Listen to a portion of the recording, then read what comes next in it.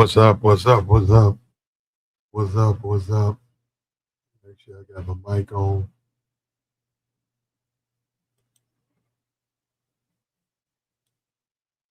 Yeah, yeah. What's up with you? Just got back from a Juneteenth celebration. It was a wonderful time. They was popping off fireworks. A lot of people fellowshipping, enjoying each other's company. Beautiful day. They got a bunch of nightclub things going off right now, continuing the celebration. And you take a look at the way things unfold. Hold on up, man. When you take a look at the way things unfold, you have to wonder,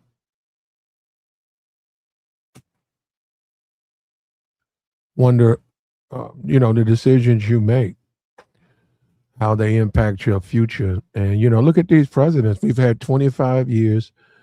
If you go back to 2000 and what, 2001 was Clinton, right? He took over after Bush. Bush did one term, Bush Sr. He did one term and turned it over to Clinton. Clinton did two terms. If I'm right, am I wrong about that? Yeah. And before Bush, it was Reagan, and Reagan's passed away. George Bush has passed away. Clinton uh, just had a triple bypass. So I mean, he's a very smart man, though. I give him credit for that. Really takes care of himself. Um, and then you had George Bush Jr. and he did 8, and after him, you had Barack Obama and Joe Biden. Joe Biden was vice president. Then Joe Biden, you had Trump, and then you would have Joe Biden defeat Trump. And after that, Trump defeated Joe Biden. 25 years of presidents that we see pictured here. These were at the Presidential Library. 25 years. 25 years. And this meme right here with Trump is the French, the first lady of what's that, France? Anyhow, the first lady, he kissed her, and this is an AI picture or whatever. It wasn't like that, but he kissed the man or whatever, and it's I guess that's a tradition. It's like a handshake. And he went over there, and then you take a look, man, and you look at Obama, you look at these guys are out in the sun, these guys are having fun, these guys are living a life, man, that you can only dream about, and they get along with each other. And then you look at a guy like Trump, the G7, he was late for that, and the Iranian deal is bad, and people are making excuses for this guy. He seems like he's just so unhappy, and you got to think about a guy who's got that much money, guy who's got billions of dollars. He's got a limited amount of time. He's in his 79, going on 80, and he wants to be president. And he plays golf, and he goes insane on his Truth Social. And you look at a man, you look at a Obama, you look at a George Bush. I mean, them guys, they're writing books, they're touring, they're enjoying their lives, they're watching their kids, live their life. They're still married. They live their life from a different perspective. They live their life from look at this. And as they get older, you don't see the stress. You don't see the stress when you're a dude and you're out chasing women, right? You got a guy like Trump, you got a pocket full of money. We saw with Stormy Daniels, you got a pocket full of money. You've had a bunch of wives, a bunch of kids. Women are still accusing you of things. That's not good, man. And the fact that, you got all this money and you're not really a happy person. We've seen the anger, we've seen the rage, We've seen this, where he goes off on reporters, he attacks his fellow presidents. It looks like Iran. Everybody's saying Iran got the better end of this deal. And then you look at these rich guys over here. They had a wonderful time, man. They're all wealthy men. All those men are wealthy. All those men enjoy the books. They've all had books. They all tour. They're all known men. They're welcome in foreign countries. Yeah, and their life is stress free. They've gotten out of it.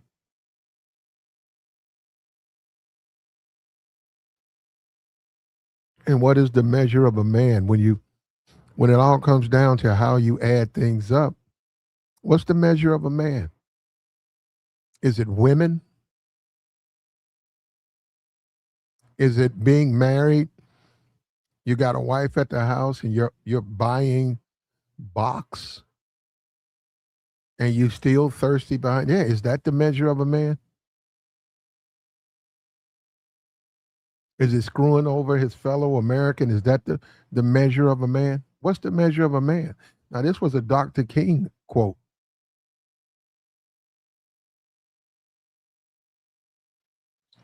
This was said by Dr. King. He posed this question: what's the measure of a man?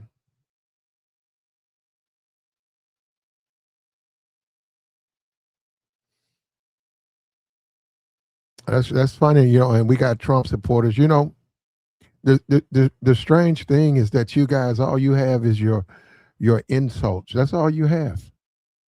You have all your insults, your conspiracy theories, your lies.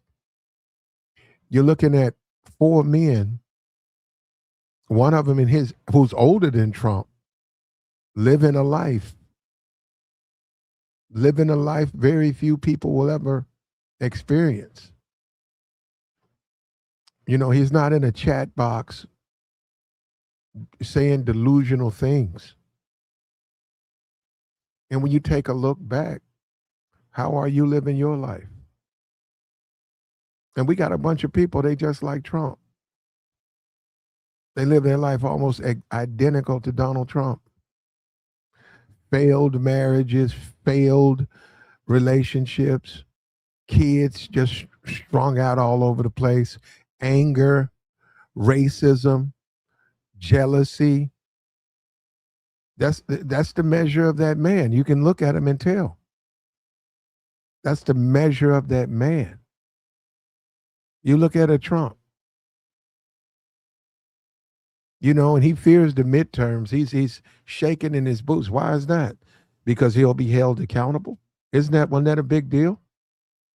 Because he'll be held accountable for the things he's done. He's shaking in his boots. What's all of this about Obama cheated and where's the evidence? Obama's going to be arrested. Where's the evidence? Where is that? What happened to all of that foolishness?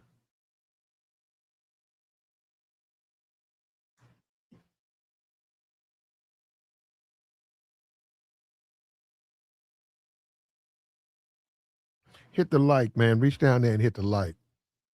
Let's get these likes up, man. Let me go to this Dr. King quote.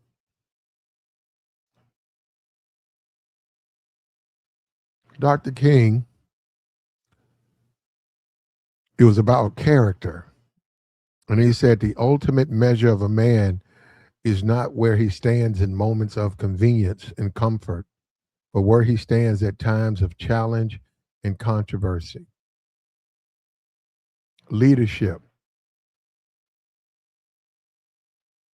controlling your emotions.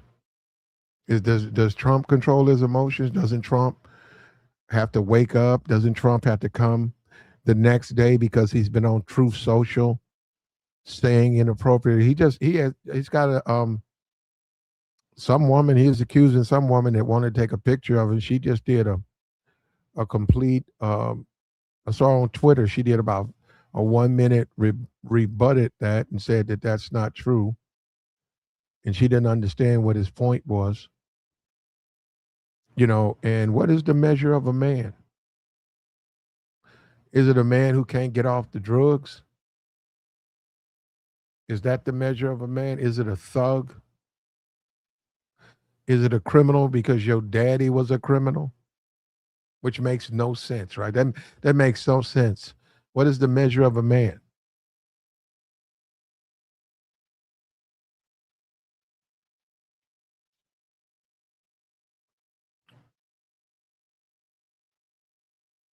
And Dr. King spoke. Dr. King spoke on this. You judge a man when he's going through something and how he behaves. When everything's good, you can't really get a good judge on him. But when things go bad, does he lie? In the streets, what they say, does he snitch? When things go bad, what does he do? Does he overreact? If he's catching hell at work, does he go home and beat his wife?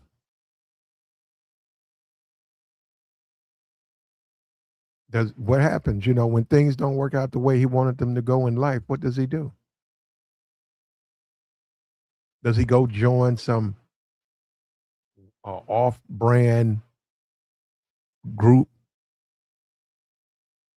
How does he handle it? How does he digest it? And we're witnessing that right before our eyes.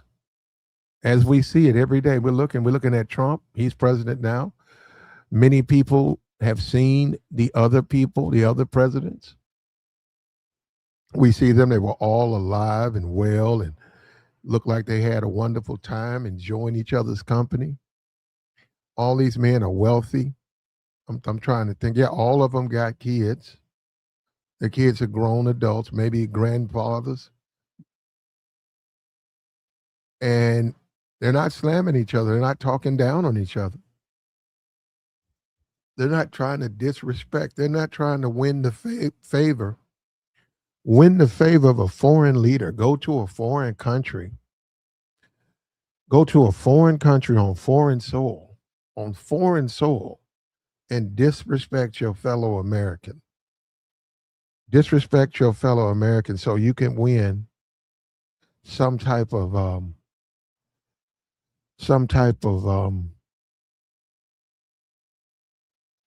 respect from their foreign leader. That's not going to happen. We know that's not going to happen. Reach down there and hit that like, man. When Trump goes to these foreign shores and he attacks Joe Biden or he attacks Obama, he said that, does this make sense? He said the Iranian, he said that he tore up the Obama deal. He said he was told by Iran that Obama was a stupid SOB. Now, does that even make sense? They're trying to negotiate a new deal. Why would I mean like that would mean you're tearing up a deal. So now they want a tougher deal. That's what Iran wants. So Iran told Donald Trump that Obama was a stupid SOB because he sent us this money and we got this great deal. So Donald's going to offer him the same deal. Why would he do that? He'll be like, okay, well, let me give you a deal that's even tougher than that. Why would they do that? How can you negotiate that? How could you negotiate something like that? How could you negotiate that? Just think about that. How could you negotiate a deal? If I get a car, I go out and I buy a brand new car. And then someone says, we're going to have to repo that car. We got to get that car back. So I go on back to that car lot and I say, that salesman right there, he's a stupid SOB. He really gave me I really had a good deal. Yeah, he really made, he made a fool out of you guys. So they're going to turn around and say, okay, we're going to give you the same deal. No, they're going to give you a worse deal. They're going to give you a worse deal. We know he's lying. And that's what I'm saying. We know he's lying. He lies to the American people. You're supposed to accept it. You're just supposed to accept it. You're not supposed to disagree.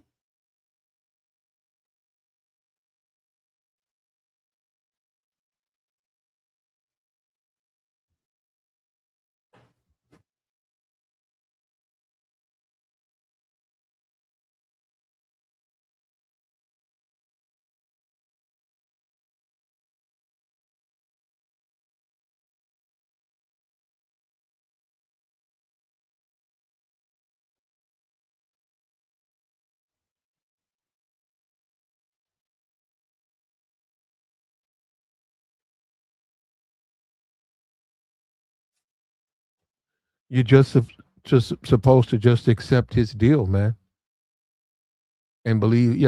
This is ridiculous, man. And then when you take a look at the presidents, look, there's only one guy, and remember, he's a billionaire. He's a billionaire filled with all of that rage. A billionaire. You would think a man in his 80s, he would want to spend the rest of his life enjoying his money, his fortune. But now he's running around trying to be president. And what is he proving, man? He's tearing us apart, man. He's tearing the country apart.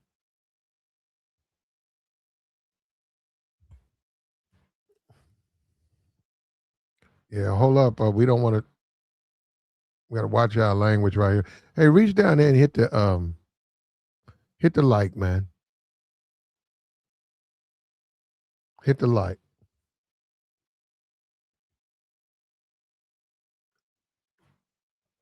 And what is the measure of a man ultimately? What is his value? What kind of life did he live? Donald Trump.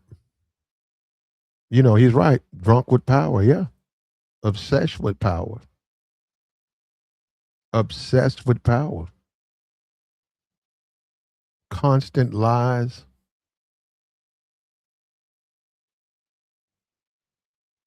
Jealousy. We see the jealousy of Barack Obama. Here he is, Trump, a white man, looking at a black man, and the black man's a better man than he is pound for pound. He's just a better man. And that's got to bother him. That's got to bother him. Even his money doesn't make him better than Obama. And America loves Obama. And with every tweet, Trump becomes less popular. And what they said, the GOP got their asses handed to them in Ohio. They're losing a lot of these elections, man. They're losing a lot of these elections. A lot of changes are being made. Things are changing. And if he loses the midterms, it's over for him. And many people say he'll just retire. He'll just quit.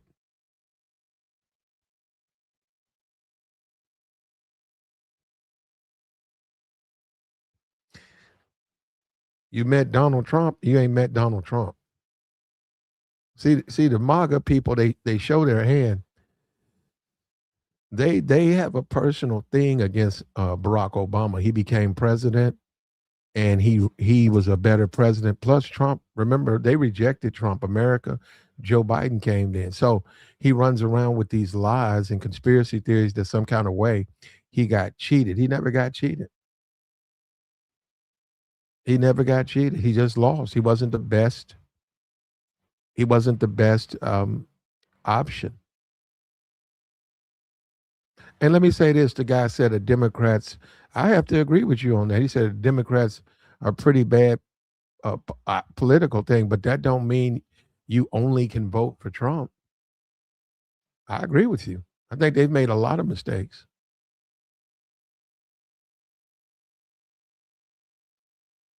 Well, what is the measure of a man? His actions. He has power. When given him power, does he control and sit down, or does he abuse his power?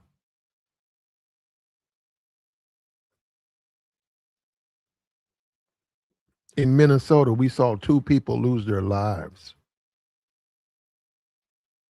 And they was talking about sending in the National Guard.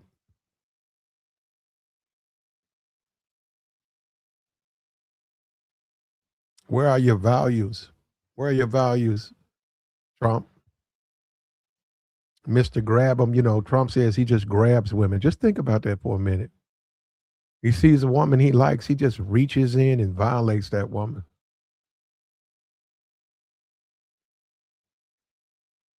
And what kind of man is that? Like, what is the value of that man?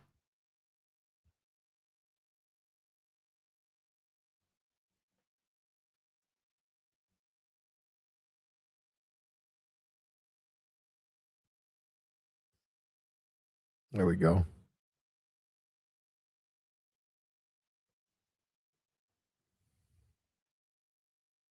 You'd see a picture of 4 men, 4 presidents, all coming together and celebrating. You see another picture of a man who has so many problems. So many problems. His money really can't conceal his problems.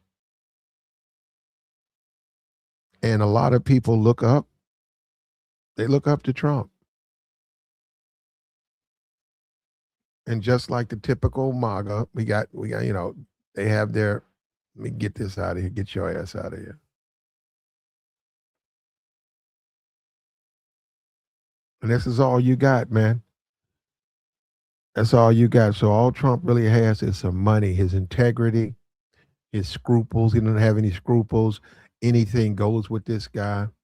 He's filthy rich. He still got his hand in the American pot.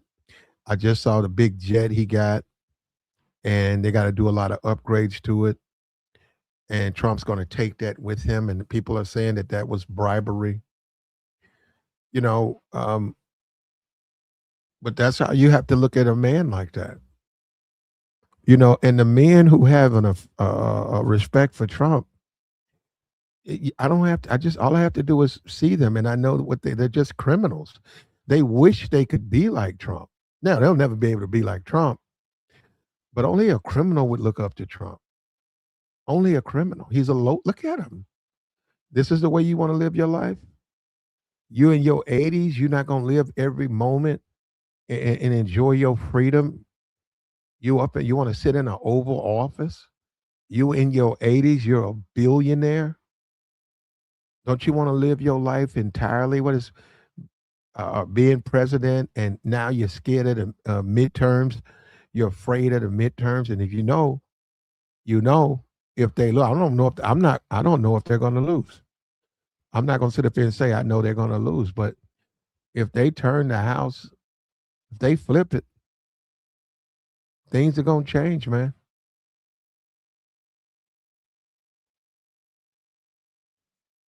Things are going to change in a bad way.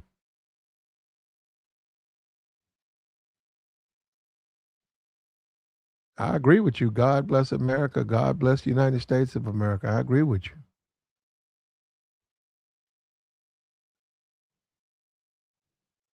But the Constitution gave us the First Amendment. And in that First Amendment, free speech. You have a right to protest. You have a right to disagree. And that's something you don't understand. That's something you don't want to know about. You know, Trump is your daddy. He's your daddy, not mine.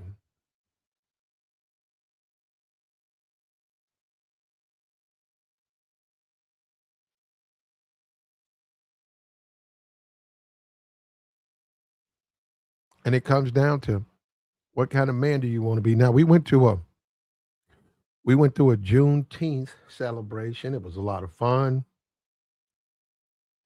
There was some education going on as far as people were talking about the past, good food, fellowship. I saw Americans out there. I saw Americans of all colors and hues and ethnic groups. I saw all of that. They were welcome. They were all just enjoying themselves, man. And it's what America's supposed to be.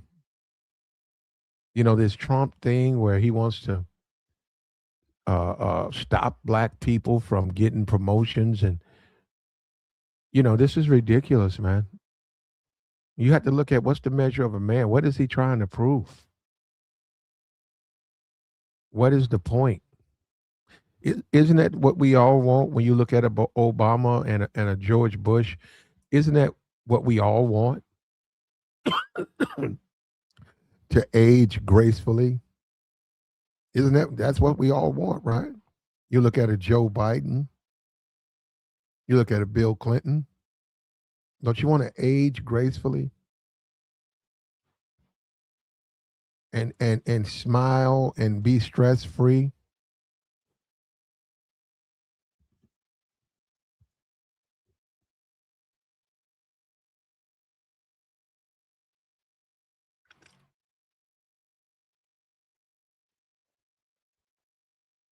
And to be loved by your American people. Now we'll find out with Trump. Now, I don't have anything to do with how people vote, but if they flip, they just gave Ohio back to the Democrats. They just gave it back, Ohio. They flip Congress and the Senate, they're coming after Trump. And Trump can complain all he wants. The American people were the ones who made that decision.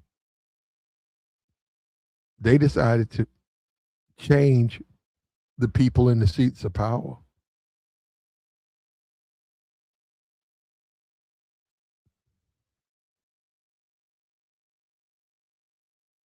Yeah, Bill Clinton is getting older. I agree with you. Bill Clinton is becoming an older man,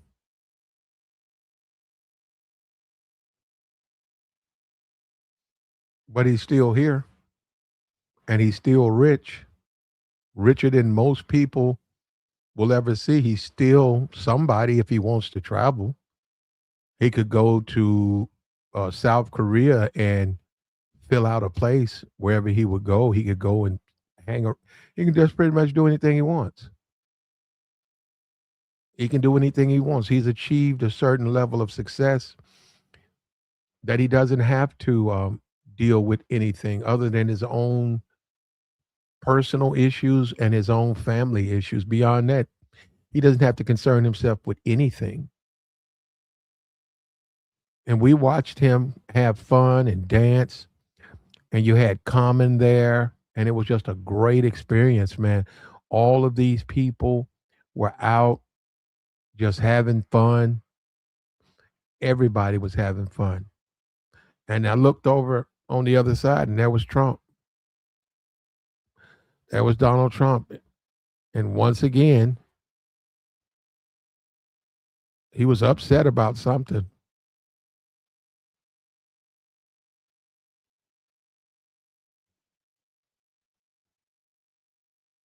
He was upset about something.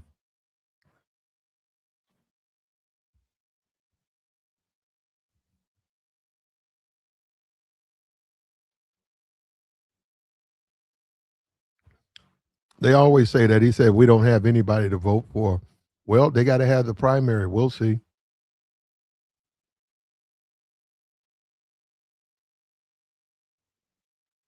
What is the measure of a man? What is the measure of a man? At what point is it fair to take a look and examine that man? What has Trump shown you to say that he's shown you character? He's showing you the type of guy you want to have dinner with, or what they say about Obama, you want to have a beer with. There's nothing about Trump that makes America want to have a beer with him or have dinner with him. He has money, and that's certainly something a lot of people want. So I grant you that he has money. But what else does he have?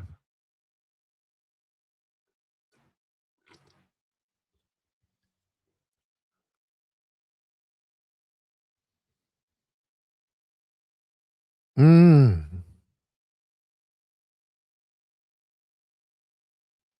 yeah.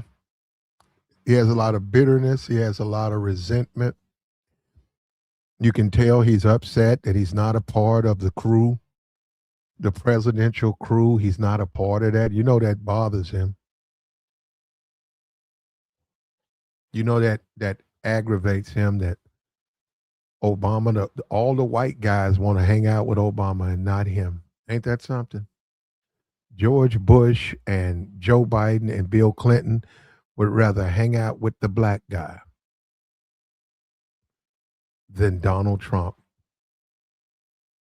And in those circles, that stuff matters. You got to understand, the average person, we don't exist in those circles, but in those circles, that matters. Putin sees that. Ping sees that in China.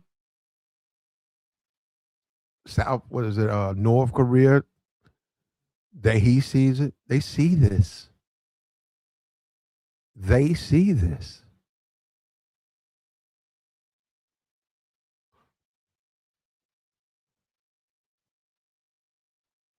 Yeah, it says fake on it, right?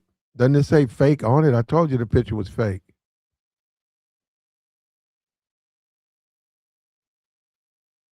Putin respected Obama. Putin doesn't respect Trump. Putin was helping Iran the whole time, so was China. They don't respect Donald Trump.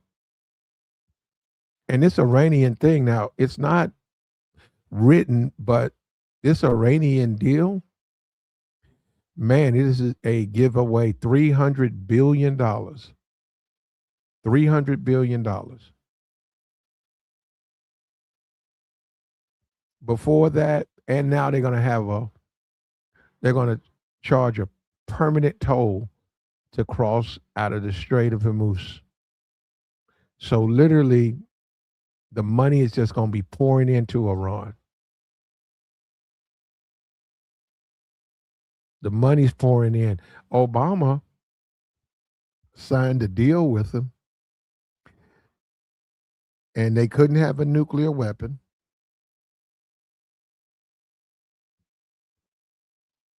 And it was a great deal for America and Israel. Trump tore it up, and now they're getting even more money. And not only that, Trump and Netanyahu are starting to argue back and forth. And they look like they fell out. And see, you see what I'm saying? When you look at Obama and George Bush and Joe Biden and Bill Clinton, you got to understand they don't agree on everything, but their character, they're able to get along with each other. They got good character. When you look at Trump, yeah, that Netanyahu guy, they done fell out already. He just fell out with Elon Musk. They're not their characters, they have flaws in their character. You can't really socialize. They can't socialize. They're not normal people.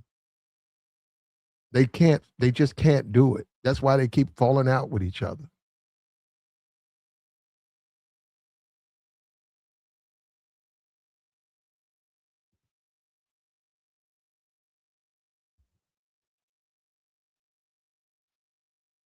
What is the measure of a man?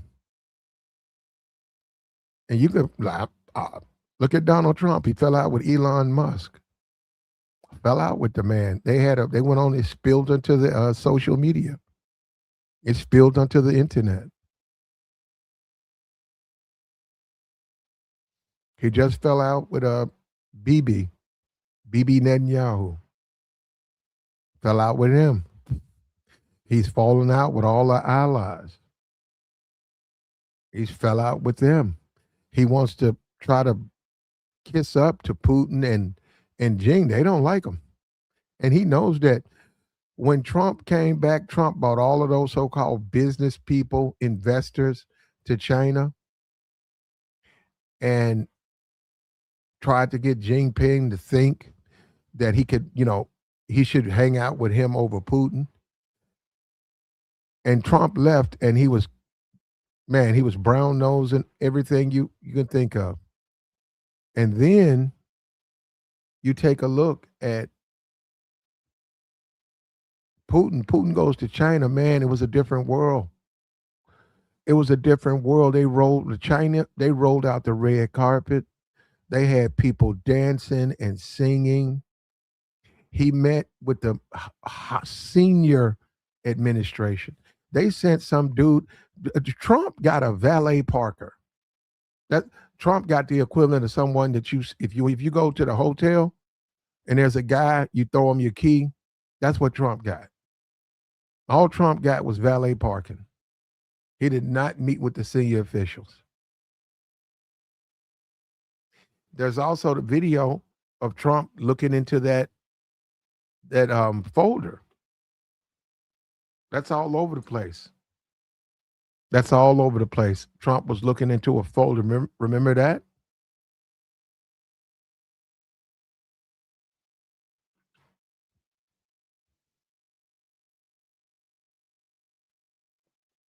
Remember that? That guy's going to remember that. The Chinese people are going to remember that. When you say China, who's more popular? Obama's more popular to China. Even though Putin and he don't care for Obama and vice versa, Putin respects Obama. He doesn't respect Trump. When Trump won the election, now this is supposed to be Trump and Putin, and he gets along with Putin. When Trump won, Putin took his wife's nudes. He took photos of his wife that Melania took before she got married to Trump, and he dumped that onto the world scene right from him. He thought it was funny. Yeah, he mocked that man's wife. And when he sees Trump, Trump has to kiss the ring. Trump's got to get on his knees and kiss the ring. And he said, Putin, they went to Alaska, and they flew a B-52 over Putin's head, and the MAGA people was like, yeah, man, he's showing these guys. He's really showing these guys. And I said, bro, Putin don't care about no shit. I said, why you think Putin don't care about you flying no jets over here? What they're supposed to be? Yeah, they showed you how clown you got the clowns. MAGA man, but Trump really got the MAGA people, bro. He got them, bro. He got them, bro. You fly a bomber overhead, and, yeah, fucking A, man. Trump's a kick-ass president. Man, that don't mean anything, man. That means nothing. That means nothing. Absolutely nothing. Hey, reach down there and hit the like, man. Like the stream. Like the stream.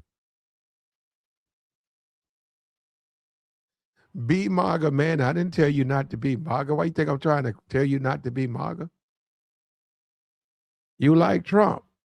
But what is the measure of a man? Though ultimately, don't you have to look at the whole man? Don't you have to look at everything he brings? Don't you have to look at the life he lived? Don't you have to look at that? What kind of life did you live? What kind of father were you? What kind of husband were you? What kind of brother were you? Trump's brother said that Trump brother has a son that has some type of some type of medical issue. And I was looking at Fox News, and he said Trump told him he need to go ahead and get rid of his son. He couldn't believe Trump would tell him that. What kind of man are you? No, he went on Fox News and said Trump told me I should get rid of my kid. And he said he couldn't believe that Trump was saying that. What kind of man are you?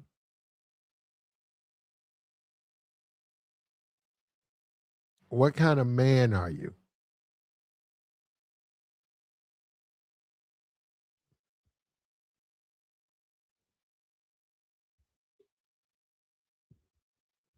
And when you pass away, what kind of life did you lead? Did you fold under pressure?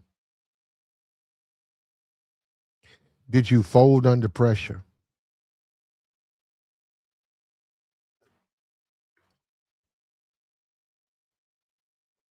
Did you back down when the storms of life came? Did you give up? Were the winds too strong? Was the ground too shaky? And people look at the world as an analogy, and we see the world under storms, stormy weather. What kind of man will you be during the stormy weather? Not when the sun is shining, but during the stormy weather. When the problems come, what kind of man are you now? Are you the same man? What is the measure of a man? If you look at Trump, and you look at Obama, he's always talking about Obama. They never respond to that. They don't waste their time responding to that foolishness.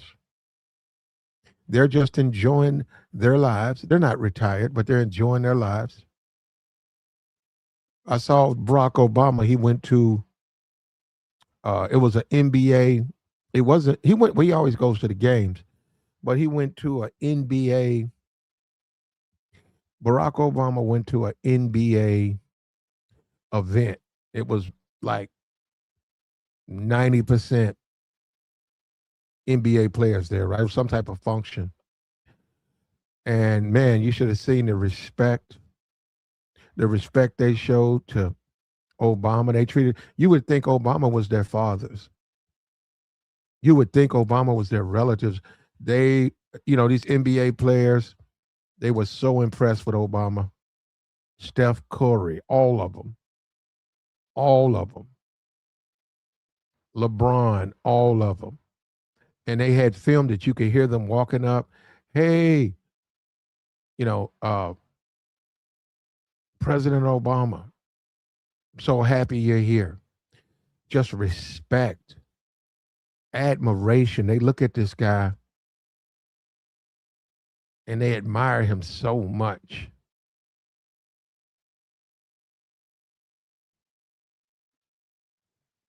And you'll never see that with Trump. When you see Trump, you'll see some obese, just meth addicted, obese, racist clown draped in Trump mega stuff, screaming he hates his fellow American. That's what you'll see when you see Trump. When you go around Obama, you'll see people respect him. They talk about him like he's almost a family member. They show him love. They want to get to know him.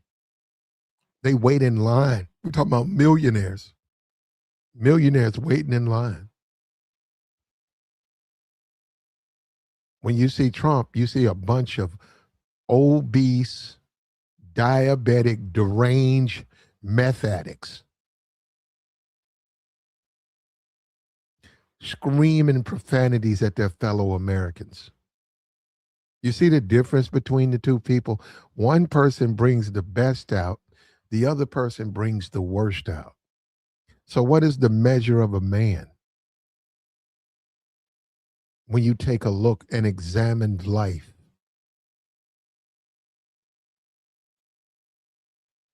what is the measure of a man? Reach down there and hit the like, man.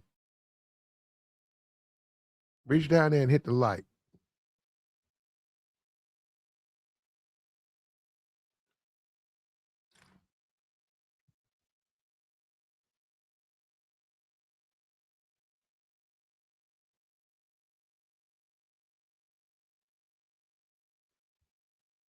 Toothless. Somebody said toothless. Drug addicted, toothless.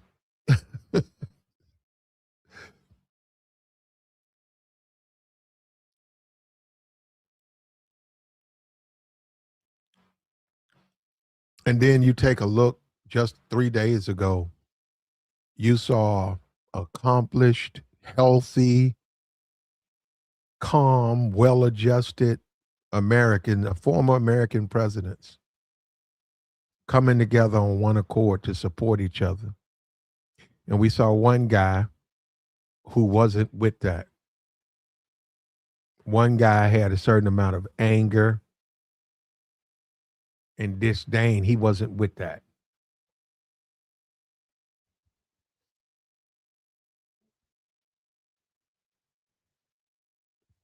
Brush their tooth. You're right. Brush your tooth. Get off the meth. Cut the heat down on your cook pot.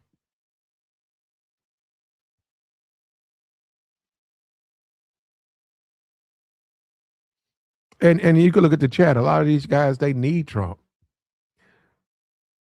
They need Trump. They need Trump. They need him. They love him. They need that. And then you do have to wonder, are these Americans though? Are they truly Americans?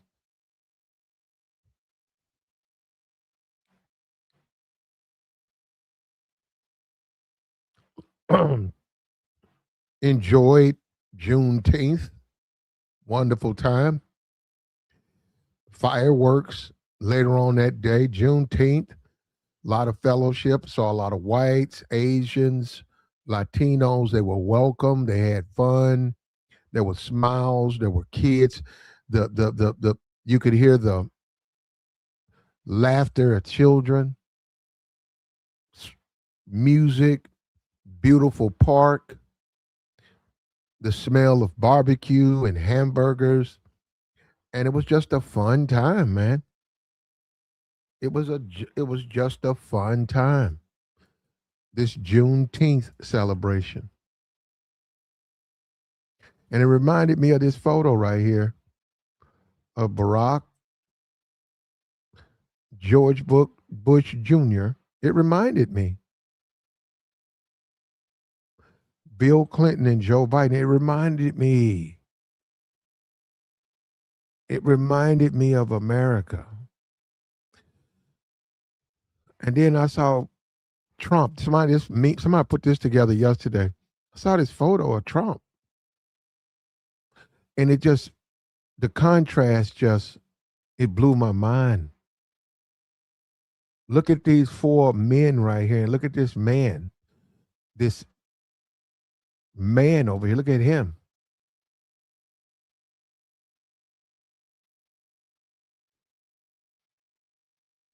Like the stream, brother. It's a federal holiday, whether you like it or not.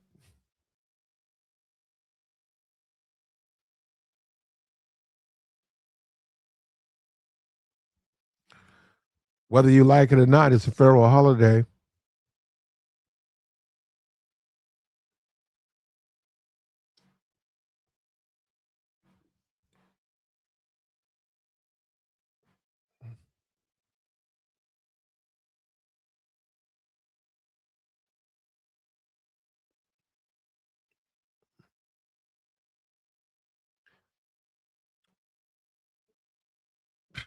This guy right here. Look at this. Look at this stuff this guy's sending me. Look at this. I'm the lowest of the low. What else he said? You're nothing even in even. Oh, so wait a minute.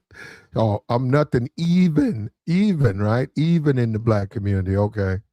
It's one thing to be nothing in the white community, but it's another thing to be nothing in the black community. This guy's a racist, man. And he's a MAGA guy. So when MAGA gets upset when people say he's got a lot of racists in MAGA. This guy's a racist. And what we're going to do is we're going to relieve you of your duties. Here you go. Get your ass out of here.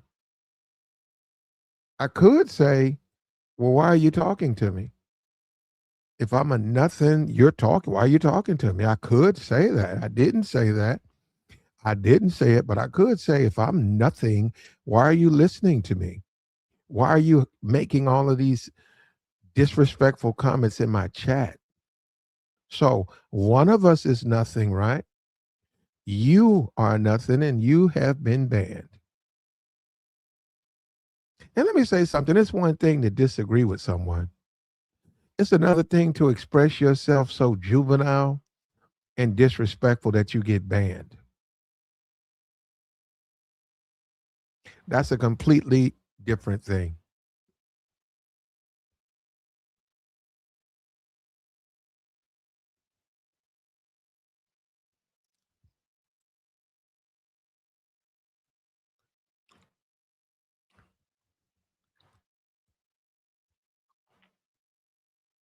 Like the stream, bro. Hold on. He said, we just tired of hearing about blacks in the black community. Juneteenth isn't about blacks. It's respect. It's a holiday about slaves finding out 2 years later that they were free. But it's really about Abraham Lincoln. It's really about the Emancipation Proclamation. That's really what it's about.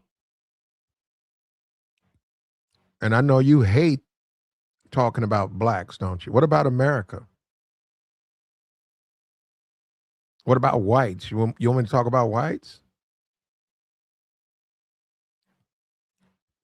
And I can tell why you've been brainwashed. You don't realize that you've been brainwashed. You don't realize that you're brainwashed.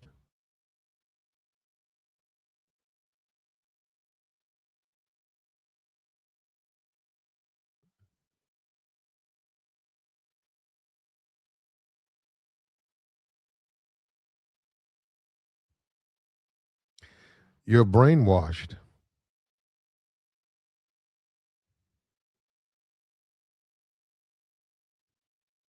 And you hate your fellow American.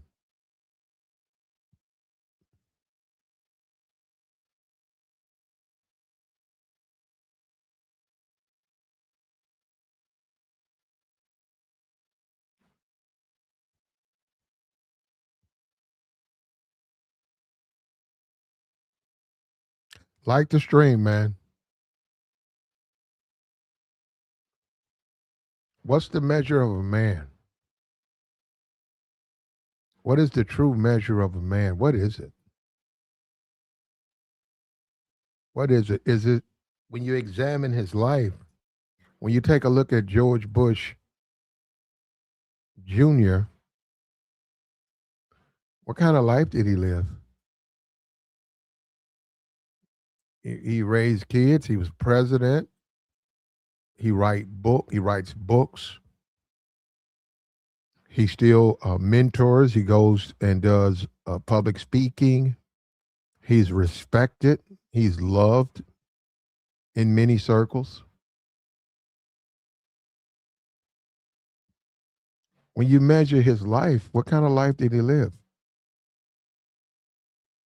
And then you take a look at Joe Biden, pretty much the same thing. And then you take a look at Bill Clinton. On that one, now that he certainly got some Trump traits. He certainly got some Trump traits. Now, I'll grant you that. Bill Clinton does have, you can make a case.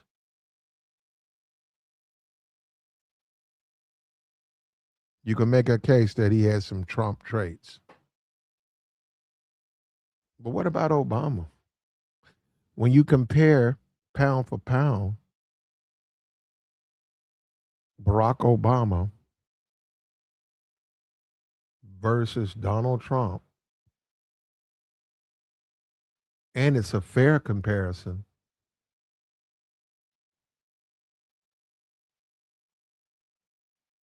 what do you get out of it? I mean, like, what do you see? The multiple marriages, Donald Trump, multiple marriages, failed marriages, Daniels, where he was dealing with a prostitute, conversations about grabbing with women against their wills, but using his money to hide behind it. This is what Trump was saying. This is Trump. You got Barack Obama. Barack Obama went to Harvard. He went to Harvard.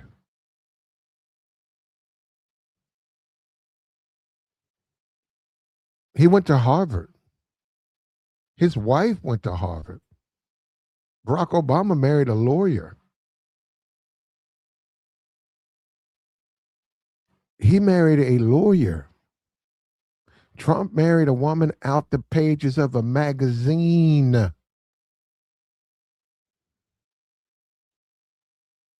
His wife was inside a magazine. His wife was in the bathroom.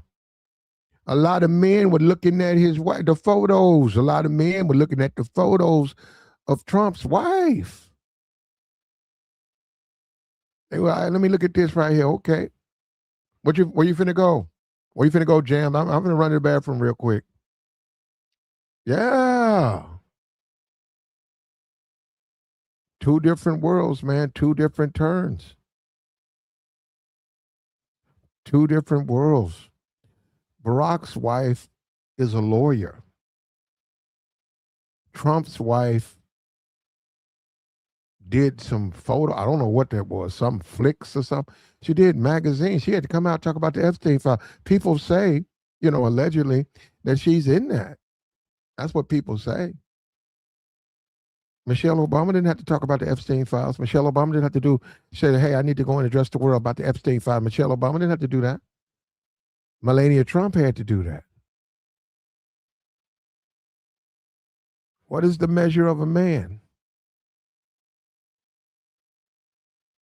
What is the measure of a man? One person brings us together, another person tears us apart. One person, you could go look at the NBA players. You should see those guys. Those guys are grown ass men, but they're like children when they go around Barack Obama. They put their head down. They're so impressed by him, the way he carries himself.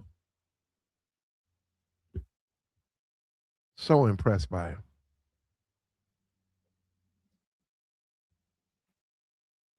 They bring their children to meet him.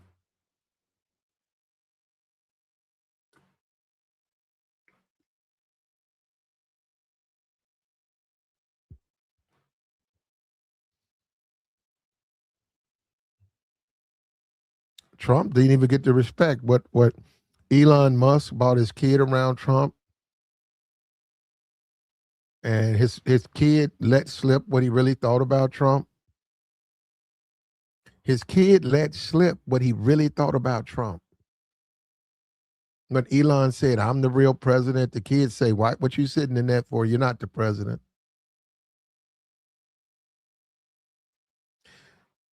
And that's what happened when you hang out with thugs. So you got to understand the thug. The thug can't have a social relationship with it because he's a thug. The fact that he's a thug shows already mental impairment. Mental impairment. He's a thug. He's mentally impaired. He's very limited.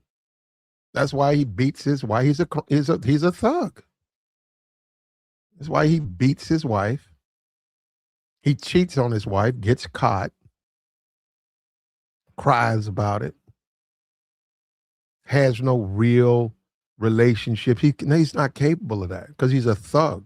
So you guys going by just the crime aspect. There's other aspects of thugs.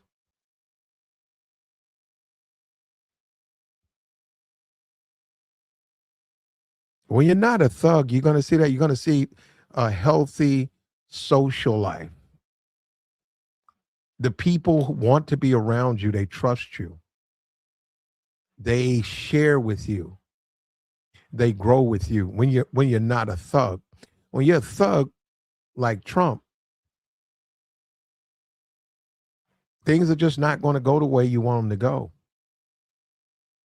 Elon Musk, we see his cabinet. We talk about the cabinet where they fight.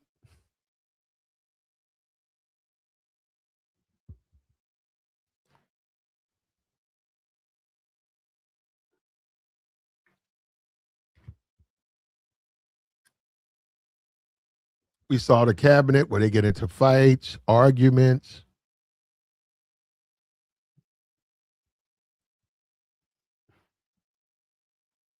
Yep. So what's the measure of a man? All their nonsense comes from being scared.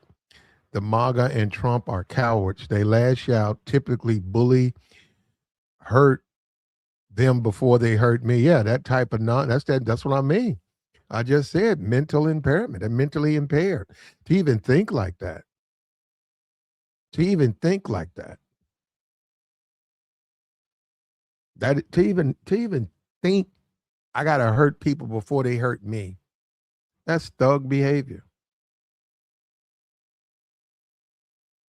And that's why Trump is by himself.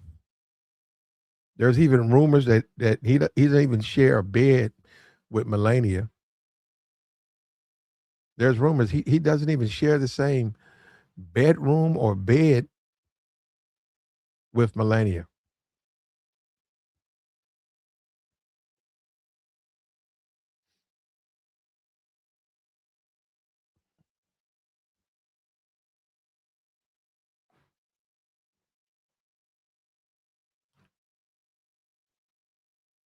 Mm. Yeah, I agree. You Obama doesn't share the bed with Obama with Melania either. I agree. I agree with you.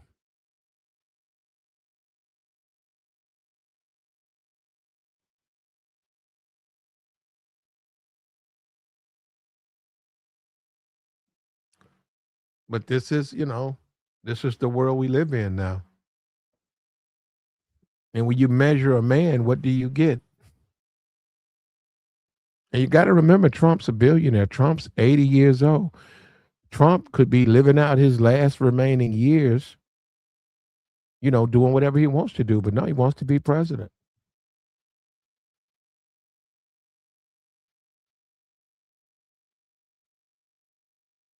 And who's going to go to his presidential library? Who's going to go to that? He couldn't get Millie Vanilli to come to the White House. He couldn't even get Millie Vanilli. That's scraping at the bottom of the barrel right there, brother.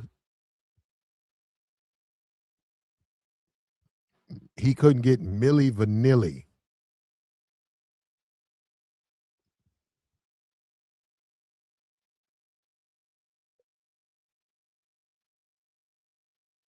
What was that guy back in the day? Terrence Trent D'Arby, the hard line. Sign your name across my heart. Terrence Trent. He was like a Prince clone. He was like he was a guy who wanted to be. He was a Prince clone.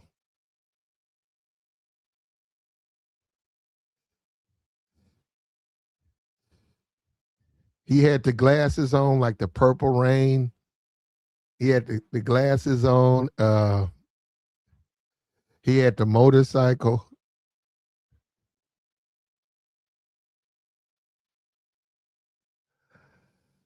Yeah. It seems like yesterday too, man. Seems like yesterday. It don't even seem like the time it's been. It seems like it happened yesterday. I'm happy you like Trump. Enjoy Trump.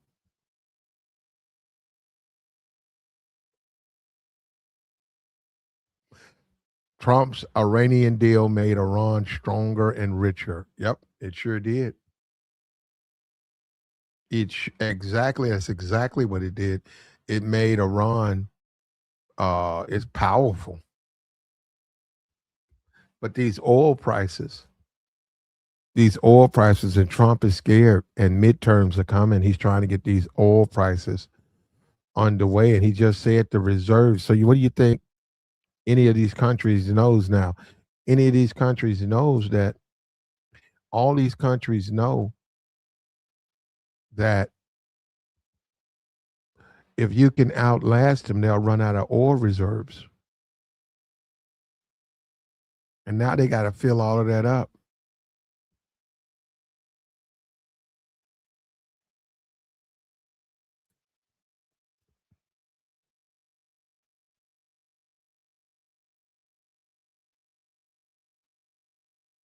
Trump has the worst approval rating of any president.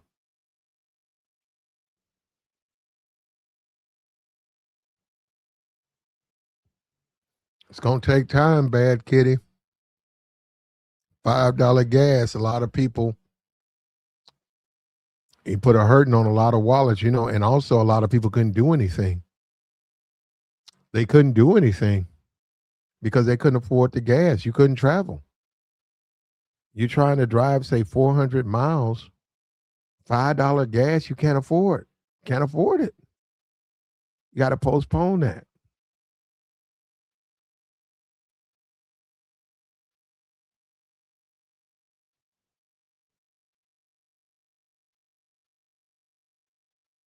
You can't do it. You got to wait.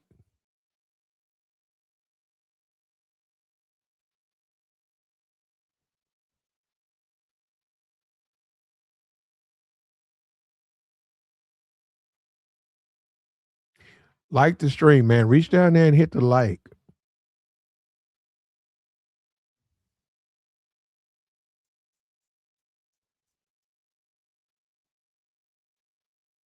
I'm gonna tell you what I'm gonna do, man. We got to do this. Just simply too much disrespect. So I normally don't feed the trolls, but I gotta go ahead and do this. I know you guys are getting off on.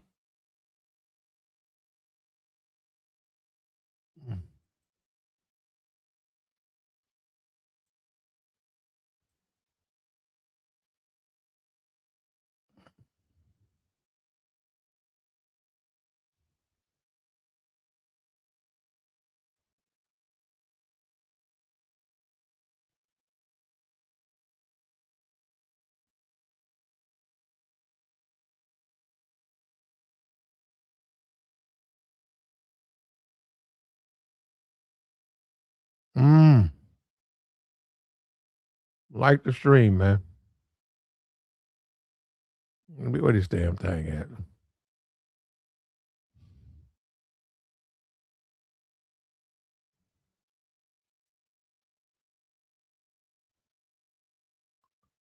Man, man, man.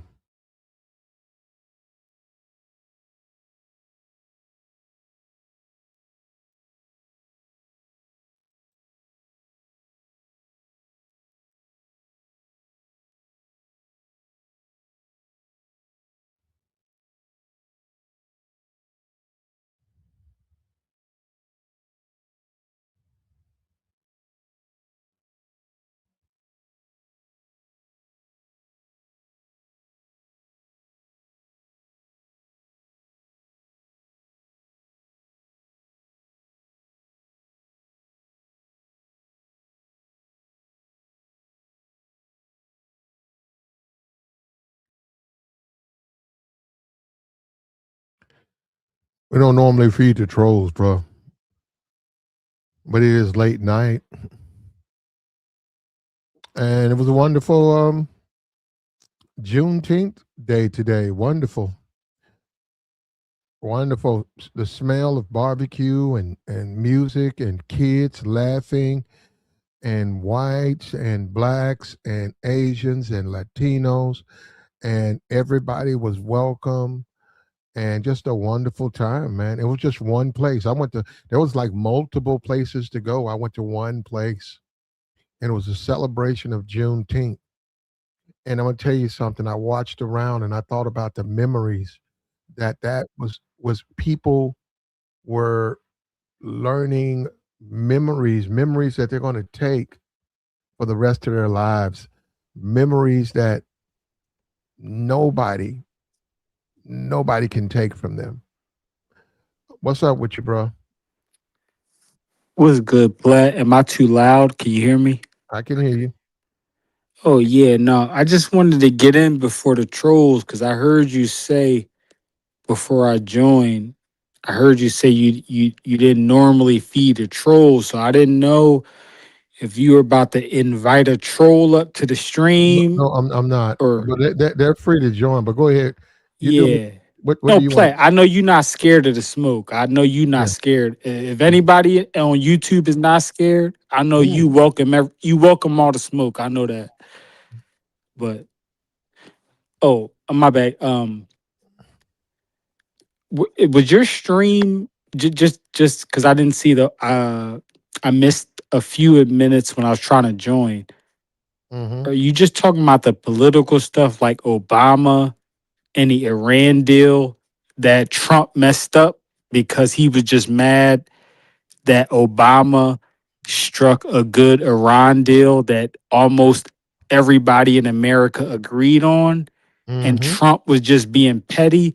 So he Mm, tore that deal up and tried to start a new deal that, in effect, in a year or two, it ended up making Iran even stronger because if he would have just chilled out and let Obama's Iran deal that they originally agreed on play out, they would have actually been they would have had a weaker nuclear arsenal. So I do agree. You know, when you were talking about that stuff earlier about Trump and the Iran deal, I do agree with all of that. But I know that was a few minutes ago, so I don't know if you switched the topic or anything.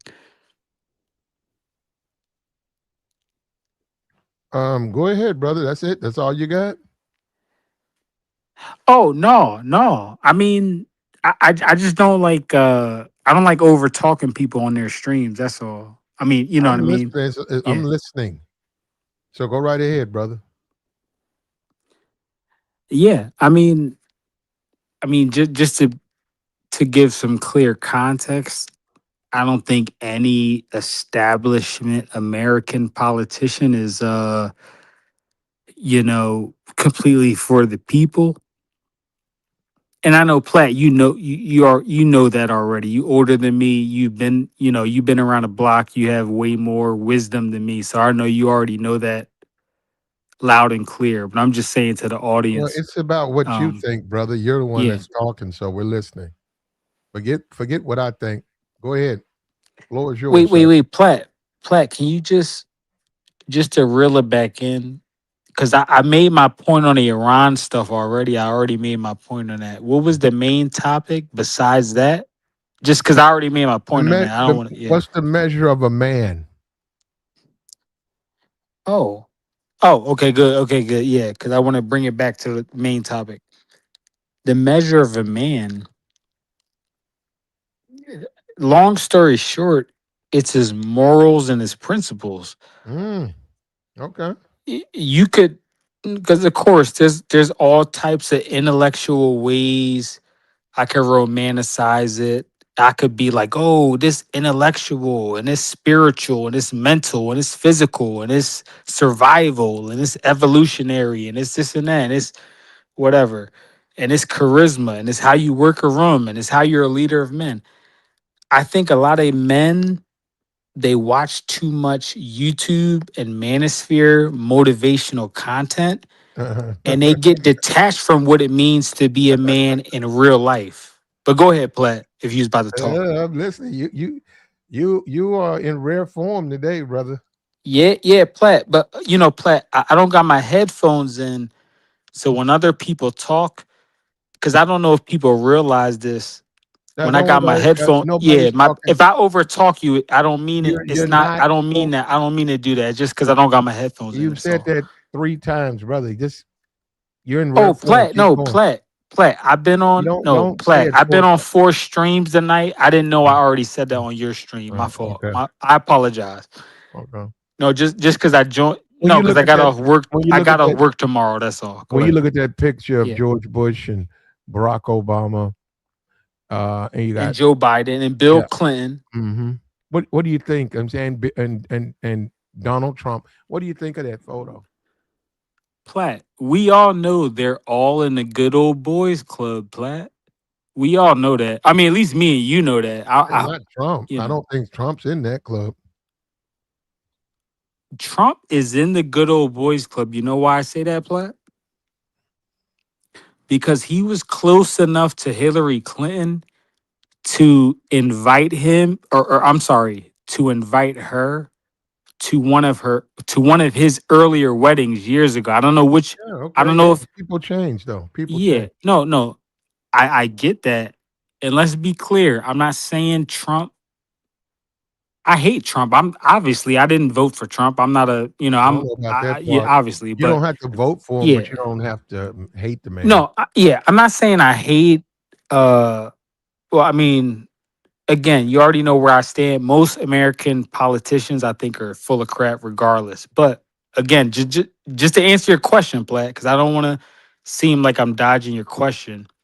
The reason I said he's a part of the good old boys club, even if certain people on the Democratic side don't like him now, even though they did like him when he had that famous show, uh where he would kick people off because he had that reality show or whatever. Like, Apprentice, The yeah, Apprentice. The Apprentice, yeah.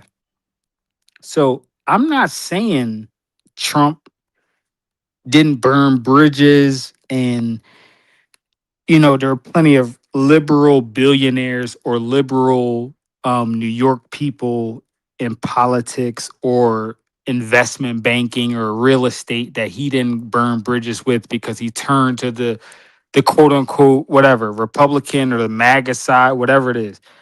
All I'm saying is, at the end of the day, even if rich people have individual ops, if you look at it as a collective, most rich people, they have other rich people's interests at heart. Even Democrats that are known to tax like wealthy people more than Republicans, even most establishment Democrats, they mostly tax middle class blue state people that vote for them. They tax middle class people.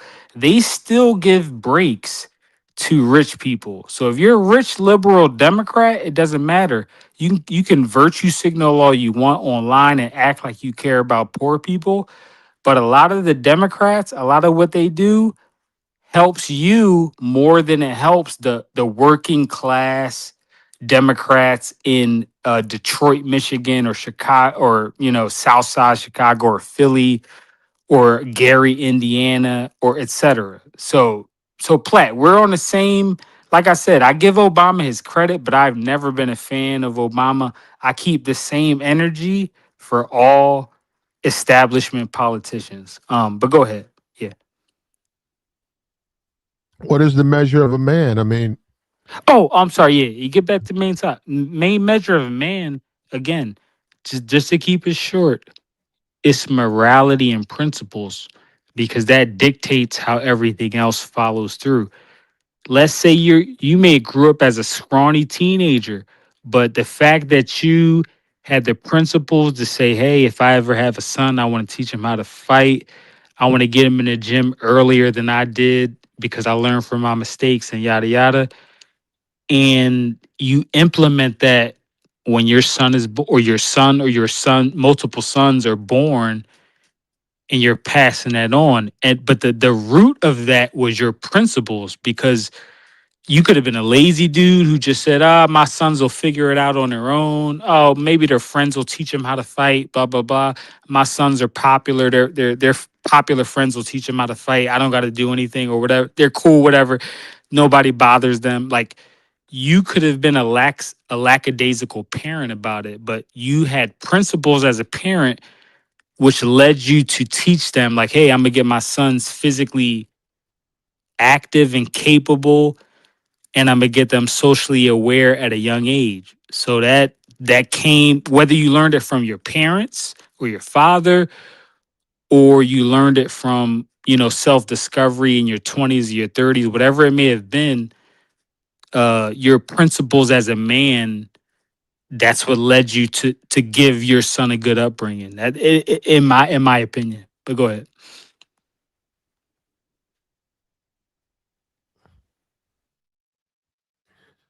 well, your character, under pressure, we see Trump, he melts down, he attacks the other presidents, he lies, he tries to blame his failings, his mistakes on Joe Biden. He's still trying to bring up Joe Biden. He intimidates the press. He's just blatantly lies to America. Look at the America we live in now, a Trump's America.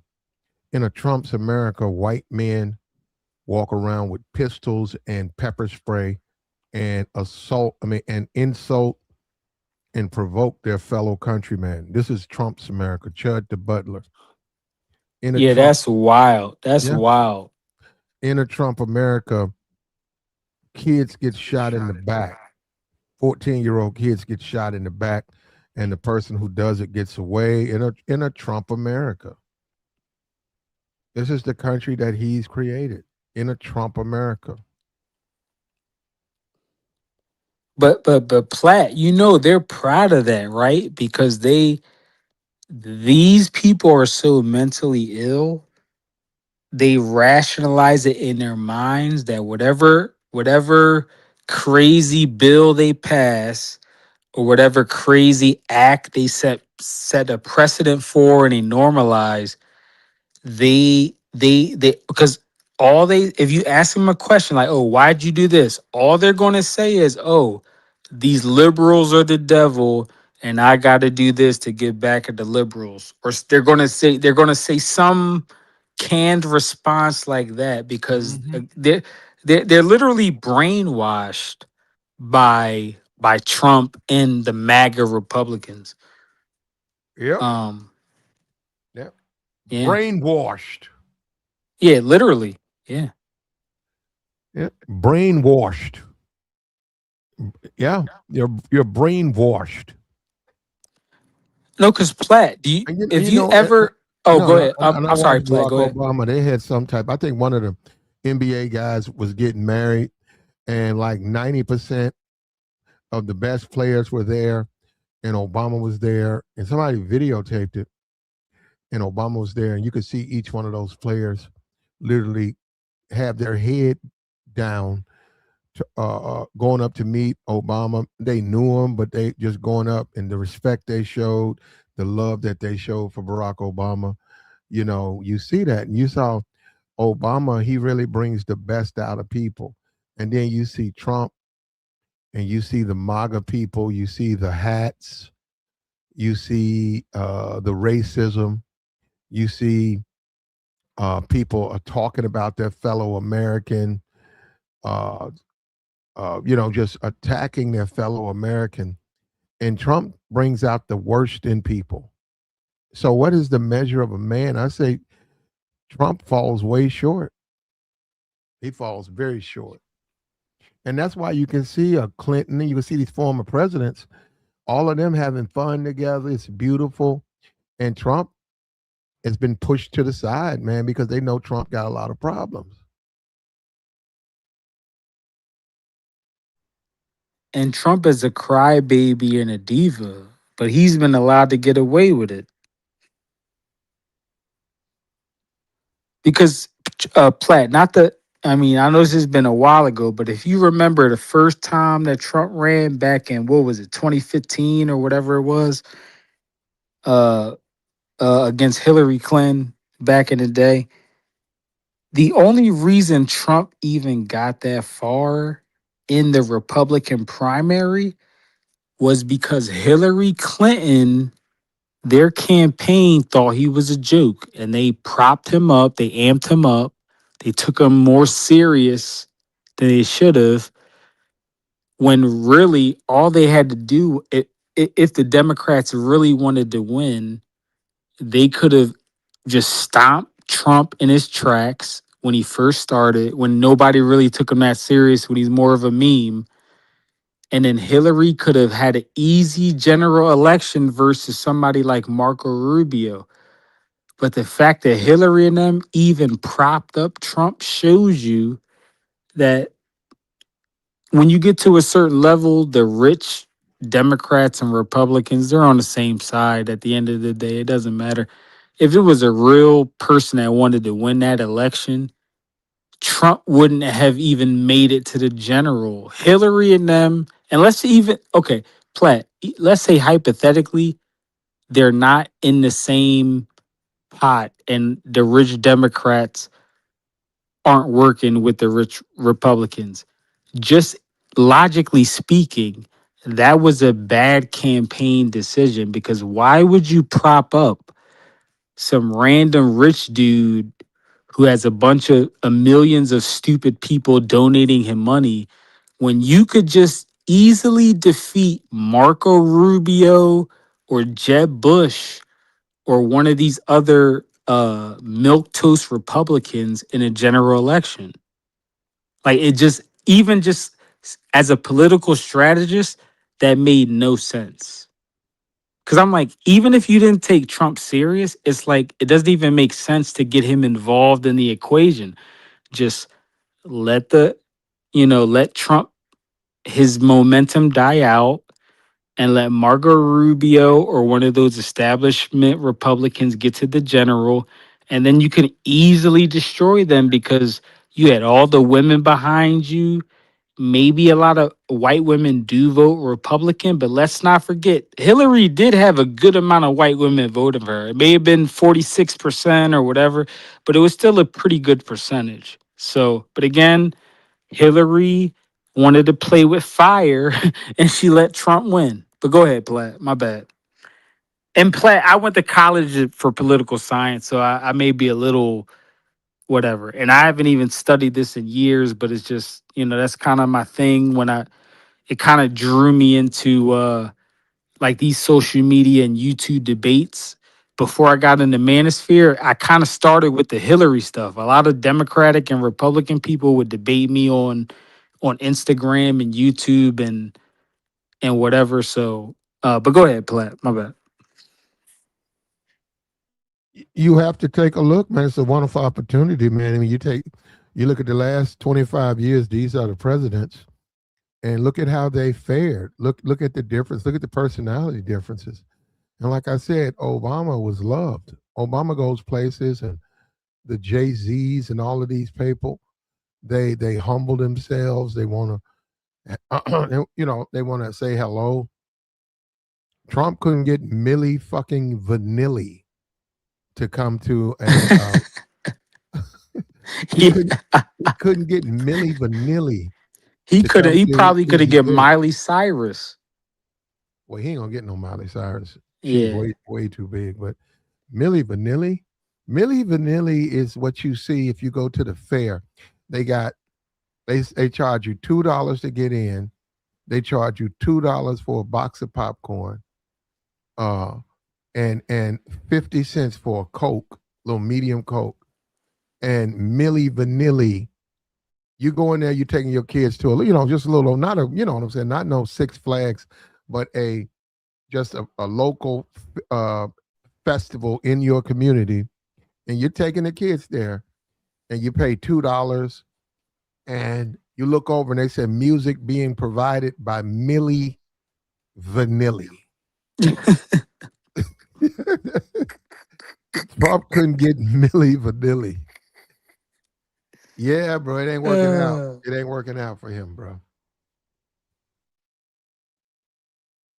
no, but and Platt, another thing, um, because I can't attribute this to too many presidents. Obviously, I mean that goes without saying because most of them are demons, obviously. But Obama, whether it was him acting or whether he's a master manipulator, I don't know. Whatever, who knows? But I'm just saying he came off as more authentic, and he seemed like he had more humanity. Like because besides the only other president in the past like 40 years I could say was could relate to the normal person was maybe Jimmy Carter. And people want to say a lot about him because he wasn't really pro war and it was some hostage situation and this and that. And even though a lot of whatever, I'm not going to get into that because I don't remember all the facts about that. But you get my point. Like Way back, you're there going aren't back. many presidents that come off as like a regular person you could kick it with. Like if I seen Obama at a sports bar, we would have a good conversation. We might sing some karaoke. I might be like, yo, you could destroy me in basketball, but I might cook you in bowling. We might go to the bowling rink. We might come back, get another drink at the bar. The girls might be dancing around us, singing and talking. Obama might get some phone numbers. I might get some phone numbers. Yeah. Now you're But going he's too just a regular dude. You can have a drink with at far. the bar and have a good. You could talk about some football or basketball or the World Cup. And he is just a cool dude. But a lot of the presidents there, they're not like that. Obama, like the guy in the chat says, Obama listened to his generals, and he said Obama at a sports bar hang out. No, I wouldn't. I mean, he's okay, dude, but he's not the type of guy I would want to hang out with. And you said you do karaoke. I don't know what you're talking about, brother. No, I love I'm karaoke not play. doing no for what with Obama or No, no, no. I'm hanging out saying with in general. Obama. I'm Hold up, saying no, no, no. I'm saying in I'm general. hanging out with No Obama, karaoke. No and plat. I get up Karaoke is and I usually get up. mostly women there. It's Well, it's mostly me in there. women. No, I'm me in there. I'm just saying I get up and go on stage. We're hanging out, and I go on stage. I probably wouldn't, even if I did do karaoke. If I'm hanging out with Obama or a guy like Obama, I probably wouldn't sing. It'd be like irrelevant. It'd be a waste of time. What No am I? plat. When you do karaoke, your friends just sit at the bar. You do karaoke by yourself. Like karaoke, it'll be for instance, plat. Like when I go downtown, well, I'm not going to say exactly where, but when I go to the nice parts of Philly, when I go to the nice parts of town, is on average it might be like 50 women and like 20 men or something like that. So it's most, and that's like a worst case scenario. It might be even more, but when you do the karaoke, you tell the DJ what song you want, and your dudes, they at the hookah table where they sitting at or at the bar or whatever. You by yourself, you got to go up to the bar and get the microphone and do the karaoke. So all the chicks in the bar, they watch you sing or rap or do whatever you do or whatever song you pick. So that's what I'm saying. I'm just saying Obama gives people that impression like, oh, he's a cool guy. I could just have a beer with him. I could watch a baseball game with him. I could go to a football game with him. And he's just kind of a cool guy. Most rich guys, most billionaires, most of the elite, they don't give that impression. They're stuck up, they're weird, they're socially awkward. They can't relate to the commonplace person. I'm just saying, Obama and Jimmy Carter are probably the only, unless you want to bring up Teddy Roosevelt, they're the only presidents that kind of relate to the common man. Most of the other presidents, I mean, I guess if you want to throw in JFK, cool, whatever. JFK had his flaws and his positives, so obviously I don't got to get into that. But I think you kind of get my point now. But yeah, because like I said, I'm not singing with Obama. Obama can stay at the bar. I'ma sing. I'm gonna flirt with a couple of chicks, and then I'm gonna go back to my section with my friends, and we gonna recalibrate and whatever. It might be an after party after the club. We'll see what's going on when I get back to my section. But yeah, but go ahead, Plat. My bad.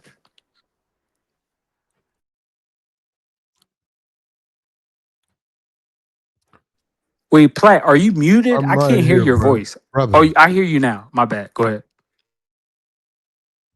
Well, you can do whatever you want to do at your karaoke bars or whatever, bro. That's you. Obama, though, what is the measure of a man? Highly impressed with him. I think his friends, those guys are friends. And it's funny how the white guys, right? All three of the white guys would rather hang out with the black guy.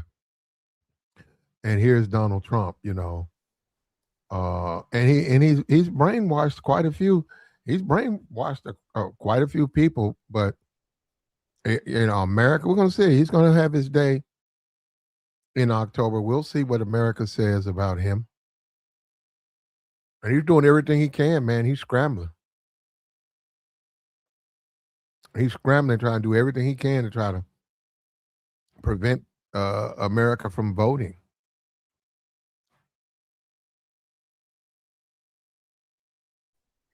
I think it might be over for him, Plat, in 2020 or what 2028. I think it might be over. Because I don't like if you look at the Republican Party, whether you looking at the Trump people or just the regular like boring like moderate Republicans, I don't really see any popular like senators or congressmen or governors or like I don't see how the Republicans are going to win 2028. Like I don't see what candidate like JD Vance and all these other people they talking about. Like I mean I could be JD Vance myself. Like he's like one of the worst candidate. Like I like Marco Rubio is a better is a more and Marco Rubio is garbage. He's terrible. But I would like JD Vance is one of the worst. Like honestly, I hope the Republicans, I hope they push him as the presidential candidate in 2028 because then I'll know the Democrats will win regardless. The Democrats can roll Kamala out again. It doesn't even matter at that point. So I'll take it. I mean, I don't like the Democrats either, obviously, because I'm independent, but at that point, I'll let the Republicans ignore all of my constructive criticism for the past 10 years and they can lose an election to Alexandria Ocasio-Cortez or somebody like that. That's on them. They lost. But go ahead, Platt. My bad. I don't mean to go on a political diatribe. I'm sorry. We'll see, man. You know, you're jumping ahead. That's 4 years away, 3 years away.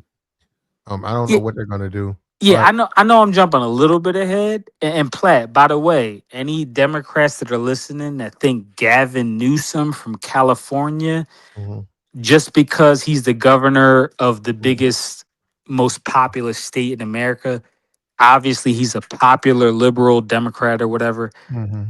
Honestly, I think people are they're kind of jumping the gun on him. I don't I think. don't. I think he'll win.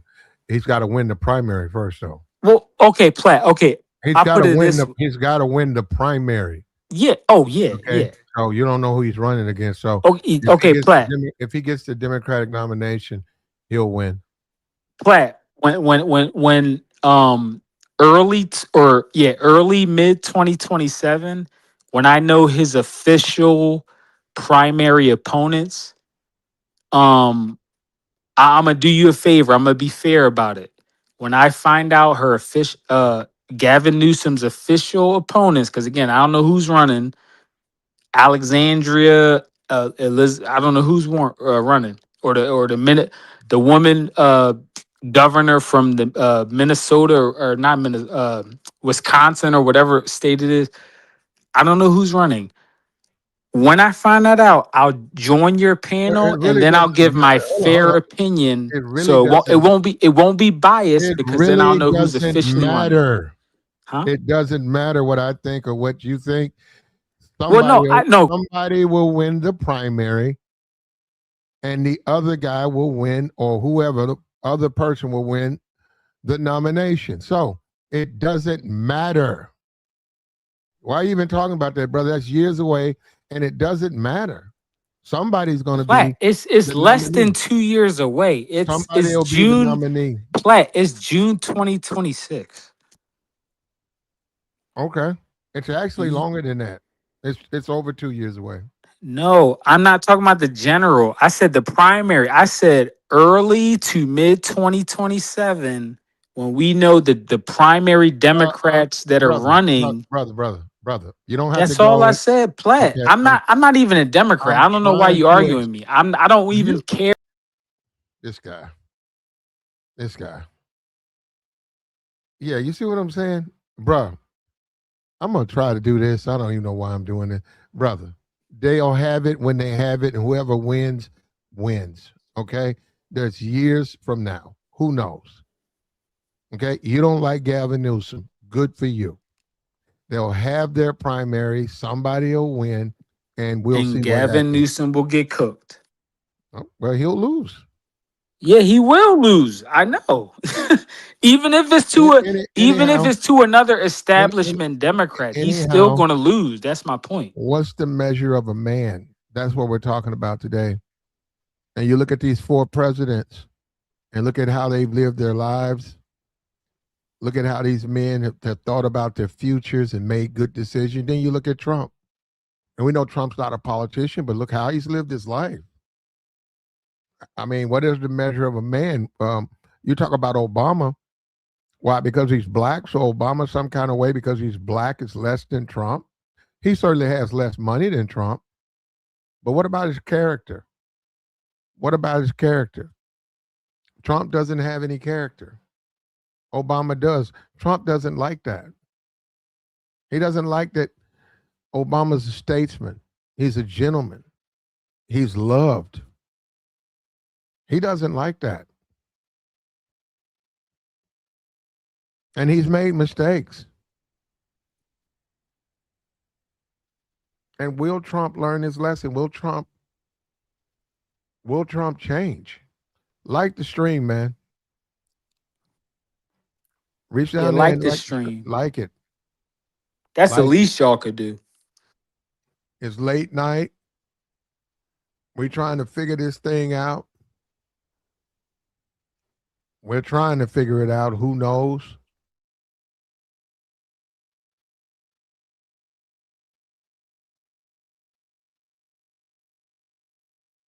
Oh no! I know what. You know what? You know what, bro? I know what I'm doing wrong. Here we go.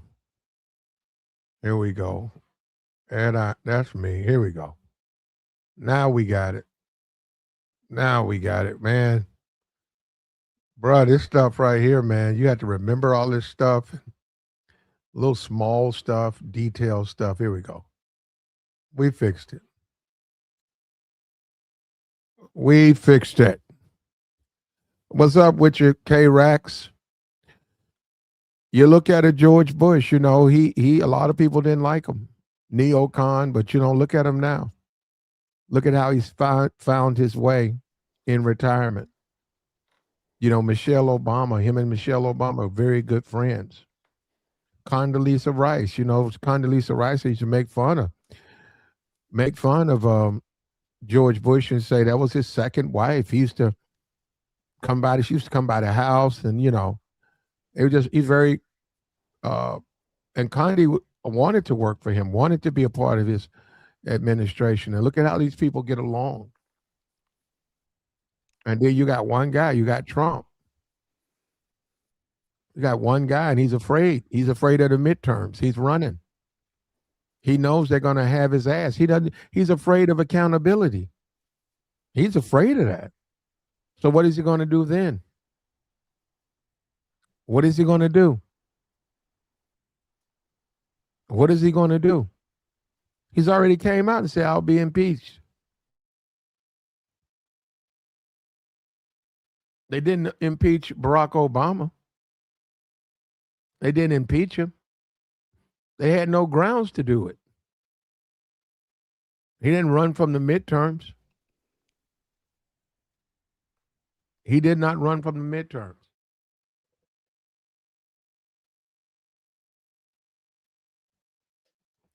Like the stream, man. But you know, Bush is always going to have the stain on his resume of Hurricane Katrina and how the federal government handled that. So you Yeah, know that's always. I mean, yeah, on top of everything else, well, I don't even need. he was I right don't there. even. He was right there, surrounded by all the celebrities and everybody. They was happy to see him. He was dancing. I don't think people even remember. I mean, you No, remember? celebrities No, don't care. you remember? Platt, they're celebrities. He They was in don't care. They're Chicago. not.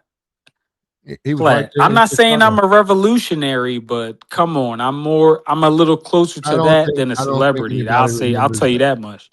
I don't think anybody remembers that. I think FEMA, they sort of blame FEMA, and they don't. And then a lot of times they didn't get out of. No, they blame FEMA and they blame Bush because that's under You know, your watch. You gotta a at lot of some people, point, if you're a president, bro, you gotta do something. You can't a just lot of people, right? unless it's Didn't get out of New Orleans. They told the people to leave. They didn't leave. They did not have the personnel to rescue them. FEMA was screwed up. So that So, means that as a okay, Platt, if I was a president, first of all, brother, um, they're not going. They didn't remember it. Okay, now you say they will. They didn't. He just left, hanging out with Barack Obama. Nobody brought it up. They didn't remember that. were you He was talking around. to He me or was. somebody in the chat? It was about 300 people there. Not all of them were celebrities. It's around regular. They had regular I people don't there. care about 300 random people that were Well, there to see well, you Obama. Why does that you matter? you remember it. They didn't. He just Platt, left. He just left. Platt, I'm not from New Orleans, Louisiana, and I remember that. So why Hey, wouldn't you people from remember. the Nobody else South that were remembers. more affected by Nobody that remembers that. tragedy, why would they not remember that? That's common sense. Nobody remembers that but you.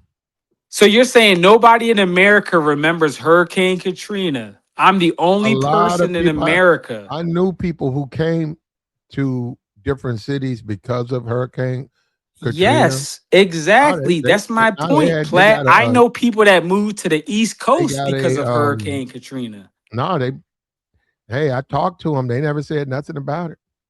They said that Okay, so you don't go. talked to every person that moved from Hurricane Katrina, They said that Platt? don't go Really? by what you see on the news. They said that they were happy where they were. A lot of them didn't even want to go back. They didn't want to go back to Platt, I'm not saying first off, the people that were safely evacuated to other random big cities that had great economic opportunity, of course they fared better than other poorer or misfortunate Yeah, people that's in the another thing. same area of New That's Orleans. That's another common thing. sense. That's another thing. They couldn't get out. A lot of people couldn't get out, and Yeah, Platt, that and was the you problem. gotta blame your boy George Bush for that. At What some makes point, you George gotta Bush? take accountability. I'm sorry, Well, you can blame him, but at the end of the day, he just did and it's not his just thing, Platt. and We could nobody go down a remembers. list of Republicans who are at fault. We could say Dick Cheney and this person and that person and blah blah blah blah blah. But at some point, we gotta Wait a minute for admit hurricane. George. Hold up for Hurricane Katrina. They sent out a warning signal for Hurricane Katrina. A lot of people didn't get out. They wanted to stay. They didn't think it was going to happen, and it flooded. So they got stuck. A lot of people got out of New Orleans. They got out. They got out. Nixon. They didn't hang around. They didn't hang around. They got out of New Orleans. So let me see. What's up with you, Robbie? Good morning. Good morning. Just listening to the conversation, and I'm just letting you finish what you're saying, and Yeah. maybe I'll Uh, chime um, in. well, we're not talking about Hurricane Katrina. George Bush was at the presidential ceremony, and he was well received. He was dancing. A lot of people taking pictures. It was a great time. Him and his wife. You'd almost think that they were friends. I mean, the way they were acting, they were just they enjoy each other's company. And you look at Trump, and Trump was yelling and putting up wild posts on Truth Social, and he really embarrassed himself again. So you have to say, what's the measure of a man? You have to look at that. You have to look at that, and it's sad, man. But the And Platt, MAGA people wanted him in power, and they gave him the power. And now we got to accept it. He got the power. and Platt, a lot of those Republicans, whether it's the one that became MAGA or whatever it is, a lot of them are mad because the late 2000s to the mid 2010s, or at least the early 2010s, Obama and that whole light progressive Democratic push, they put a lot of those Republicans out of seats in Congress and the Senate, even with the whole Tea Party Republican, whatever that was going on. And, some of them, they won some seats over richer Republican candidates. But Obama, like back in 2006 to like maybe 2012, 2014, somewhere around there, a lot of those Democrats were winning just because Obama was like the best marketer that Democrats have had in the past like 50 years. Like since JFK, the Democrats haven't had as marketable of a person as Obama since JFK. Look at like Biden, Hillary Yeah, but Clinton. Yeah, that's None good. none of them he are as really good of a speaker Good as morning. Obama. But go ahead, well. Plant. My bad. Actually, that's one thing he's not a good Huh? speaker. Say that Obama's not again? Yeah. a good. Obama's not a good speaker. How is he not a good He's He's just speaker? not a good prolific. speaker. He's a very intelligent guy, but he does a lot of uhs and ahs and stuff like that. He's not a good speaker. He even said he wasn't. Plat, what are you talking about? Are you Okay. are you talking about like Go ahead, interviews or Robbie. so? Are Are Go you you ahead, wait, guys hold in on, the Robbie. Plat, same because room? Go Plat, ahead. You I'm guys only like in the Go talking same ahead, room? about Robbie. Go ahead, Robbie. talking asking. about speeches. If you're talking about Good Morning Go ahead, Robbie. Yeah, I just had a question before I start. Like, are you guys in the Yeah. same room or something? Because I don't see anybody else on the panel. No, ain't nobody else up here. No, I'm saying like, are you guys in the like together or No, am I the only person he on the panel? joined like you joined. Go ahead. What do you want to say? No, Yeah, I didn't see. Robbie, it's cool. Plat is Go ahead, brother. This dude keep Yeah, no, interrupting. yeah, that's what I was trying to. I was basically trying to understand like the format because I was trying to let everybody land their plane. It's your time to Yeah, speak, man. Go ahead. yeah, yeah. What I was gonna say is, I agree with everything that you're saying in terms of the measure of a man in optics, and I'll say the one thing that you have to keep in mind is the middle class has been shrinking since the 1970s. So even after 2008, like remember there was that whole economic thing that happened. That's why a lot of people put Katrina in the back of their mind because even after everybody relocated, there was like financial disaster. So people had hope, but if you look at the analytics, the middle class did not expand, and the middle class has been declining. So the middle class went from roughly 65%, before the 1970s to right now it's like 51% and declining.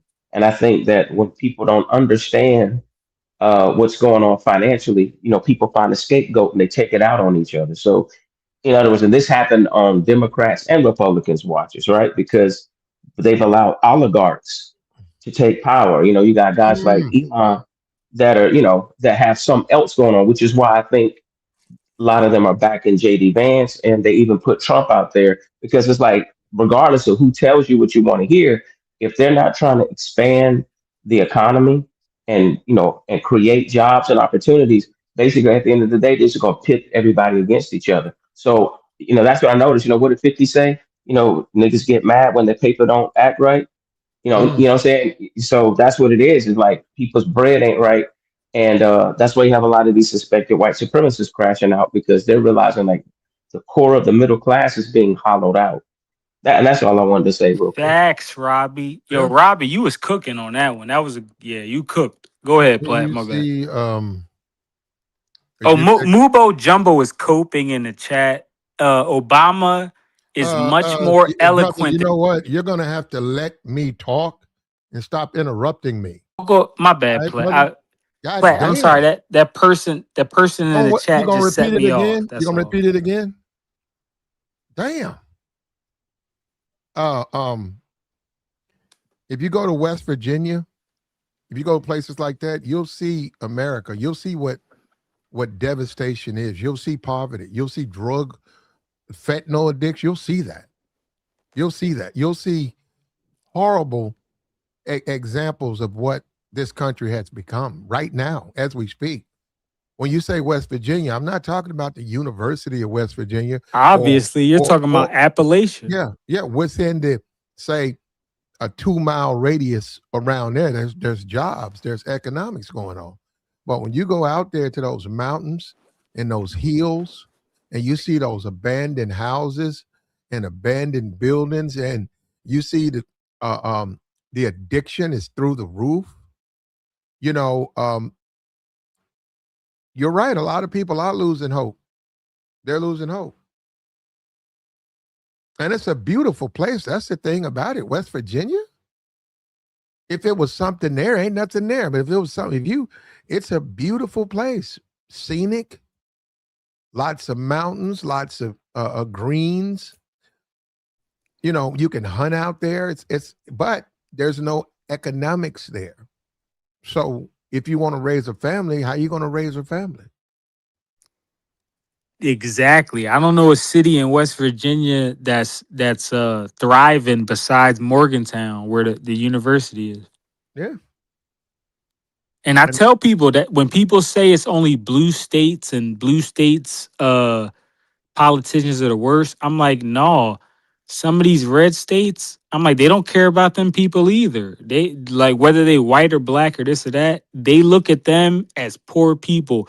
So that those two senators in West Virginia and those I'm not gonna say everybody, but a lot of those certain politicians in West Virginia, as long as they're getting paid and reelected and they can live Look, comfortably, they don't care about the Well, actual I whole disagree with state. that. I real just simple. disagree with that. I It's disagree. it's There's certain you oh, can you have No, limits. Platt. Some of them, no, Platt. Some of them, Stefan. Okay, you oh, have limits in your resources, and the people have to but you accept. can't make excuses for bad, can corrupt I politicians or chime in? people or Can I chime politicians. in real I'm gonna quick? say this again, brother. You know Because what? You even one of you them got is to a know how to Democrat, talk, Platt. brother. You don't I know how know to him. talk. You don't know how to talk. Keep interrupting. And you said that them fucking politicians are not corrupt. You're saying they are. You don't know that those people are corrupt. Whoever is, I don't know who's the politicians in West Virginia. You're saying they're corrupt. Them people give a damn about their I am countrymen. talking They give a specifically. damn. Okay. They give a damn about the citizens there. Platt, do They you do. not means Yeah. or something? Listen to me, brother. We need to have Listen to me. emotion No, with that. Robbie, is that Listen to me. All right, goodbye. Get this guy out of here, idiot. Those politicians give a damn about their countrymen. They do. And they're trying. But the drugs, it's just a bad situation. It's terrible out there. But there are people who still, even now, manage to survive and make it out of West Virginia. Right. But no, I'm not going to sit up here and say they're just stealing, man. They're stealing, and they don't give a damn about the people there. No, you could get out of West Virginia, but you got to dodge the drugs. It's jobs there. It's jobs. There's just you got to be real careful. It's really no worse. It's West Virginia, but you look at the ghetto. It's pretty much like the ghetto. You can make it out of the ghetto. You got to be careful, but you can make it out of the ghetto. You don't have to succumb to what goes on in the ghetto. okay? So keep making excuses for politicians who don't care if you live or die, coward. Robbie, he's crazy. Robbie Platt won't even let me talk. Platt's been You know what, brother? You just I think he's been letting you talk pretty. Yeah. I mean, y'all been going back. He just insulted me. Look, and I'm not skeptical like he is. I still believe in America. I still believe in this country. Well, I You think, know what I mean? but I will say this: I'm somewhere in the middle with both of you guys. And again, I feel like life is a school, and we're forever learning, right? So for me, like lately, what I've been looking at charts and doing math. And when I look back at the charts, right, and I look at the size of the middle class, right, before the country was even founded, and I look at two key events, and it kind of just shows me a little bit of how the elites run their hands. One of the most significant uprisings during the colonial period was Bacon's Rebellion, where you had free black men and white men that were basically about to just basically they were like protesting land distribution and wages because you had somebody there basically kind of being like a slumlord, and they crushed his rebellion. And after that happened, they came up with the idea of just pushing more of like racism, because they said, man, we do not need for people to link up like that again. So they really, really, really started, pushing the racial divide. So then you go to like 1776. Okay, country's founded, but you basically had the Articles of confederation, you didn't have a federal government, a strong federal government. Well, about 10 years after 1776, you had another event that has changed the trajectory of everything, and that was Shays' Rebellion. Shay, who was he? He was a veteran of the Revolutionary War. He was a farmer, but you started having uh, some of these wealthy landowners start charging people so much in high in taxes that they couldn't afford to pay. So they were repossessing. There was a lot of foreclosures. You had inflation really high. So most people went along with it. But you could say he led a rebellion that was like the January 6th and the workers' movement of their day, right? They were rushing Capitol buildings. There was conflicts. So they basically quelled his rebellion, and it made a lot of the real wealthy landowners and even George Washington said, you know what? We need to have a federal government to control white rebellions and uprisings. Because if they would have had the internet of their day, think about it. They had just finished fighting a war with the British about taxation, excessive taxation. And in this case, you had a lot of these greedy uh, landowners that were overtaxing the people and saying you could only pay in gold and gold and silver was very limited. So that started moving them towards the trajectory of, a federal government to have a federal standing army, basically to quell out rebellions. And then 2 years after that, they had the 1790 Naturalization Act, where they said the criteria was for you to be a white Christian of good standing. You didn't have to have a high IQ. You didn't have to be a Mensa member. You didn't have to be a blue blood. And I think the whole reason why they brought them people over here was for them to be good taxpayers. That's Mhm. it. In other words, I can give you land, but that doesn't mean you're going to have power. You're not going to have wealth. Because when you look at the middle class at that time, from 1750 all the way up to the Industrial Revolution, the middle class was like at 20%, but the true middle class was like 10%. Like Mhm. so if you were an artisan, if you were a doctor, if you were somebody, you know what I'm saying, that was a blue blood from Britain, Mhm. like a lot of those white folks were poor. So you Yep. could say like 8 out of 10 of them were poor. All they knew was the Bible, and they were easily influenced and gullible. And then I always tell people racism is the name of the drugs that the no white supremacy is the name of the drug that the elites gave you. And it's a hallucinogen. You think you're supreme, but when you think about it, I'm like, I don't want somebody to tell me I'm great and I'm bad and I'm special, but then they're not breaking bread with me. So follow me. Industrial revolution comes around, the middle class expands to maybe 40%. But for the American Negro, even free, Mhm. didn't even get past zero. So you're talking about maybe zero point 0.5. Hold up for a minute, Robert. Go Let me see ahead. if this dude. It's 2 o'clock in the morning. I know this dude didn't come back here. Go ahead, Kenny. No, go ahead, Platt. Keep. Uh, go ahead, Robbie. This guy Oh, doesn't know okay. how to have a conversation without insults and interruptions. That's not the way Oh, we You talk. literally muted me for I 30 muted you because you seconds. kept Robbie didn't interrupting even. me. You're doing it now. Bye, bro. Fuck out of here. I don't. I can't even think when I. I lost my train of thought. Yeah, you see that? You see what I'm saying? Yeah.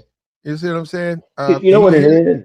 He's got to learn how to communicate. He don't know how to do that. So, and he's even came up and said he over talks a lot.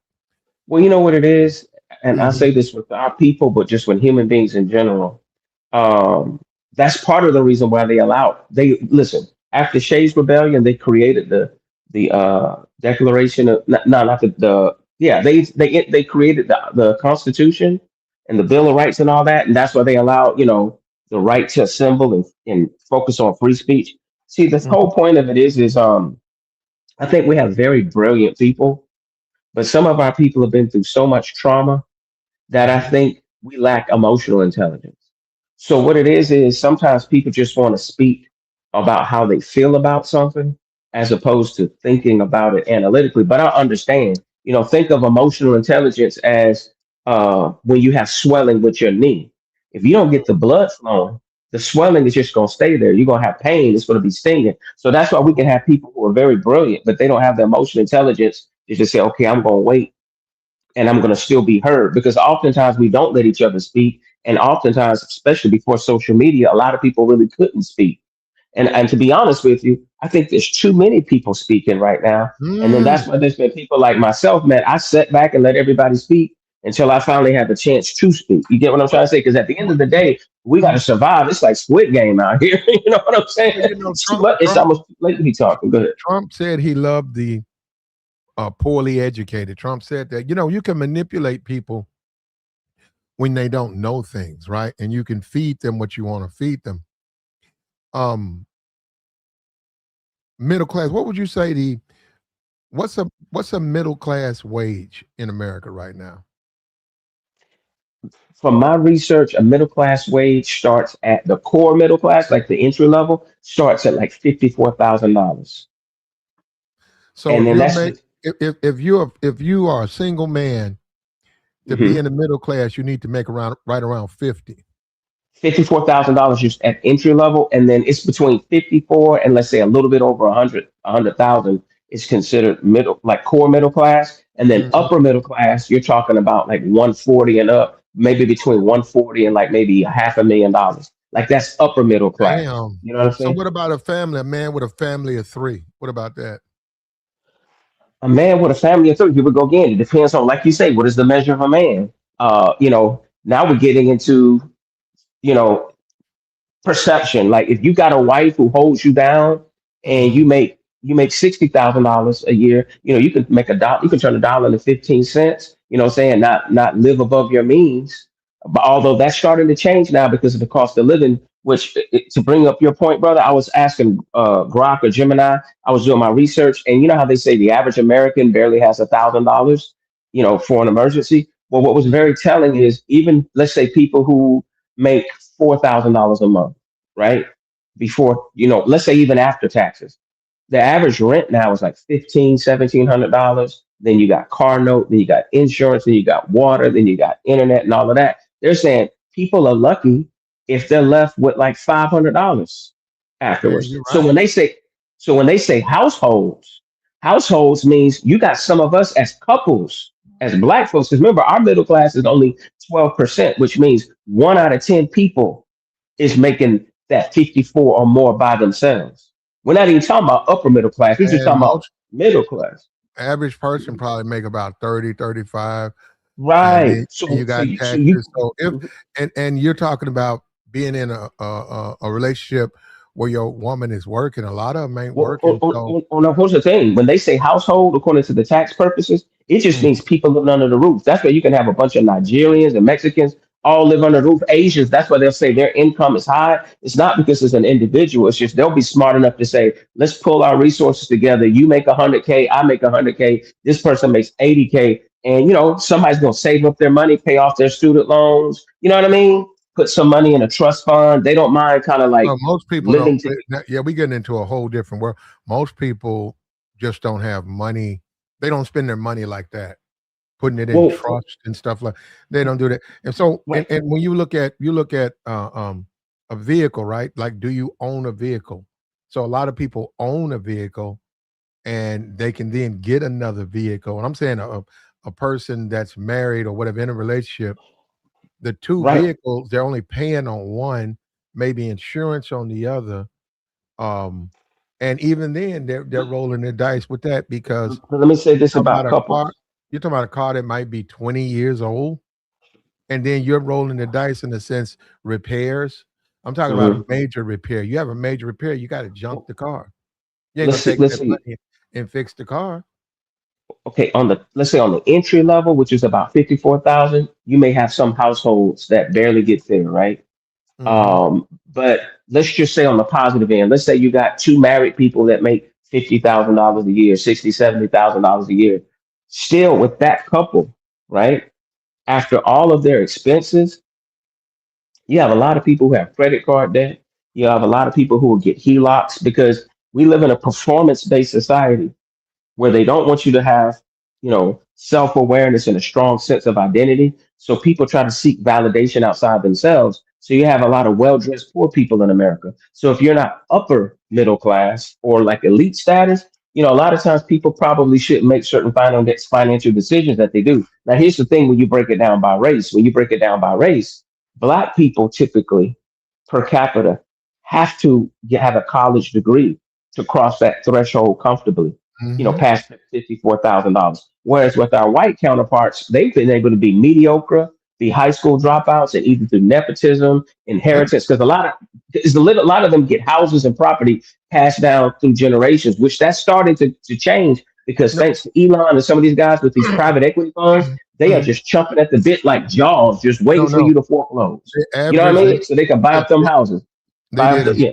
they did a report and showed that wealth, like you said, wealth transfer, and they went down with white Americans versus black Americans, and they came out that white Americans, on average, transfer wealth to their kids via home ownership or insurance, right?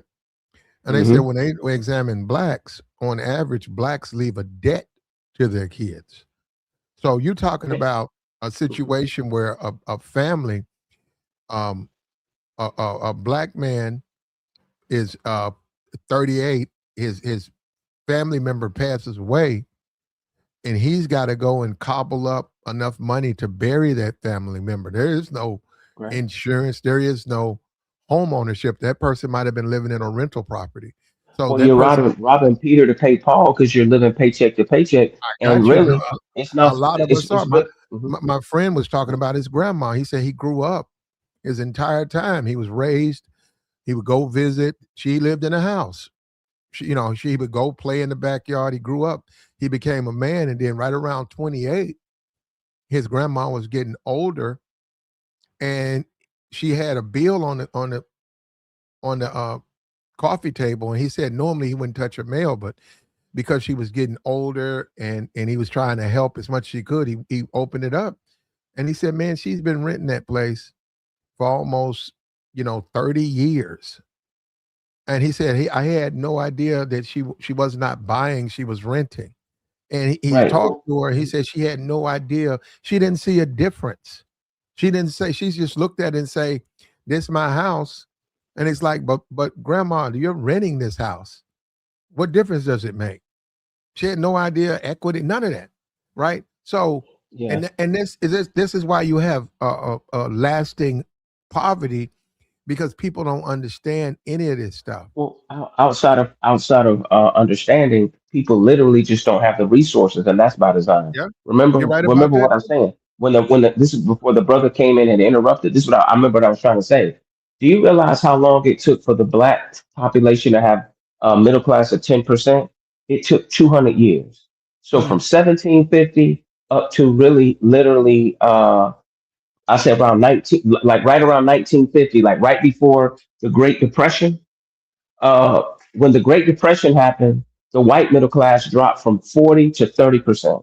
So that means 3 out of 10 of them didn't have to live paycheck to paycheck and were comfortable, and they were able to play the class game, right? Till a lot of them got turned up and did the January 6th of their day, and they got scared, thinking they would have a Bolshevik style revolution.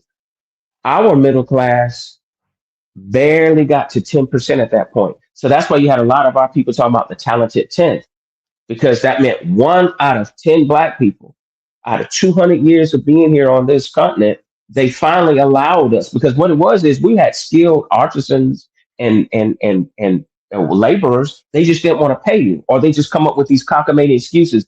DEI, you're not intelligent enough. You're not qualified well, enough. Wink, well, wink, wink. well. But I still want you to go ahead and build these railroads, and I No, still no, want no, you no, no, to no, build no, these no, no, no. houses. Hold up, Robbie. Now, let's examine it right now. Everything you're saying is exactly right, but within the cracks of society, right? If you were a good blue collar worker as a black person, you could you could scratch out a living. Now, did you get paid what you were worth? No. Um, did you have to deal with you know racism, segregation? Yes, but if you could, if you were a good blacksmith and everybody knew that you could shoe horses, you were very good at it. You could save a hoof horse stepped on a rock or something, a nail, and you knew how to pull it without, you don't lose the horse. They would come, even though you were black, they still would come to you. and they would No, I pay you. understand what you're saying. I think it went So, over so your head what I was saying. The key word was opportunity. Meaning mhm. you have people who are skilled. Like we're about to have that right now thanks to AI. You're gonna have a lot of highly skilled people who are gonna have to just work dirt cheap. So like you have people who maybe used to think they were gonna make $90,000 a year, and they're gonna say, hey, it's $54,000 a year. Take it or leave it. And people are gonna take it.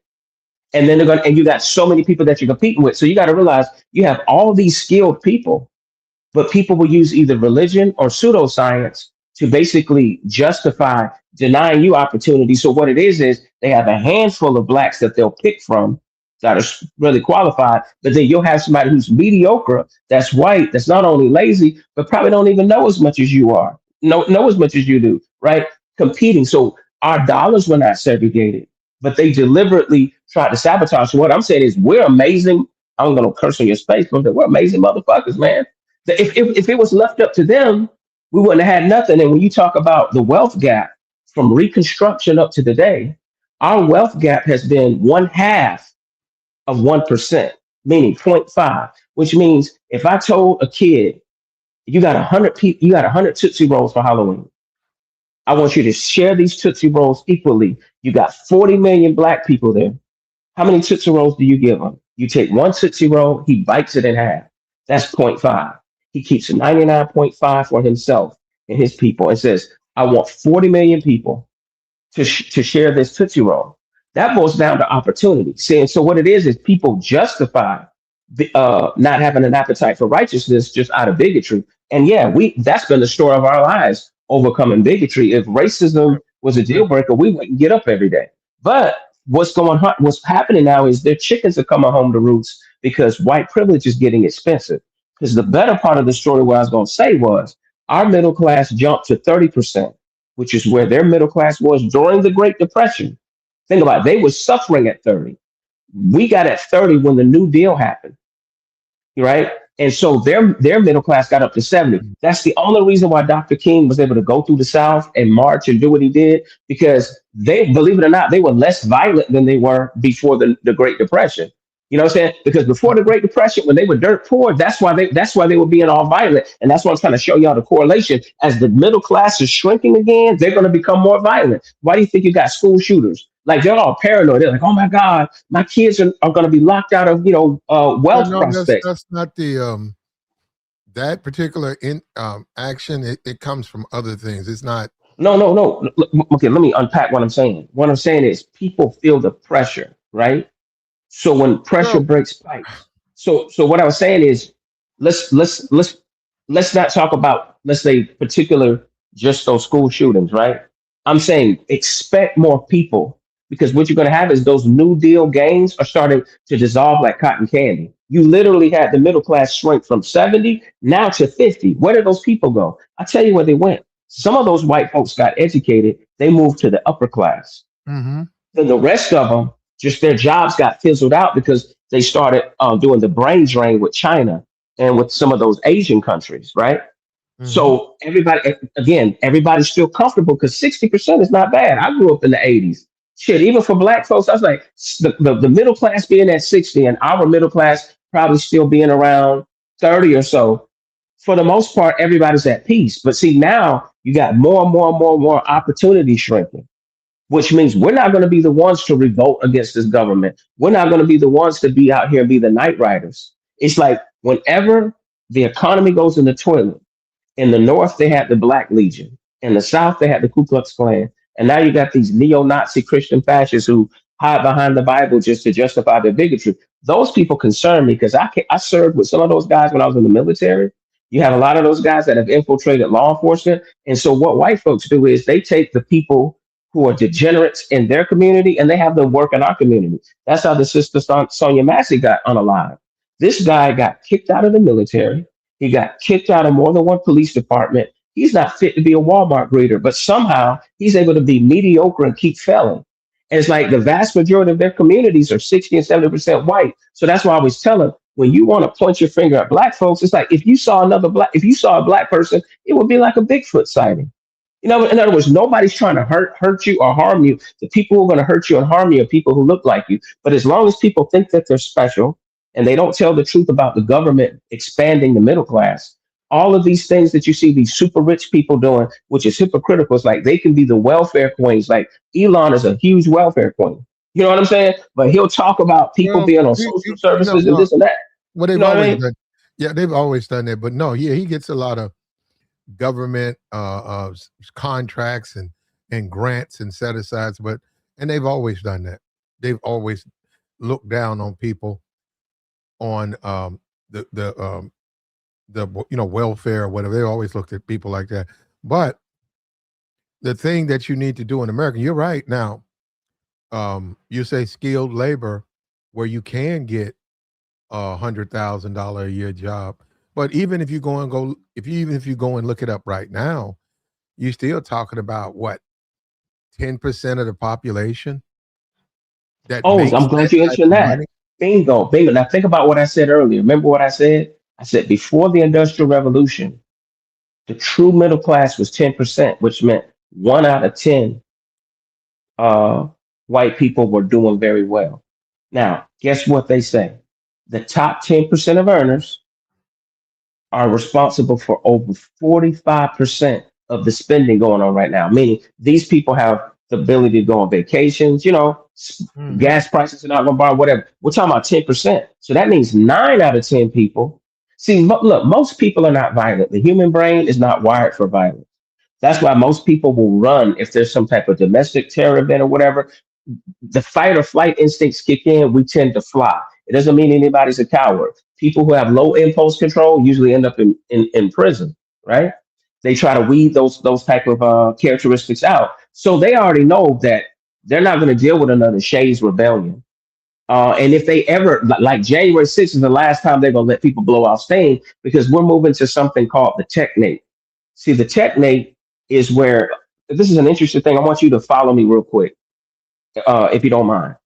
Elon Musk's grandfather, people can look this up. When he was in Canada, he was with some of the tech bros of his day, and they had this concept called the technate. He was in Canada.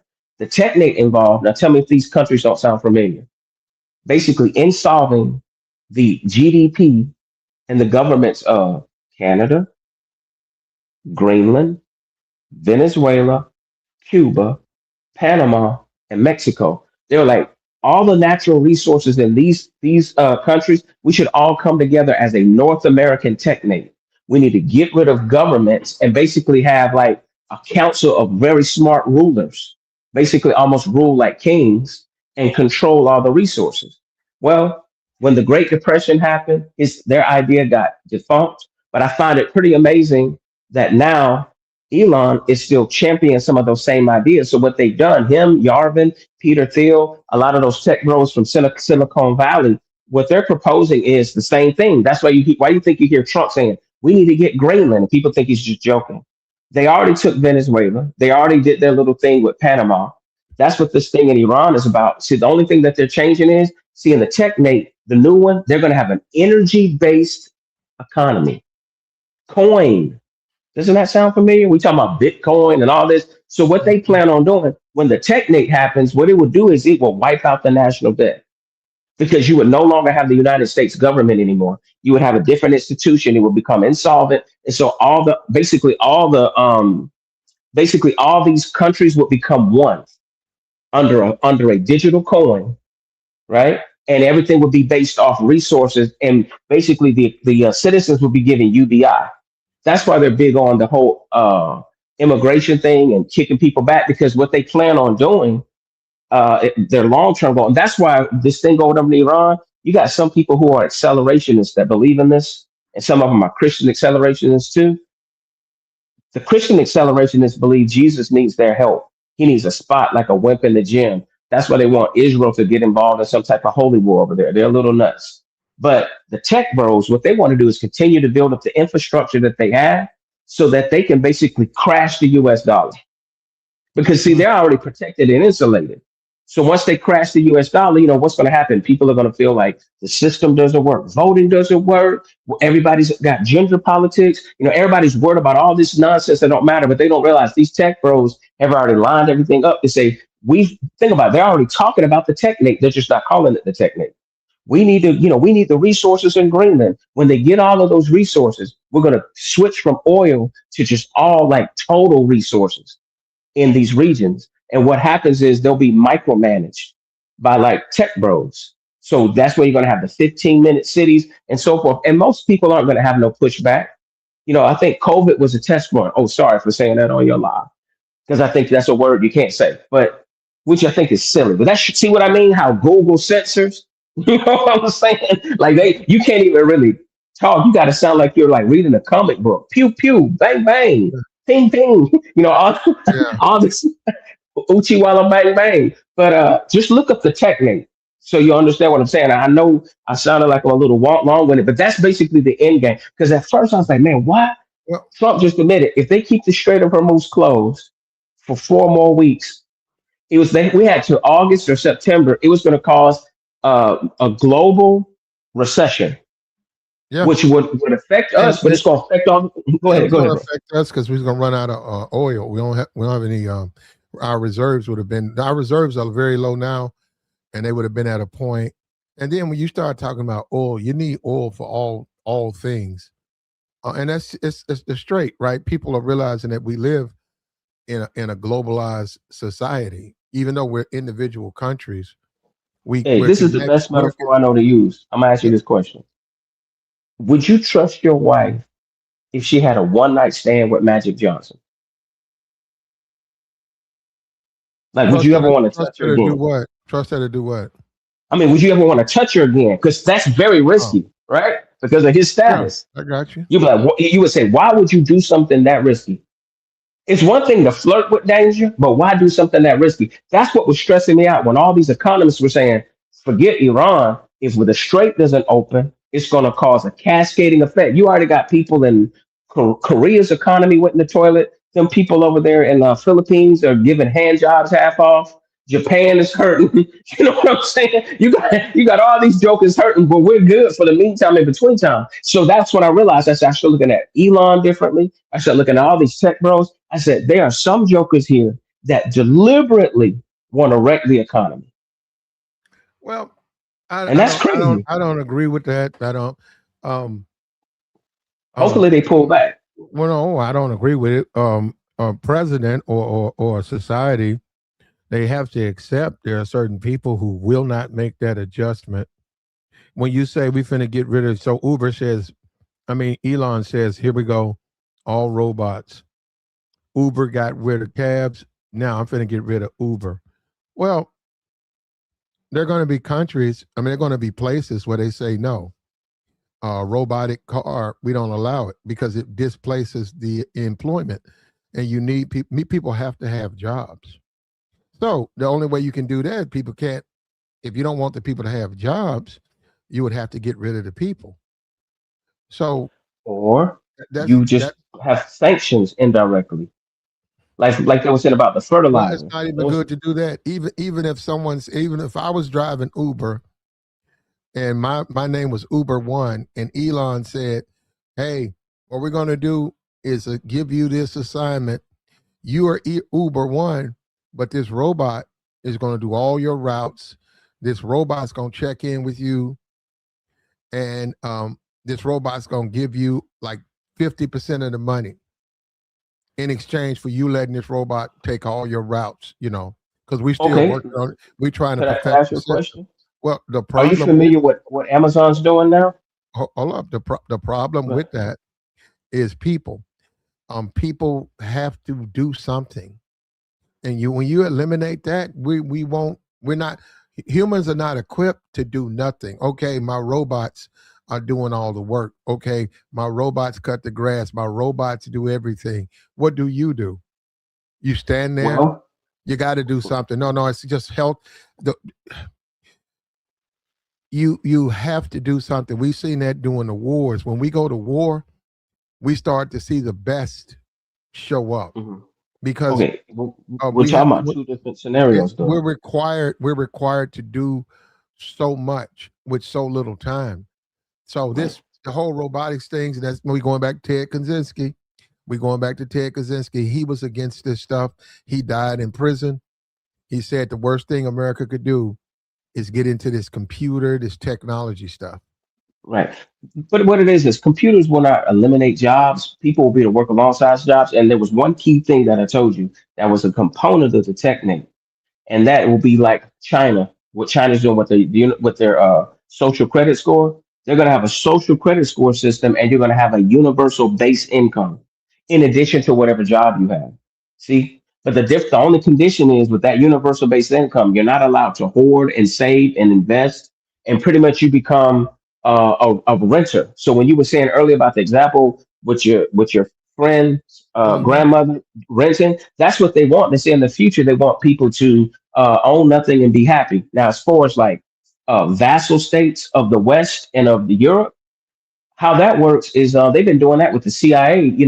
Diary of an Economic Hitman. They basically just make the leaders over there an offer that they can't refuse, and if they refuse, then there's a regime change. That's why they always do foreign direct investment, get resources. On the how they want basically under the agreement that's more favorable to the West, and also too sometimes the environmental standards are lower. So they have a slurry that gets into the water. And so now they finally have been forced to build these big old swimming pools. That's the best one I'll describe it. That's just full of like toxic gunk. And it's in places like just look it up. Just look up slurry No, I pits. got you. And, What are you gonna do and with that? It's you could never it's, clean it it. sits there for hundreds of years. It sits there for like 100 years, man. Yeah, and see, that's what people, and eventually that's going to Mhm. a lot of people are gonna die. A lot of people are gonna die Yep. because and that's the whole thing about, we keep talking about AI, right? Somebody had that Will Smith AI. Remember that Will Smith video where he was eating spaghetti? And Yep. it was like 2022 or something, 2020, it was like 2023. There was this horrible video of Will Smith eating spaghetti. You can look at it and see it was fake. They just showed a new one. You really can't tell. So I'm saying the advancements with AI is and every time they, just like a computer, every time they advance it and get it together, then they advance it even more, 5 times better. Okay, now they advanced it 5 more times better. So and Trump was saying AI is a good thing unless it gets into dangerous hands. Well, it's in dangerous hands. I mean, you're assuming that you could say that about a gun. A gun is a good thing if you use it right way. Do people use that the right way? So The it's only dangerous a thing matter of about time AI, before they'll be able to deceive people. It's well, kind it's of like only what a they say matter in the Bible, with the Antichrist or the false prophet that'll give uh, power to the image of the beast. So you got to protect what you take in with your eyes or with your ears. Like a lot of these younger people gonna grow up with this technology. Like you could very easily just lie and deceive people. Once the technology gets that good, you won't be able to, tell a real live recording versus something that's been edited and altered. yeah, you're right. And we're not there yet, but I say we're about 5 years, 10 years from it. Now, the whole thing about artificial um intelligence in a sense of life, right? Creating a being that actually uh, wants to, and wants to stay alive, right? Um, we're a long way from that. I don't think that'll happen in my lifetime, but the You talking intelligence about that, transhumanism? Transhumanism? yeah, well, I'm talking about actually creating a artificial life form, a robot that wants to, has a desire to maintain an existence that we have. They're still a machine. I'm saying all this AI, just like a computer. I could have had I could have a quantum computer right here. All I gotta do is unplug it. Then it can't work. It doesn't have the power. All I gotta do is walk over there. It's a quantum computer. It can do all these different uh, calculations. Uh, and all I gotta do is go over there and unplug it. So what I'm saying is we're not even close to being where it won't let you unplug it. So it's able to, because it doesn't want to be unplugged, it's able to uh, create things to say, to stop you from doing it, and then In make other them words, say, it's not conscience, it's programmed. okay, yeah, we're not ready. We're not there yet. We're not there yet. with conscience, but it's going to happen. But I mean, somebody showed the Matrix. Now it's not going to be like the Matrix. It's going to happen though. I don't know what's going to happen. I don't. I To the don't. gentleman that was saying UBI will bankrupt governments, I'm like, that's the whole point. There won't be government in the traditional sense that you know it. So look up the technate and you'd understand what I'm saying. Well, it's going to be a lot of dead people. I hope they're ready for that. I was watching a woman in Africa. She had a basket of fruit on the top of her head, and you could see the unpaved roads, and she was walking on floorboards like wood lumber, like for a sidewalk, right, with unpaved roads. And she walked around. That was her job. She brought fruit to, like a truck. She brought fruit to a village, and she made what, $1 or something like that. But that was her job. So that by her having a occupation, she was able to maintain, feed her kid. She lived. Some people would disagree, but it's better than, I guess to her, it was better than living without it. So that's the whole point. That's what people were saying. Why would you want to take that from people? People still got to live. Okay, you can build a robot to take the fruits quicker, but in the process, you eliminate that person's occupation. Oh, well, they need to do something else. It's not that easy. Look at her age. What else can she do? I mean, that's why they'll have prisons so they can have people, like they're already outlawing homelessness. So what it is you'll have labor camps where people will essentially work for free or work in ghost kitchens. And to the other gentleman that was speaking, it's really late in the morning, but I would encourage him to look at the technate. And basically how it works is you're going to have the combined GDP potential of Greenland, the United States, Canada, Mexico, Venezuela, Cuba, and Panama. And we're talking about natural resources. So that's oil, that's, I don't know, diamonds, coal, whatever you can think of. And what it is when people pay for things, they pay for the cost of the production of the item. There's no more taxes or anything like that, because you have your regular job, right? And you have a certain number of hours to work. And what it is they split the GDP equally in certain regions, right? Based on the gross domestic product, because you're still going to be exporting goods and doing all of that. Now, what that basically means to me is they obviously couldn't do that to me and you, but that's why they're conditioning these younger people to rent phones, rent houses. They want a whole generation of people used to just renting.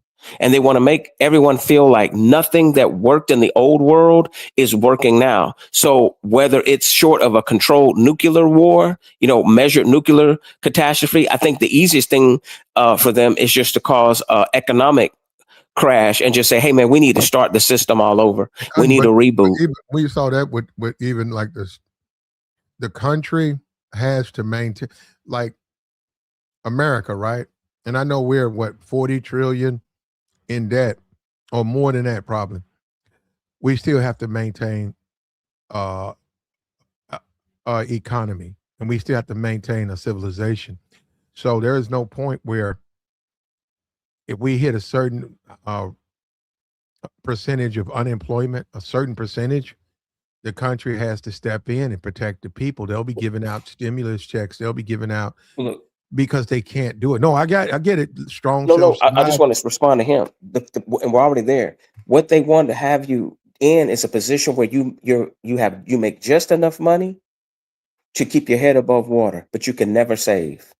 That's what's going to phase everybody into that other system. So yeah, people will be working, and they'll be able to, get loans and get themselves in debt and stay on the treadmill. But don't ask, hey, bro, I'm with you. I think it's a dumb, stupid idea. But I think, Elon, being now that he's a trillionaire, I think he's going to get his way. And all these other tech bros and people they've gotten together in China, they've gotten together in Europe, they all got something planned. Just look up the technate. It's coming. And I don't find it a coincidence that they keep mentioning Greenland, joking about Canada becoming a state, talking about invading Cuba. That's coming. We already got Venezuela, and they've already pimp smacked Panama, and now Mexico is cleaning up their act. So whether you like it or you don't like it, like Ric Flair said, woo, learn to love it. Their math doesn't have to math with our math, because you know what it is? Penitentiary rules in effect. They just figure most people are cowards. We'll talk a good game, but we want somebody else to sacrifice. Even when the Revolutionary War happened, why do you think that group calls themselves the 3%ers? Because only 3% of the people really got active. Most people are passive. Most people will complain about their job. Man, can you believe this? They cut my benefits. They had me down. Walmart is already giving people Diddy baby oil. They barely give their employees 20 hours a week. A lot of people got student loan debt up the behind, and they're working paycheck to paycheck. And I said, the average American barely has $1,000 they can put their hands on. So as far as I'm concerned, it's anal ease all day. You know what I'm saying? So they're like, man, you're going to take whatever we tell you to take. You're going to blog about it and complain about it. But if you get froggy, we got some technology for you. You know what I'm saying? Yeah, that's Robbie, right? That's him. That's your descriptions right there. But hey man, it's going to happen. And I don't know who will be president. But when I remember probably, well, anyhow, I'm not gonna say how long. Anyhow, there was a woman. I used to go to this little cafe. Nice, good food. Just old greasy spoon, right? A little nice little cafe. About, I don't know, 20 people could eat there. Nice little, you could see the street. And I used to go there and get a hamburger and fries. Because I would be going, it was like right where I was trying to go. I was trying to go somewhere now, so I would stop and I could wait and then I can go where I'm going. And it was this old white woman. She was probably 56. And she would come and take my order. And it wasn't nothing but what I would order. She would take it, write it down, walk over, give it to the short order cook. Short order cook would make it. She'd take it, bring it to me. We'll have small talk and give me a Coke. And then she would go. And I would see either sitting down, waiting on the next customer, or wiping down the tables. And it crossed my mind. I was like, okay, this is an older woman. She's around 56. I don't know her past, but she don't have a whole lot of marketable skills. But she can be a waitress, at a place like this. So I would leave a $2, $3, $4 tip. Sometimes leave a $5 tip. And I never knew her, but she was very polite and decent, to me, and I have no problem with her. So one day I go in there, I'm talking about a year and a half later, I go in there and there's a bucket and there's a picture of her on the bucket. And it said, our condolences, Susan Merriweather passed away last week. She leaves a family of 2, and any donations would be appreciated. And I said, whoa, it made me jump back, because I was like, wait a minute, this the white woman that's been coming in here, that I've been coming in here. I don't know her, but, and I was like, man, look at the world we live in. She had no money. She didn't have any money. She had the tips and the little bit of change she was making waiting tables. And yeah, people, you could have went up to the bar and got your own. You could have went up to the bar and ordered your meal. You had to pay the $3 or whatever. But that's all she had. And that's what I mean. I keep being reminded of that as we advance. What are we going to do about people like that? Hey, can I ask you a question? We're just going to say screw them? No. Are you an 8-Ball MJG fan? You remember that group, the rap group, 8-Ball MJG? I like some of their songs. I don't know about a fan. Do you remember Mr. Big? That song, Mr. Big? But with 8-Ball, Mr. Big, Mr. Big. They call me Mr. Big.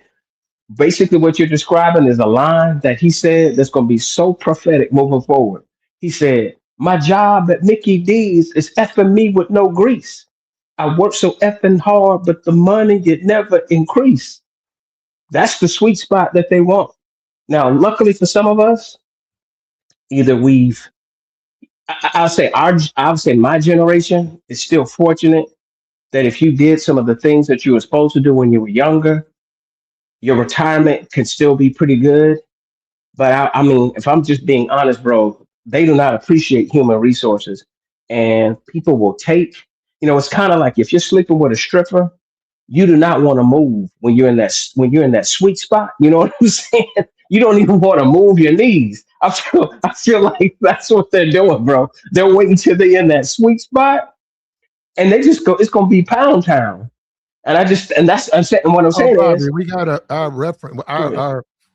our analogies. We got to use better analogies. Okay, Come on. I got you. Okay, the reason why I use those analogies because I feel like a hospice nurse.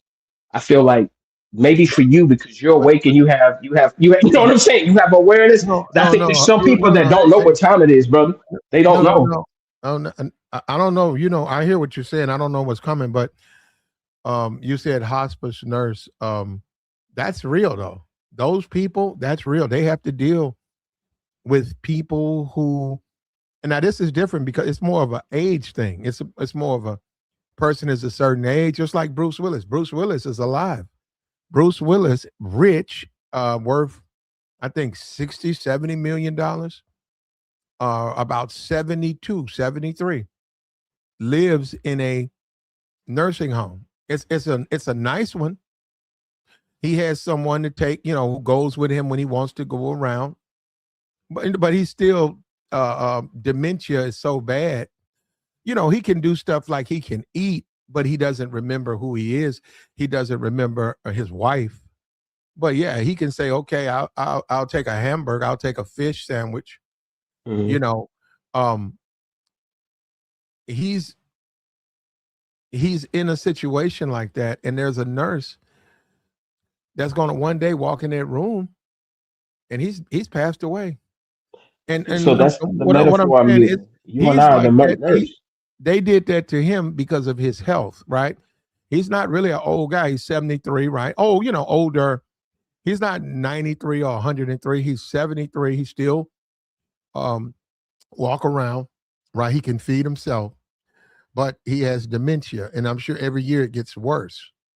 So this is what they're saying. I mean, like, you're phasing out. When you say we going to the next thing, Yeah, the middle what are class you is gonna do is with the in is people it. who get phased out? I'm like, what are you gonna do with all the people? And that sounds good. They'll be Mhm. retrained and they'll do something else. Well, a lot of them can't do anything else. Yeah, what they said. This is what they call it, the post middle class era. That's literally the term. And if they do it the polite way, the gentleman's way, maybe it'll take 15, 20 years. But a lot of them keep saying 20, 30, 2035. So I think you're going to have a lot of things move at a breakneck speed because of the technology and because people are just gullible. People only care about themselves. They don't even care about their neighbor. You know what I'm saying? Everybody's so opportunistic and ready to capitalize. They're like, oh, shoot, if my neighbor loses his house, I'm going to try to see if I can get on Zillow, see how much that house is, see if I can get it. But they don't realize you got whole corporations buying whole subdivisions, which I think should be illegal if you want to know the truth. That those private equity funds are destroying even legacy corporations that we grew up. It's like as soon as you sign a deal with a private equity fund, that means that company's going to go bankrupt. Big Lots, Red Lobsters, got on the doo-doo, doo-doo, I think Pizza Hut just signed with some private equity fund, and some of them have international ties with China and stuff. So everything's for sale in America, man. Yep. You and I are not for sale, obviously. We have self awareness, but I just look. I appreciate you allowing me to speak because you brothers were having a very stimulating conversation, and it sound like you gentlemen are intelligent. And I just needed to vent to basically. I feel like you're a priest, and Yeah. this is just the confessions of a hospice nurse. Because at this point, I just there's some people that, man, some people just ain't ready. They still think it's about rhetoric. They still think it's about talking over Well, people. They well, still think it's about how they feel. You know what I'm saying? those people will phase themselves out. Um, my concern more is older Americans, because when you say retrain, when you 62, what do? Go back to school? Which you could if you wanted to. I'm just saying, when you say retrain, what They're does it raised in mean? retirement age. You got to realize the people we're talking about, these oligarchs, they are sociopaths, meaning they have no feelings. They literally look at everything like zeros and ones. They, you know what I mean? They think like a computer. We act like Leopold didn't exist, and like they were like Africans getting their hands chopped off and all of that. Like that even what's his name? What's the guy's name in World War II? Churchill or whatever. Man, he let like 4 million people starve in some country. Mm. Like you know what I'm saying? We forget like what human beings are capable of. But we're And I still, think but this is still America, though. We don't. but we're still a We're part of humanity in the world. And America's yeah, but ran by we don't. sociopaths right now. Yeah, but well, right now you're right, but we don't look at. We're still Americans. We don't see ourselves as living in those barbaric times. And Well, like this I the said, 90-year cycle. because This the well, 90-year first, cycle. yeah, but like I said, if unemployment hits a certain percentage, if there's a uh mass situation going on in America, the government's gonna pull out and take care of us. And we're also self sufficient, so we don't really need we. It's easier. Our exports and our imports are easy. It's easier, but we can survive right here in America. I'm saying if that's what it was necessary. We got enough farmland. We have enough. How old are you, brother? How old are you? I'm 31. Perfect. I'm a little bit older than you. I'm a time step this conversation, and if and when certain events happen, I'm gonna make sure Yeah, I hit you up. at I'm me gonna be with. like, yay, hey, you know what I'm Oh well, saying? we just don't see the world the same way. No, no, I got you, bro. You're a little bit more skeptical than I am. But we'll see though. We'll survive. Put it this way, we'll survive. It's just let's put it to you this way: we'll survive. I just think the standard of living. Okay, look up smart cities and 15-minute cities, and just know that smart cities will be like the Jetsons. Like, in other words, the wealth gap. You gotta have money for that. That's the whole point. The I don't wealth think so, gap Traffic. We still, we still, is we going still. to No, we still live in a facilitate tradition. class. Well, you can say that about it now, right? As we speak, but we still live in America, and those people exist. You can't say we're gonna have a Jetson like downtown, and you got Flintstone people living in the back. It won't don't work that way. Remember, I said look up smart city. And you see where they're putting them. They're not putting them in Just metropolitan areas. concepts. And you Yeah. just talked about the fallout and the poison with all of these computers and the what you say the soup or the slurry. I mean, you can't. Yeah, the slur that they're doing in We all Southeast we Asia all and some places. Yeah. we all share this planet.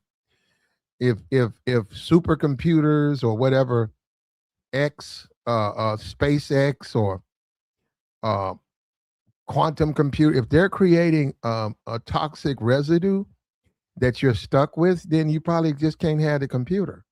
Or how about this? Go build that shit on the moon. Don't build it Okay, let here. me give you a good example. In the 1950s, they were testing the water and they already knew there was the presence of forever particles with the way that they were producing plastics and doing things, and they kept doing it.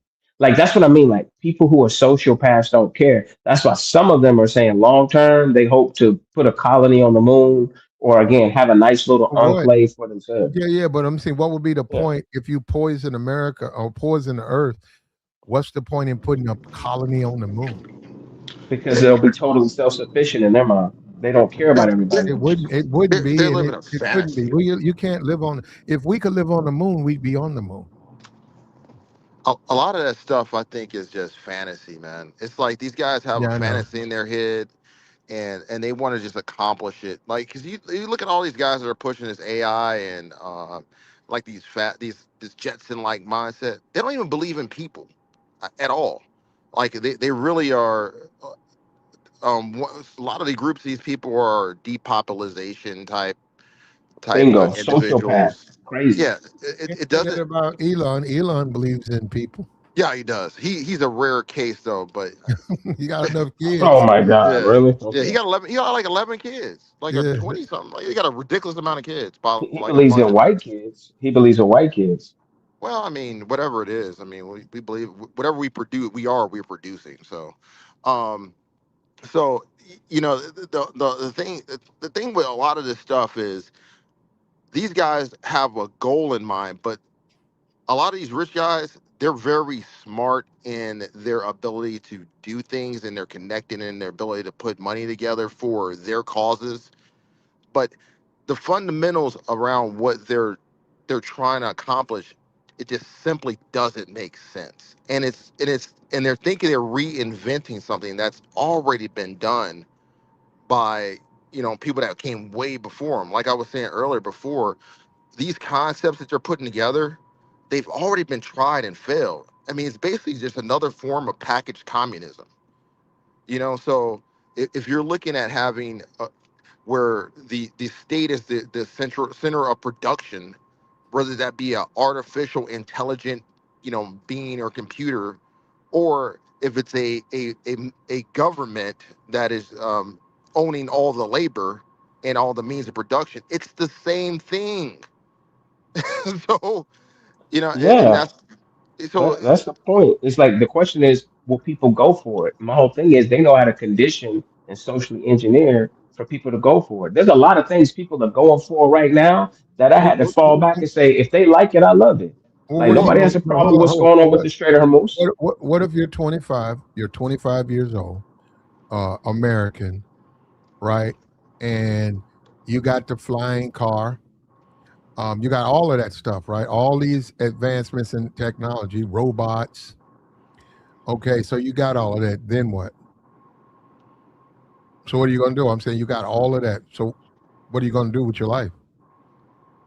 It's it's the same situation, man. Like over and over again.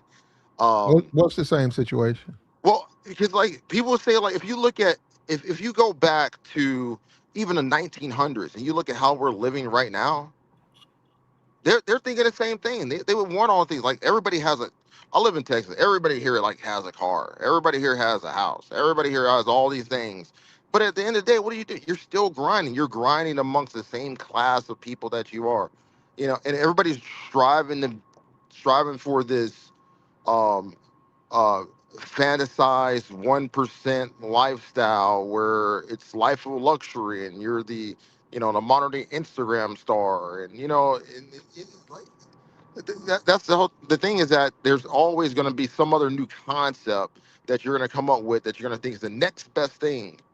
And you know you're going to create some kind of freakish society, that's doing some other next extreme thing, and that's going to be the next trend. I mean, we're always going to strive for something, else. Now it's going to look different than what Hey, we had before, but it might just the be brother, the brother that's speaking right now, could I ask yeah, you a question? sure. You seem like you're a pretty smart guy, and I think you're gonna understand my simple logic here. People have the right to believe in voting, the Easter Bunny. People can, you know, chase, this opulent life because, that's what keeps the economy going.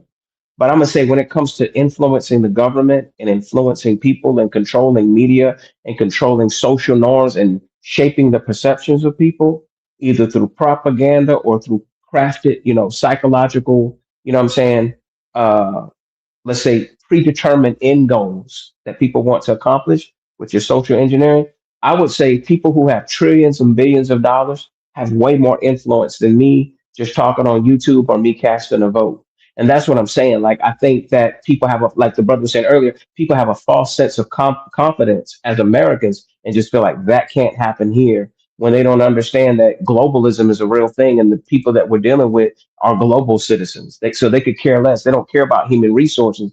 They just care about people consuming, and they don't care to the point that now with the middle class declining, that's all people are ever going to be really is consumers. They'll just feel good about it. So I'm saying it concerns me when there's people who have these kooky ideas and they sound like they're far fetched, but then when you start having presidential candidates, hold on, you have the president, the vice president, and people around them in government, now talking about these concepts. That's very concerning to me. That lets me know who has power and who can influence. That says at the end of the day, that becomes foreign policy, which is in other words, American business policy becomes foreign policy. in terms of what we do. So it just makes people feel good and feel like they're a part of the decision making. It's like if your kids are in the back seat, they feel like they're going along for the ride and they have some say so. I might say, baby, where do you want to go? Matter of fact, my granddaughter, I said, where do you want to go? SeaWorld or Six Flags at the end of the month? I already done my budget. So either one that she picks, I know what's gonna happen. I know how much we're gonna spend. But I want her to feel like she's a part of the process because that's just good for camaraderie. And I just think that that's what's concerning to me is that these people uh, have enough influence to shape the world the way that they see it, and people are so gullible. We've been conditioned to be so gullible. I think most people will go for it. You and I may not go for it. Like all three of us may not go for it because we have self awareness. But who are we? You know what I'm saying? Versus the vast majority of people that will probably tell you, "Man, you crazy. You don't know what you're talking about. They're Find doing out. this for the good of whatever." You know what I mean? I where are you talking about black people? I'm saying all people, human beings. I just think all human beings can be led astray. What about black people? You think black people would say they doing this for the betterment of mankind? I think black people would say that because at the end of the day, like you say, we're Americans. What percentage of black people do you think would say something like that? I'd say 90% because right now we're not tearing. Hold up, listen. They don't think like that. Wait. Wait, hold up. I'm trying. Can you get? Let me just. We're doing this for the betterment of mankind. You got I'm saying, bro. Let me flesh out my thought. In the street doing all types of illegal stuff. You think I just want to something like that, bro? I just want to flesh out. You asked me a question. I want to explain to you why I came to that conclusion, and it comes with compliance. You have 40 million black people, right? Regardless of what they think or how they vote or how they identify themselves, they're not in prison. They're taxpayers. That means they go to work.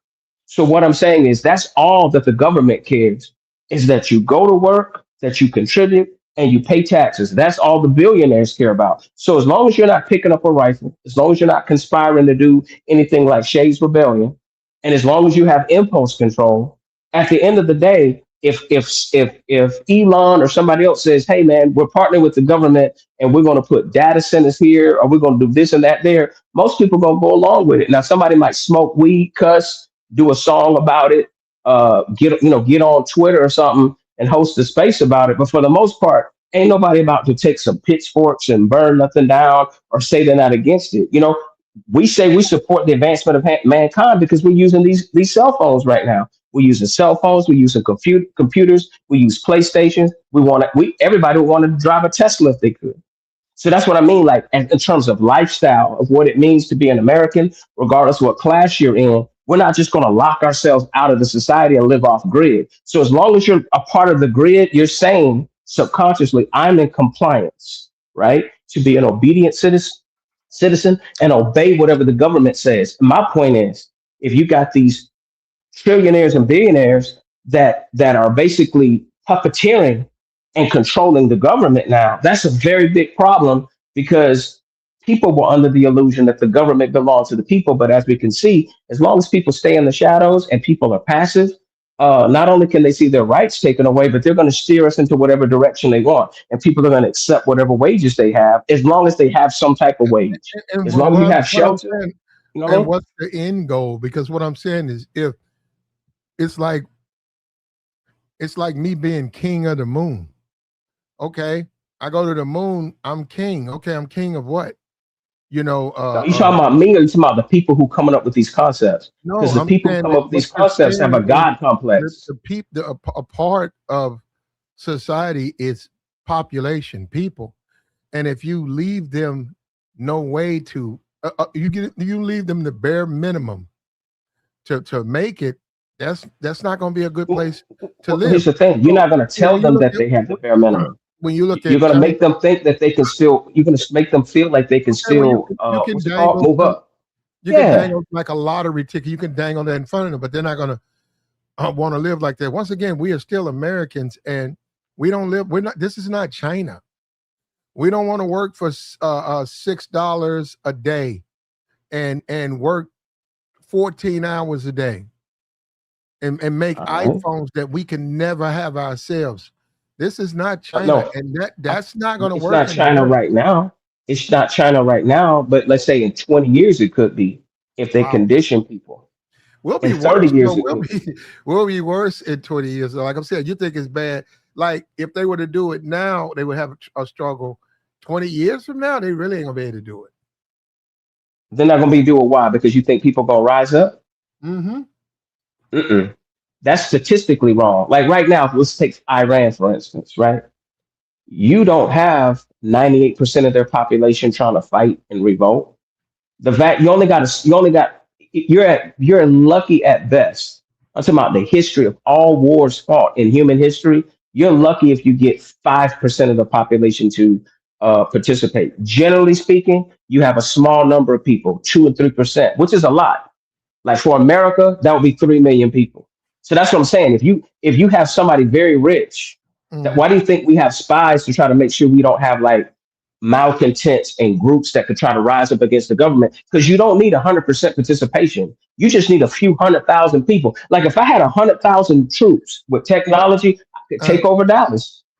You could because most people listen. I don't want to well, curse on your no, thing, but you wouldn't hold it for long. you know why, bro? I hate to say this and I'm saying this as a veteran.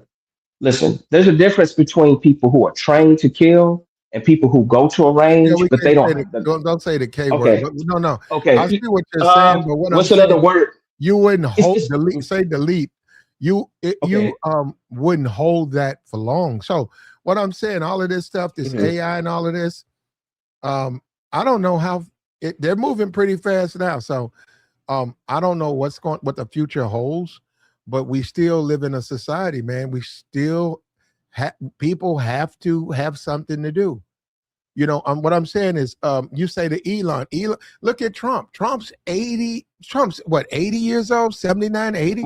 Trump's 80 years old. What is he doing? Think about what you just said. Think about what you said. You said people need something to do, and as soon as you said that, I said, "Bingo." That's what slavery and sharecropping was. Listen, remember what I just finished telling you? They already have shown you what Americans are willing to We're not tolerate. going to, but the country No, won't accept that. no. Listen to what I'm saying. Listen to what I'm saying before you just shut down. I gave you an example earlier when that was why I was telling you from 1750 on to let's say 1950. Human beings, right? As long as they had some type of wage, because people weren't, just sitting around doing nothing. They were working. It's just they weren't making a livable wage, meaning where they could get ahead. They were making enough to pay their expenses, but they just couldn't save nothing.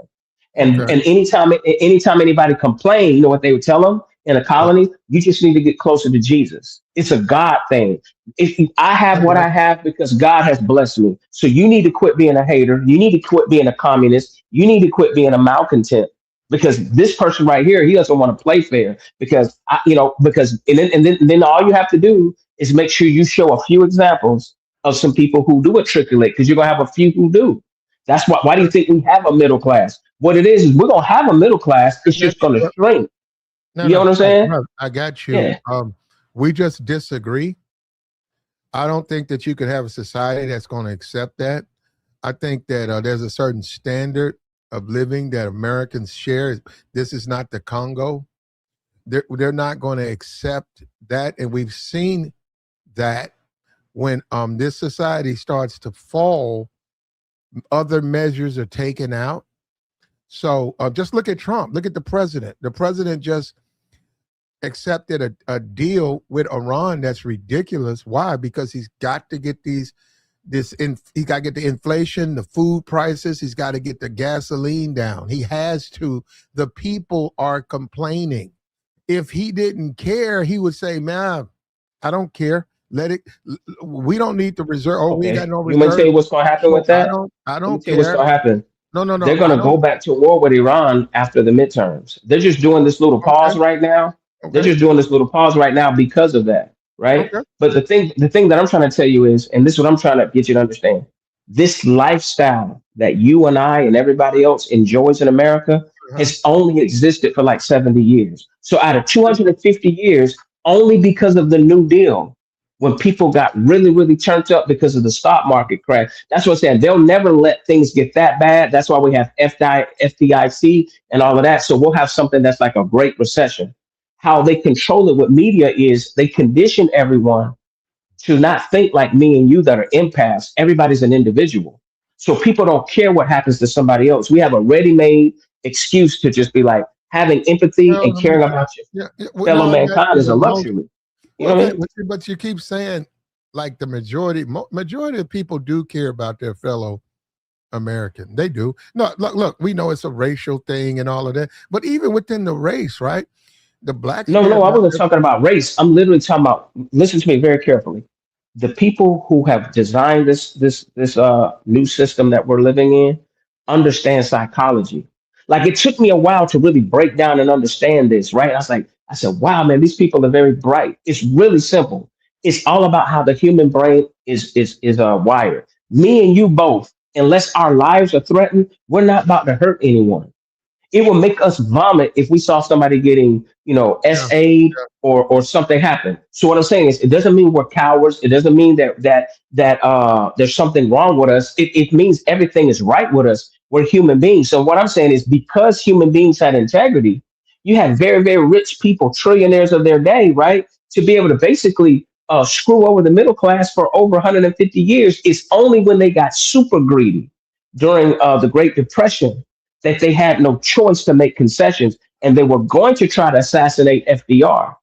But FDR told him, said, if you don't go ahead and start paying your fair share of taxes and give back the deal that's why the deal that they cut was globalism.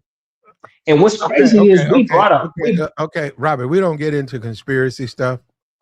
no, no, no, We when I, just don't get no, I literally mean, no, no, no, when I no, say no, global, no, Robert, do you know Robert. what I mean by Uh, uh, globalism? yeah, I got you. A world government, the world No, all no, I don't being mean world. together. I don't mean world government. I literally talking about an economic system. I'm talking about It's that all we well, started. that was going to happen. It's like that now. It was No, I'm trying to that tell was you, brother, going that to that was the happen. trade No, off. no, no. When you look at the society we live in now, there was a period when you say World War I and II, we weren't connected the way we are now. We are connected globally. So I'm when gonna you send say you some links so you wait can a minute, understand what I'm wait saying. a minute, when you say go to war, and it's going to affect the way we live, because you're cutting off markets because we're all connected. So Right, and we're all connected now because of Brentwood. What happened after World War II? Look, there was going to be one superpower. It was either going to be us or Nazi Germany. And you know what? They backed the right play. They backed us. Listen, as soon as the bankers, when after World War II happened, I mean not World War II, when the stock market crashed, that's what caused the rise of Nazi Germany because we pulled back the bank loans that Germany had. Like Germany was supposed to have been was getting loans from banks here because of the default of all of those stocks, right? And people taking out so many loans here to buy stocks, it mhm. affected the globe. So what happened was Hitler and them started developing a fiat currency. They start taking out loans, and that's why they got into total war and started expanding, started trying to get resources, and they had that a totalitarian form of government, but it was really all smoke and mirrors. It was all fiat.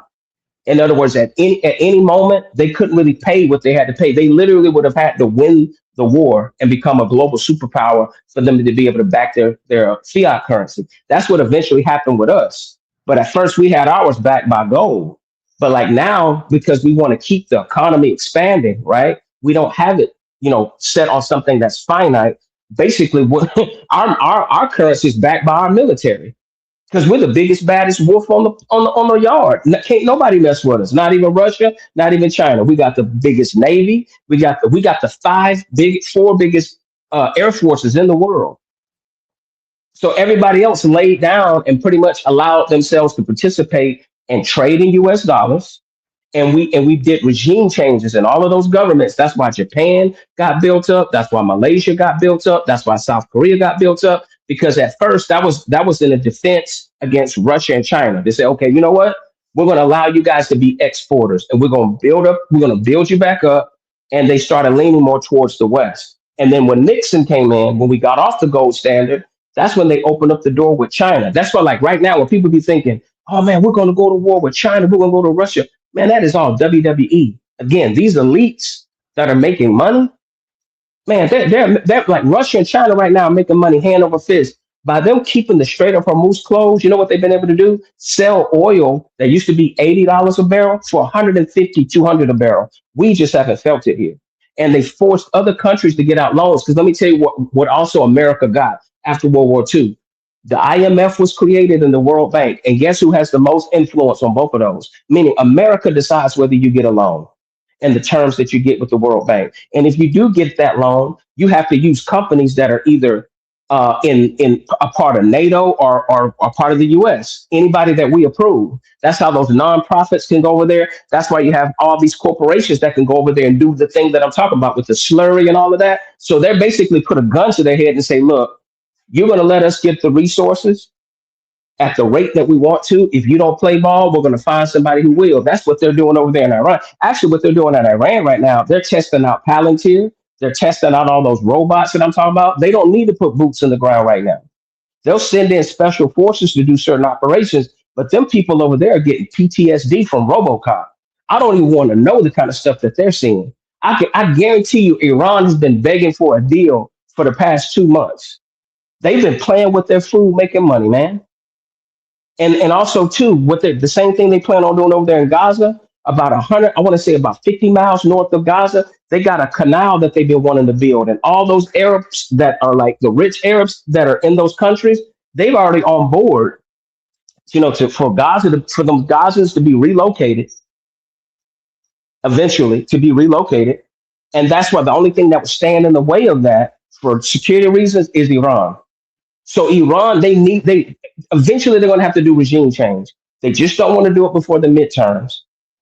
You know what I'm saying? If you're a PIMP, you got to know how to manage the emotions of your bottom, DITCH. No. Her emotions. Well, it's up to the people. So if the people want the world to go a certain kind of way, then they can vote the way that they want. It's up to them. So you're saying what Trump, his lie, bro, I know he's lying. Oh, as soon as the midterms over, they're going to go back to attacking Iran. Probably. It's not that they're going to go back to attacking Iran. You got to understand the long-term goal. This is you got 3 different powers in place. You got Israel, you got the secular people there, and you got the Zionists there, right? What they want to do is they want the Greater Israel program. They don't mind having a vassal government in Iran. But if they can't get a vassal government in Iran, they already have a plan set up for Iran to split under tribal and racial divisions for it to become 3 different countries. If it becomes 3 different countries, not only will they be fighting over water and drinking supply, which the US can supply, and all those other Arab countries to build up their infrastructure, but also more importantly, we'll be able to sell them weapons. So you got to understand, Russia wants to sell weapons, China wants to sell weapons, America wants to sell weapons. The next big hotbed is going to be Africa. Notice, they're not trying to go to war with each other. This is all about making money. Now, me and you, we work, we pay taxes, we have our opinions. But these people who think on a global scale, at the end of the day, all you have to do is follow the money. They're making deals with people over the money. That's why why do you think all those Arabs over there are not getting bent out of shape over Gaza? Because everybody's already known the cut that they're going to get when they build that canal that's going to run all the way to India. China's not making any headways because China is totally dependent on America. China would never try to destroy America. They have a lot of bonds that they bought with us. Plus, who's their number 1 exporter? America. Us getting in debt, buying stuff that we can't afford to impress people that don't matter. Americans are well-dressed poor people. So there's a lot of products that we get from China. So China has no reason, right, to ever try to go into a direct total war with us. A lot of things are just designed to control the minds of the people, to keep people afraid. And I hate to say it, like it seems to be a cottage industry to scare white Americans. Like, oh my God, somebody's going to bomb us. Somebody's going to hurt me. Somebody's going to do all this. Oh my God, the stock market. They just get their blood pressure up over nothing. Meanwhile, they're getting robbed by some of these trillionaires that slowly are like, they said, look, we took an L with the New Deal. We never wanted to be paying 90% in taxes. So over time, every couple of decades, they've been able to roll back some of those regulations. They pretty much have got rid of unions. So what they're saying is, you're not your ancestors from like the 1940s that would get really turned up. A lot of y'all are full of soy. A lot of y'all are really weak. You become really comfortable. So yeah, you may get upset, but at the end of the day, you're not about to revolt. You're just going to complain.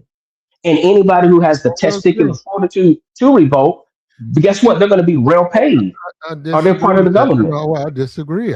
We disagree on that part. There will be disagreement, and there will be um, a realignment in the sense that we enjoy a certain standard of living here in America. We're not. We don't, I don't live in the Congo. I don't live in Iran. I don't live like. I don't live in the mountains. I don't sleep next to a goat.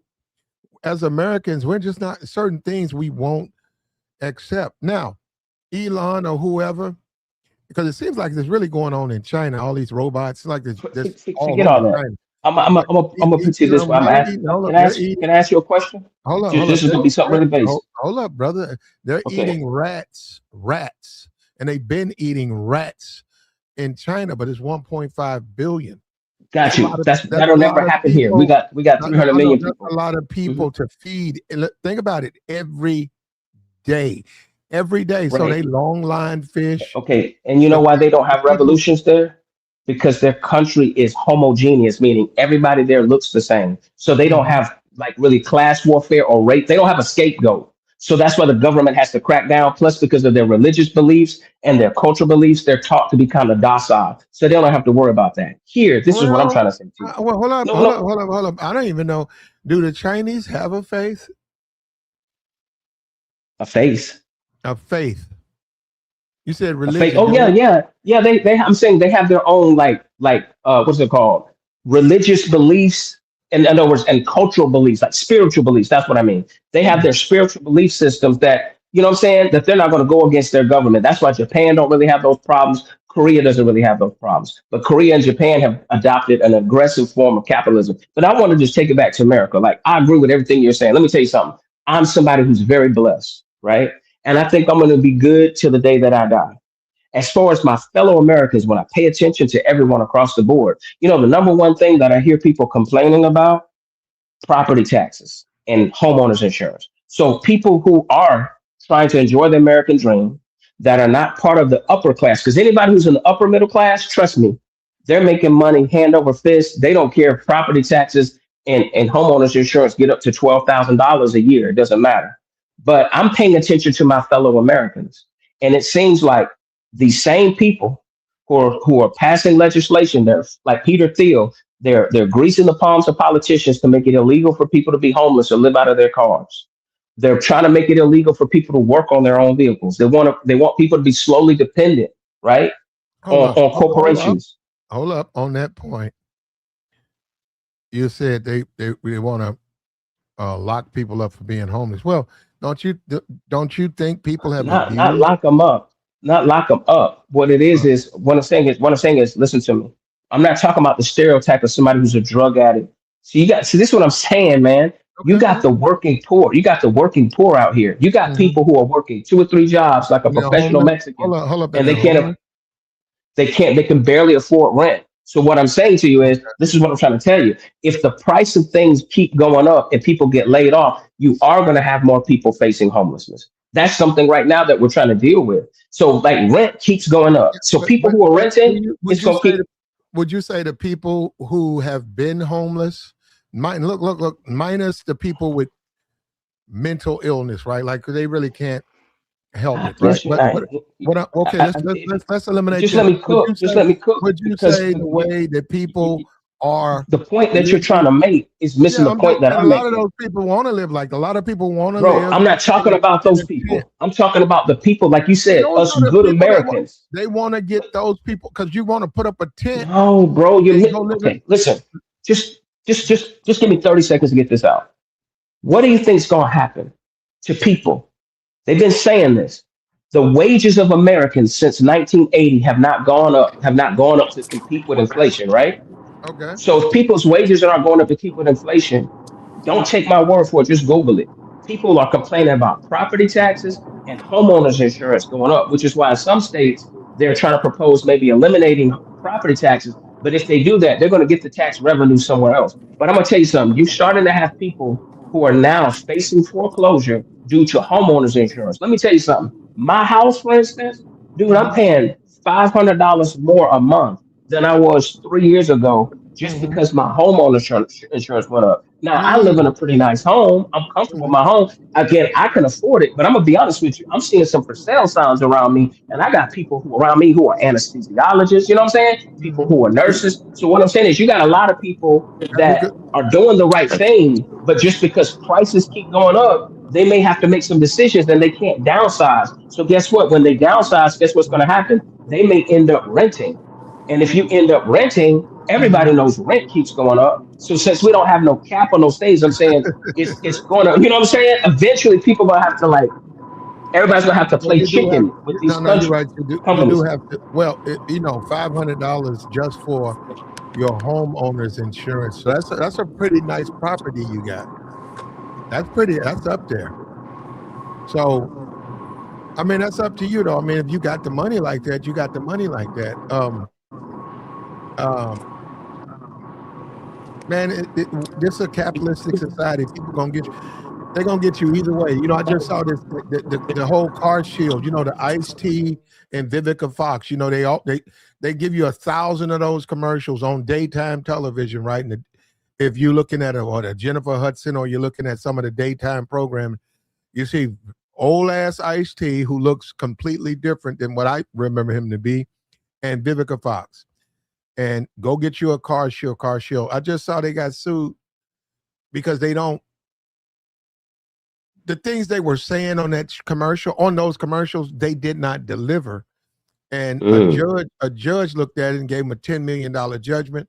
A lot of those people got refunded. But my point is this: it's capitalism. Like when you say, "Well, why did they put that out there? Why did they pay those actors um, that amount of money to read a script that may be false? Why did they do that?" Capitalism. They want people to buy that. But do they want to pay on it? Fuck no. Because it cuts in the profits. But they want you to buy it. Mm-hmm. And then And, they want to and, look for a reason not to give it to you. So well, they and, got sued for that. and So I'm saying homeowners insurance, what you brought up, all I this got stuff is about capitalism, man. They look at it and saying, okay, we covering his mm-hmm. house, I but got an answer for you. oh, go ahead, Hutch, go ahead. Hey, so when it comes to like what you were saying in regards to like the cost of things going up and wages being stagnated. All right, there's a couple things that happen. Like the wage stagnation is always going to be a problem because like Platt was saying, it's going to be a capitalist thing. You want to keep your cost of production as low as possible. So as long as the labor pool is plentiful, which it usually is when you got unemployment fairly high, you won't see wages going up because there's no need to attract more people. And some of the people can tolerate it for a while because they locked in some of their assets at a lower cost point as inflation went up. So um, their actual cost basis in their living is not as high as somebody new coming out into society, which is dependent on like their parents or something like that. But as the cost of living goes up, due to inflation, like your insurance cost things, you're going to see a consolidation. So you're starting to see families that are staying, kids are staying with their parents longer. You're starting to see families be more multi-generational in nature. They might have a larger home, but they live in a multi-generational group. Um, so you are seeing a little bit of that gap. Or you might see people move to what we call a gentrified neighborhood. They'll go to like, the hoods start becoming more um, uh, being brought up because I might not be able to afford to live in, like you said, like the neighborhood you're in now where my insurance went up $500 and that's making a strain on it. But I might buy this house in this new upcoming part of the, that used to be run down that's up and coming. I might buy a house and renovate it there.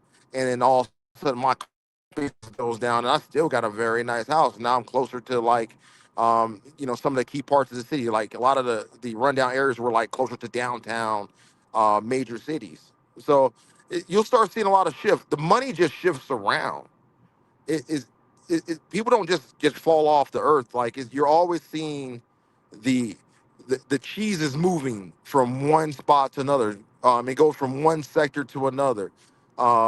Like we see that and on a major side with business, we'll see like, hey, tech is booming right now, but You know, in the early 2000, you know, we had a tech bubble that burst and started going to, you know, other areas, you know. So you'll start seeing that shift around, and people will just act accordingly, and they'll move from sector to sector, and some people will suffer, and you're only hearing the complaining people, but you don't hear about the people that moved out of that sector and then went somewhere else, and now they're making, you know, making gains, or the people that were suffering before are now making gains, and the other people that were doing well are now suffering. It just moves around a lot. So that's kind of what's happening a lot of time in the economy.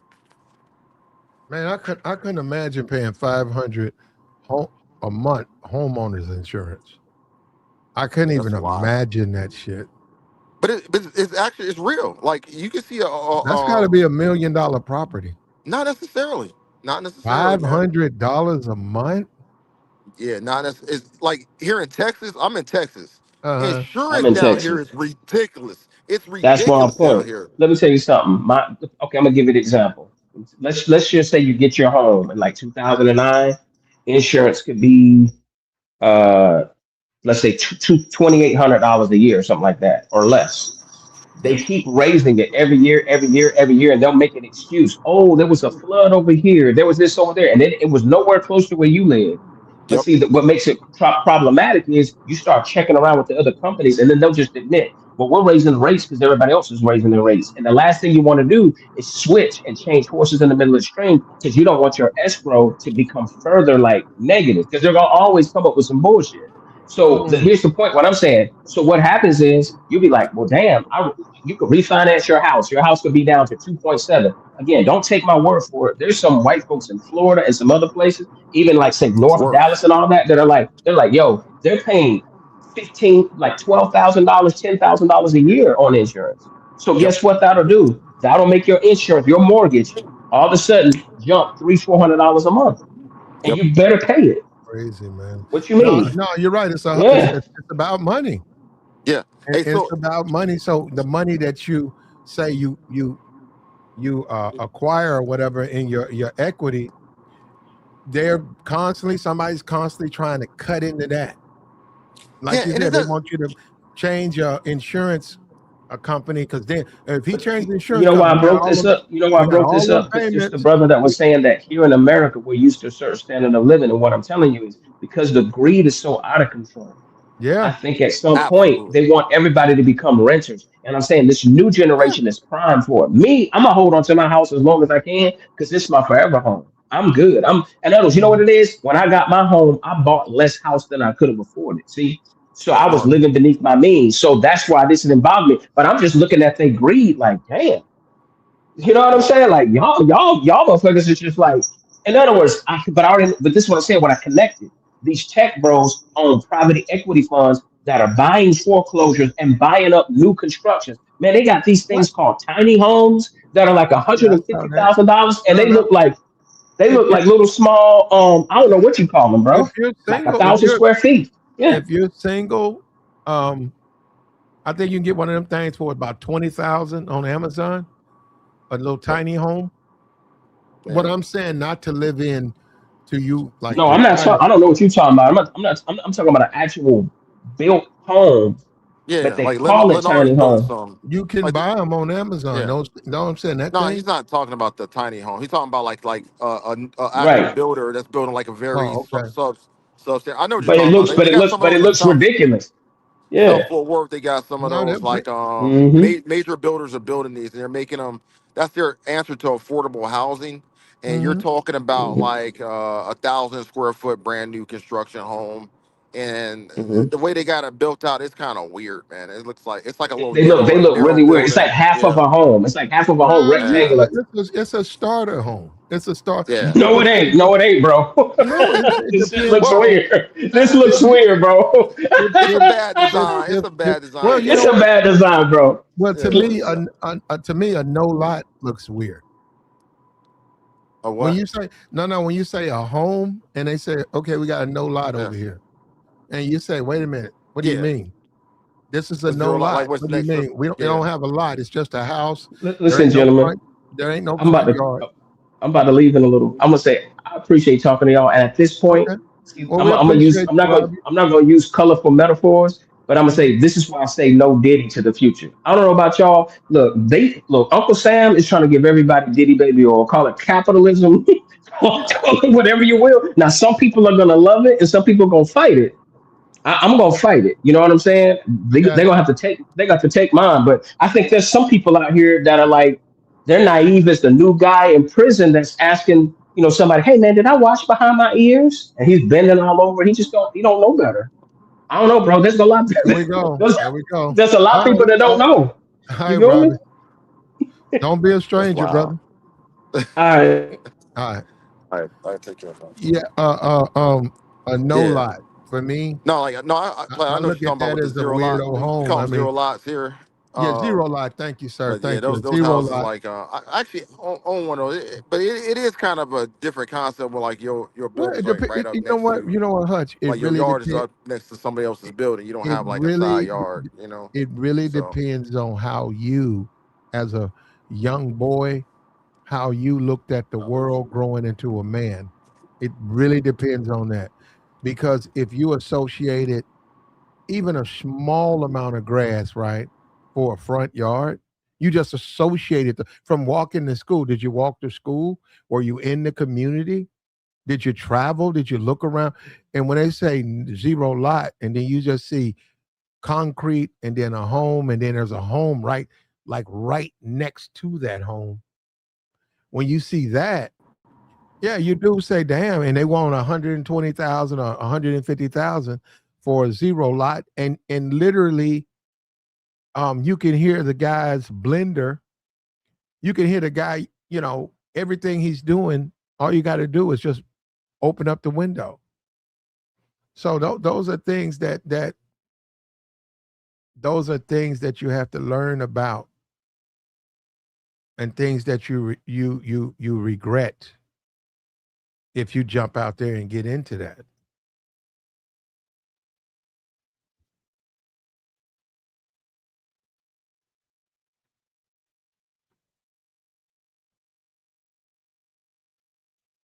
We don't carry his skepticism about the future, though. I think the future, it's certainly going to be some changes made. It is certainly going to be some changes made in our future. Certainly going to be some changes made, and that's why you got to. That's why you got to take this time and prepare yourself for the future. Uh, um, you know, we as a collective, we don't do that. We we play games, man, but you're going to pay for that.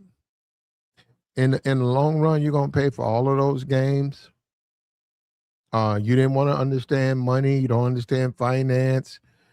What do you say? The Chinese make all of this designer stuff. You want to walk around in all of this expensive stuff, and then you 10 years you look back at the box, you can't sell it. Nobody wants it. You spent $1,500 for it. 10 years from now, it's not worth anything. Life goes on, man, and it's up to you. It's where you're trying to go with it. And a lot of people are going to be left behind. yeah, no, absolutely, man. Yeah, but see, the one thing about America is the poverty. We got a significant amount of people impoverished. But when you start talking about Africa and you start talking about Asia, man, you can't even hold a candle. And like I said, China, they're eating rats in China. They've been eating rats in China. They're eating spiders in China. They got 1.5 billion. Can you imagine trying to feed 1.5 billion people a day? And then they got to use the bathroom. You want to talk about toxic? When they use the bathroom, what are you going to do with all of that waste? 1.5 billion. And I seen the videos. I seen the people they eat. He said they eat a lot of hog over there. I didn't even know that. Yeah, But I can imagine they do. Yeah, I didn't know that. No, I see them. They eat the you see the big. I don't even know the name of it. Pork belly or whatever. You see the big thick. You know what I'm talking about? Yeah. Like Yeah. they do call stuff some pork belly. They'll eat all of the pig, man. Yeah, Like, I all know. No, I see. Well, they got to over there. Hell, you can. Yeah. You can't throw nothing away over there, man. No. No, and like they'll eat stuff in China that we wouldn't even imagine or even think about as consider food. Like Mm-hmm. we wouldn't even consider it. Like the so I mean, and I don't necessarily knock that culture at all. Now here's some of the problems though that I think we run across in like some of the foreign countries is obviously there's always going to be a natural resource issue because you're going to need some of that certain resources to create a modern world. I don't know because China imports a lot of freaking like oil, for instance. You know what I'm saying? That's part of the issue where they had with America and Iran because they get a lot of their fuel from there, but there would be other resources from that. But I think what it comes down to is like organization of the labor and what to do with them because if you have the people there, well, there's two things you're gonna have to do. You gotta educate them for one, so they could do something productive, and then you gotta organize and incentivize them to do it. So farming, they obviously they farm a lot of rice and stuff there, but I think they probably could do better for the starving people in a lot of these countries, but there's no incentive for the government and there's no incentive for any other groups of people to come in and help them because it's all about like who's going to pay for it, and what are you going to do with it, um Mm-hmm. which is kind of sad that we reduce humanity and if somebody deserves to live or live at least a basic life down to like, Boy, hey, who's that's paying for that? capitalism, though. That's capitalism. We do Yeah, no. We have a safety net in America, though. yeah, yeah, We have a safety net. yeah. You know, Social Security. Social Security. But go Right. look up before Social Security. Go look at Oh, it's people. terrible. Yeah, yeah. People Yeah. were retiring. There's a particular movie that it's not about anything like that, Hmm. but within it is there's a scene. I think Mutiny on the Bounty. Hmm. Mutiny on the Bounty, one of my favorite movies. The captain steals cheese, Hmm. right? Hmm. And the second, the XO, these people don't know each other. Hmm. So they were assigned to take the bounty on a mission to collect fruit, Hmm. Tahitian fruit, bring it back to England or whatever they're coming from. Right. So he meets the guy. He's like, "This is my name." He said, "I've heard of you, Captain Bligh. I've heard of you." And he said, "Okay." He said, "Your name precedes you. Your reputation precedes you." He said, "You're, strong, rich." He said, "I am. I try to be. I try to be." And he said, "You, Mr. Christian, this is our first time working together, and I'm welcome. I'm looking forward to us doing it." He said, "But please do not be shocked at my ways. My ways might not, you know, be something you used to." He said, "Oh, I'm not. I'll never be shocked to your ways. You're the captain of the ship. Whatever you say goes." So the captain steals a big old thing of cheese, and the XO, right? He flogs the guy too. He steals the cheese, and then the guy who stole it, he Yeah. says, "Flog him," because the guy told the captain. He said, "We just did an inventory, and we're short 3 cheeses." And Uh-huh. he said, "You see that?" He said, "The men." All of a sudden he turns around to Christian and says, "You see this? The men on this ship, they're nothing but thieves. They're nothing but thieves." He said, "But I'll get them straight. I'll get them straight." And the dude said, "Wait a minute, Captain." Right? He was just a Uh-huh. common. He didn't even have a shirt on. I mean, he was just there to do what he was told to do: raise that sail, mop that deck. That's where he was so low. Right? He Yeah. said, "I'm sorry, Captain, but I remember you sent me to get a block of cheese to take it to your wife." And he said, "What?" He said, "Yes, sir, because I couldn't see my wife."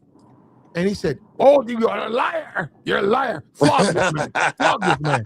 It sounds And like modern day politicians. yeah, and the XO saw that. Christian saw it, Yeah. and he looked at him and he said, "Wait a minute." Because after the dude came down, his back was cut open, and they was just going to start a journey. And the guy told him, he said, "No, sir, I'm not lying." He said, the cheese is missing because I took it to his wife's house. So then he talks to the captain, and the captain says, "So you're calling me a liar, taking his side?" And he said, "No, sir. I'm just wondering." He said, "So what if I take some cheese? So what?" He said, "Don't you know this is going all in for us? So what if I take a little food for my retirement?" And no, that's the whole. Now I'll stop right there. But what I'm saying is, before Social Security, man, people didn't have no money, man. And then you got to remember, you old, so you would have to take something. You had to put something away. And the cheese, the way it was made, it would last a couple of years before it would go bad. Yeah. So he had to take stuff like that just to survive. Yeah, no, for sure. Yeah, and the Christian guy, whatever, they got in a big fight and they mutinied and all of that. So that's a different subject. But man, this is the life we chose, man. And money goes, man. Look, Yeah. if you live in the ghetto and you don't care, you ain't got no insurance. You don't have no insurance on your car. You behind on your note. You rather buy expensive sneakers and fattish clothes than keep up with your bills. You're right. You can live like that, right? But that'll come back to haunt you. You know what what I'll tell you though is that it's not just ghetto poor people that you're seeing this from. Like and all of it is not irresponsibility either. So like, we have this concept in our head that everybody that falls on hard times is just an irresponsible person, and it's not. So there's there is a good group of irresponsible people now, and it doesn't just come to being impoverished. Like, I'm talking about across all classes. The average American in general, their net worth is nowhere near where they need to be retired. Like, on average, people do not have money saved to retire, no matter what neighborhood they come from, no matter what job they come from, no Some matter people where. do. No, you're right on average. No, you're right on The average. They average, don't. on You're right. average, yeah, You're right. average. Yes, sir. So it's like, so we like to talk like this, but the reality of it is they're not able to do it because and you're right, some of it does come to choices. Now, if people would go ahead and say, hey, I'm gonna literally just live for myself and not have children, not take opportunities to try to, help people and create things and do stuff. Yeah, I mean, we probably would be better off. You know what I'm saying? But like, our society runs off of people wanting to um, reproduce, wanting to take risk and run businesses, wanting to, to help other people, help their family out, and do things to take care of their, their children and grandchildren, and their parents and things of that sort. um, and that's why I think it drags a lot of the productive people down from those that just can't do for themselves, or which includes children. Children can't do for themselves. So and then on the other side of it, there's just the risk of starting a new venture. The American dream is to get wealthy, to get you know to start that business, to take risk and go ahead and carve a new path. But you know what? What's the statistics on businesses, man? Most of them mugs fail. So Oh yeah. would you call that person that's tried to start up a their business, and they ran for years and then they went bankrupt? Would you call them irresponsible, or No, were they just risky? I think a guy. The big thing now in America and overseas, like we talk about the passport, bro, Yeah. is employment. And I'm saying you got to get income.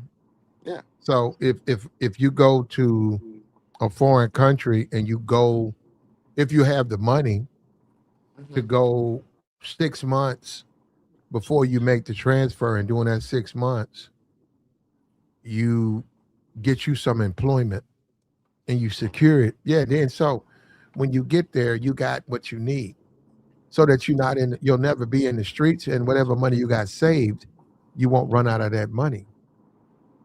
So, but we know most guys are not going to do that. Most people aren't going to do that. And they find out the hard way. Right. And Right. just like the healthcare. It's not like America, man. You can't go there and they're gonna take care of you. In America, you ain't gotta have no health care. Mm-mm. You fall down, break your ankle. If you just you gotta get to, so actually you don't have to do that. You call an ambulance, they'll pick you and take you up to a hospital, and they'll fix your ankle.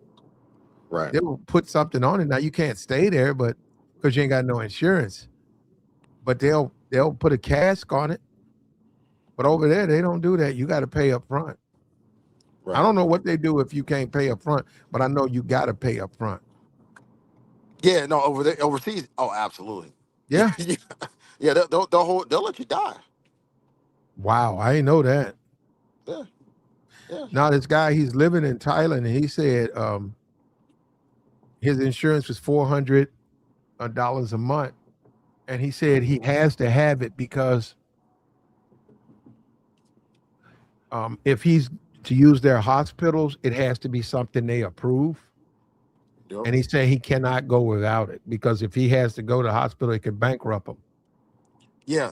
I was reading a story about something like that in Thailand. He had a heart attack, and it was like a huge chunk, like something like it cashed out a lot of his savings that he had Yeah, that he like was living off of. 30,000. Like you got Yeah. 75 and you have a heart attack, you got no insurance, you're gonna be out like 50. Yep. And then the aftercare, like they got people who will help you.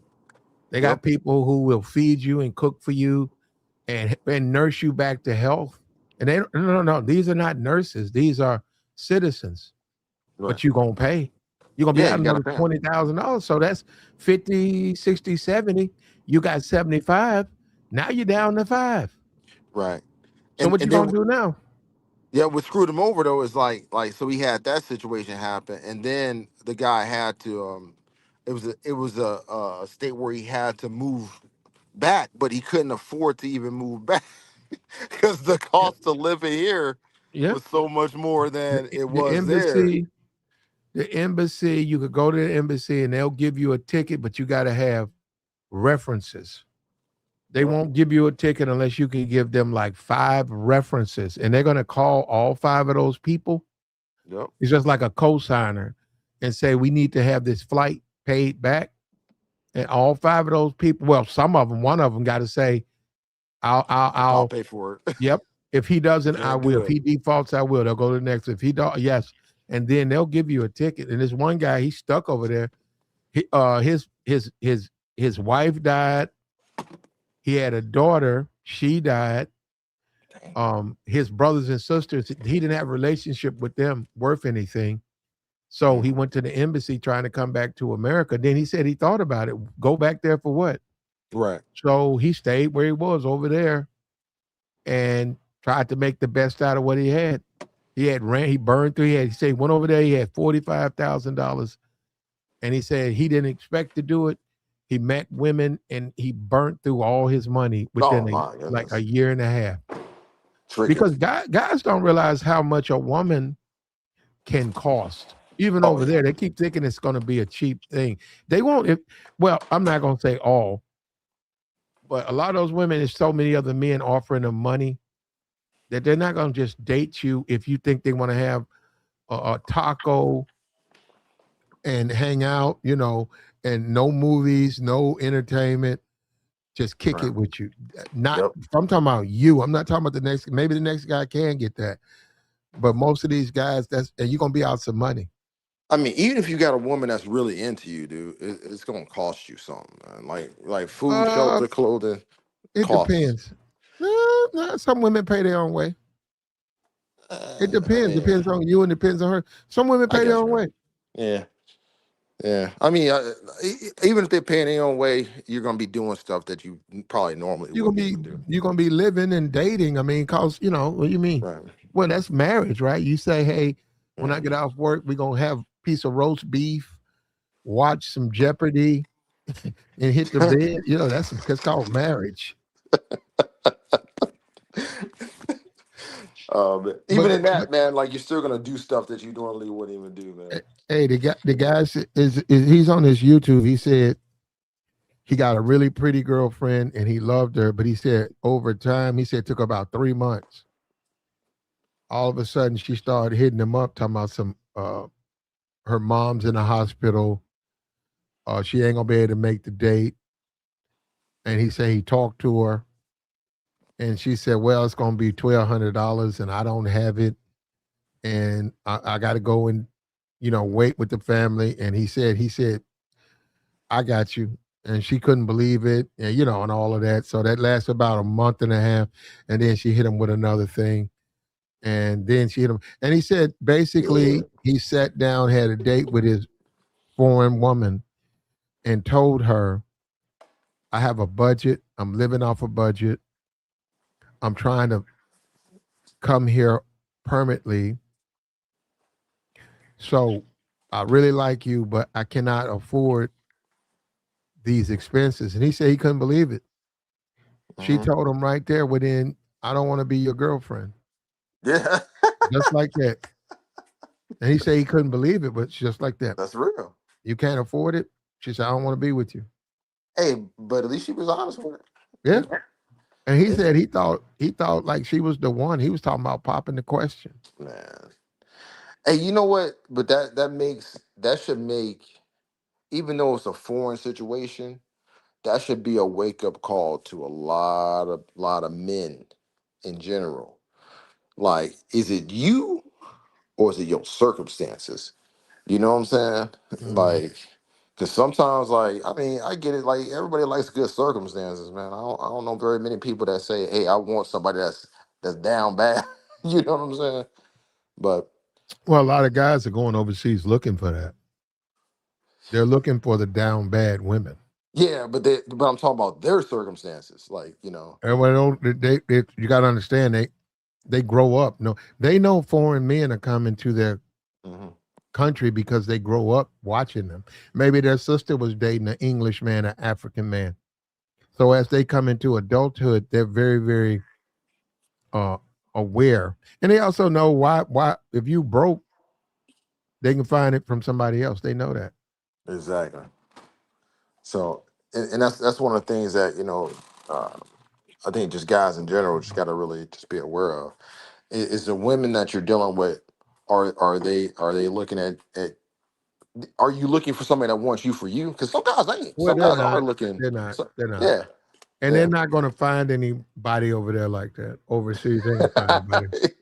Who? Right. You laughing? I'm just telling you. I've been over there, and I was over there. I was very young, so I had that in my corner. But older guy, I can tell you right now, guys who was like 30, they weren't getting no play from those women.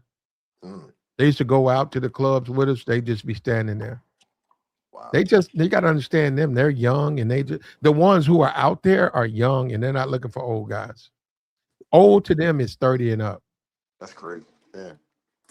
Now there are women over there for guys like that, but they're not in those clubs. That's what I'm saying. Those club chicks, nah, not now. Women who want a husband, women who are just very plain Jane, yeah, of Right. course, absolutely, Hmm. absolutely. Something you can't do in America, but you can do it over there. Gotcha. But hold on, let me go over this. We got Barack Obama, Joe Biden, George Bush, Bill Clinton. They all had a wonderful time. All had a wonderful time. They were hanging out. They went to Barack Obama's ceremony. He opened up his presidential library. That's for the city of Chicago. Somebody had it on TikTok. Beautiful building, nice lights. He didn't want to name everything behind him, so he's got Nancy Pelosi Library. He's Okay. got all these different people that he's named things behind Hmm. as you go through the building, right? A floor. The floor is uh um I can't even name the names. I'm not gonna say his name. I'm gonna say I guess Bernie Sanders, not him. Who's that black dude who died, who got beat up in Selma? His name escapes me right now. He died. The black dude, he Oh, used to no, be a representative. yeah, I'm not sure. I'm not. I can't recall. Oh yeah, I can't. Anyhow, he's got all types of stuff like that, and then you got Trump. You got Trump, and what's the measure of a man? I'm saying when you look at Trump, he's accused of doing terrible things to women. He's admitted that he does terrible things to women. Mhm. Right now, within the last 2 days, I think the woman in I just saw it. She's come out, made a statement about him. He was saying that she wanted to take a photo with him, really wanted to take a photo with him. She said, "No, I didn't. No, I didn't." And she said, and he's strained relations. He's a billionaire at 80 who still wants to go to work. That in itself, bro. Just think about that. He know he's on limited time, but he wants to sit around. He's more concerned with what he's doing than living, his last years in a certain kind of way. Yeah. And what's the measure of a man? Dr. King said that. Dr. King says you measure a man not he does in good times, but how he responds in bad times. There you go. Yeah. The true measure of a man. I was because it's been a big thing here, and all the other presidents were saying that they have a similar philosophy on how they approach and look at the world. Even though they have different policies, that they believe in, and then they were kind of rallying up against Trump. They're like, hey, we don't think this guy has the same stuff. Which that's a huge statement, man. That's a huge statement. If they're, because you got, you know, Democrats and Republicans coming together and saying like, I don't know if we really vibe with what this guy's doing with the presidency. That's a scary. That's kind of Yeah, wild. Trump's a bully, and this is what happened to bullies. See, one thing about bullies is they can't really have friends because they have bad tempers, and they don't understand what it is to be a friend. They don't even understand what that is. They think that if things don't go their way, they have a right to throw a fit, to pitch a bitch. Mm, And that's why you see, look at Trump, he's by himself. We just saw Elon and him fall out. yeah, We see Netanyahu who in him and fall out. You see what I'm saying? yeah, Yeah, they can't, and their wives, I'm telling you who really knows their wives. Their wives know that they have no real legitimate friendships. And the wives can tell them, well, it's because you don't know how to treat people, but they don't listen. right. Yeah, and you look at our last presidents right here, they look like they're actually friends. I don't think they're faking anything. No, I don't think so either. No, so I mean, like, there's supposed to be a sort of like kinship of that office, like Hmm. those that held that office because of the weight of associated with the office itself. Um, you have the not only the honor and privilege of serving a great country that's supposed to be a beacon of hope for the rest of the world, but you also have the weight and responsibility of knowing that you have millions of lives that are dependent on you to make the right decisions every time. And I think that's supposed to usually it bonds those people together that have held that office, even if they do have major disagreements or if they have argued in the past, they usually come to some kind uh, of understanding amongst each other. Even with usually with even the active president, um, where they could share ideas and experiences, but I don't. I think for some reason, um, the current president just doesn't wish to have any of that with any of these guys. you know, Hmm. um, he does speak highly of Bill Clinton though, but it's kind of weird that he chose Bill to speak highly of because Bill's reputation, No, with the no, no, ladies. not really. I mean, Bill's a former president. Yeah. Well, no, I'm just saying like he's the only one he actually does speak highly of. It's Bill. He Oh, doesn't well, talk about. they communicate. I mean, this is for what did they? Who did? You're a former president. Who really are you? Who you gonna talk to? I mean, like they're Yeah, going to exactly. talk to each other, man. In addition, they're Americans. They could reach out to who was in charge. Okay, like take a Trump. Say 5 years from now, Putin and Ping are no longer in power. They're still alive. Someone else is replaced. Trump Trump could reach out to Putin and Ping that, but I'm saying they may not want to hang out with Trump or want to be around Trump. But that's what I'm saying. The fact that these people are willing, these men are willing to support Obama, but they don't support Trump. That speaks volumes, man. What's the measure of a man? Yeah, yeah. And then the other things like the going and hanging out with like foreign leaders as a former president is still questionable. You know, because I mean, you still know a lot of stuff. Angela Merkel, she came. Yeah, yeah,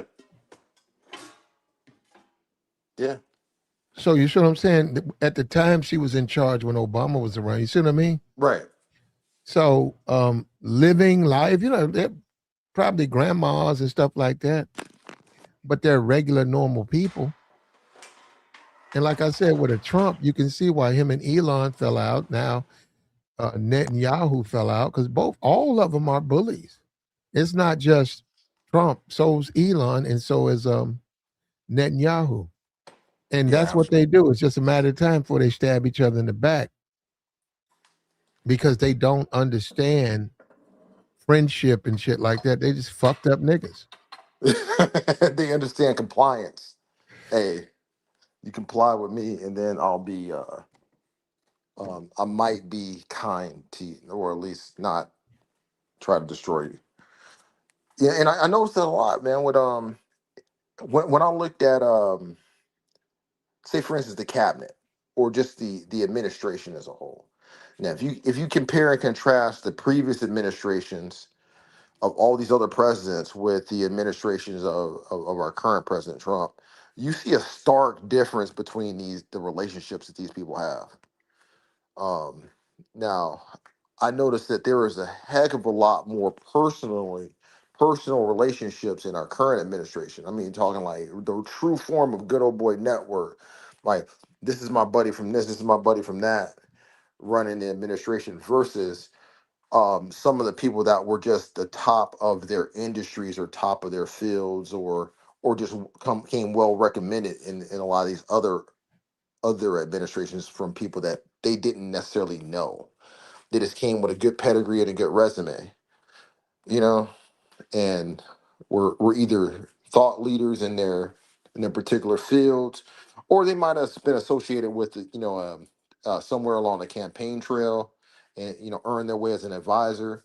Um, it's just a whole different setup when you look at the way that it's structured. Whereas, one is structured more on how loyal are you to me, like throughout the years, and will you do my bidding? The other ones are like, how good are you at this role, and can you get the job done? You know, have you noticed that? Um, I, this the world we live in, man.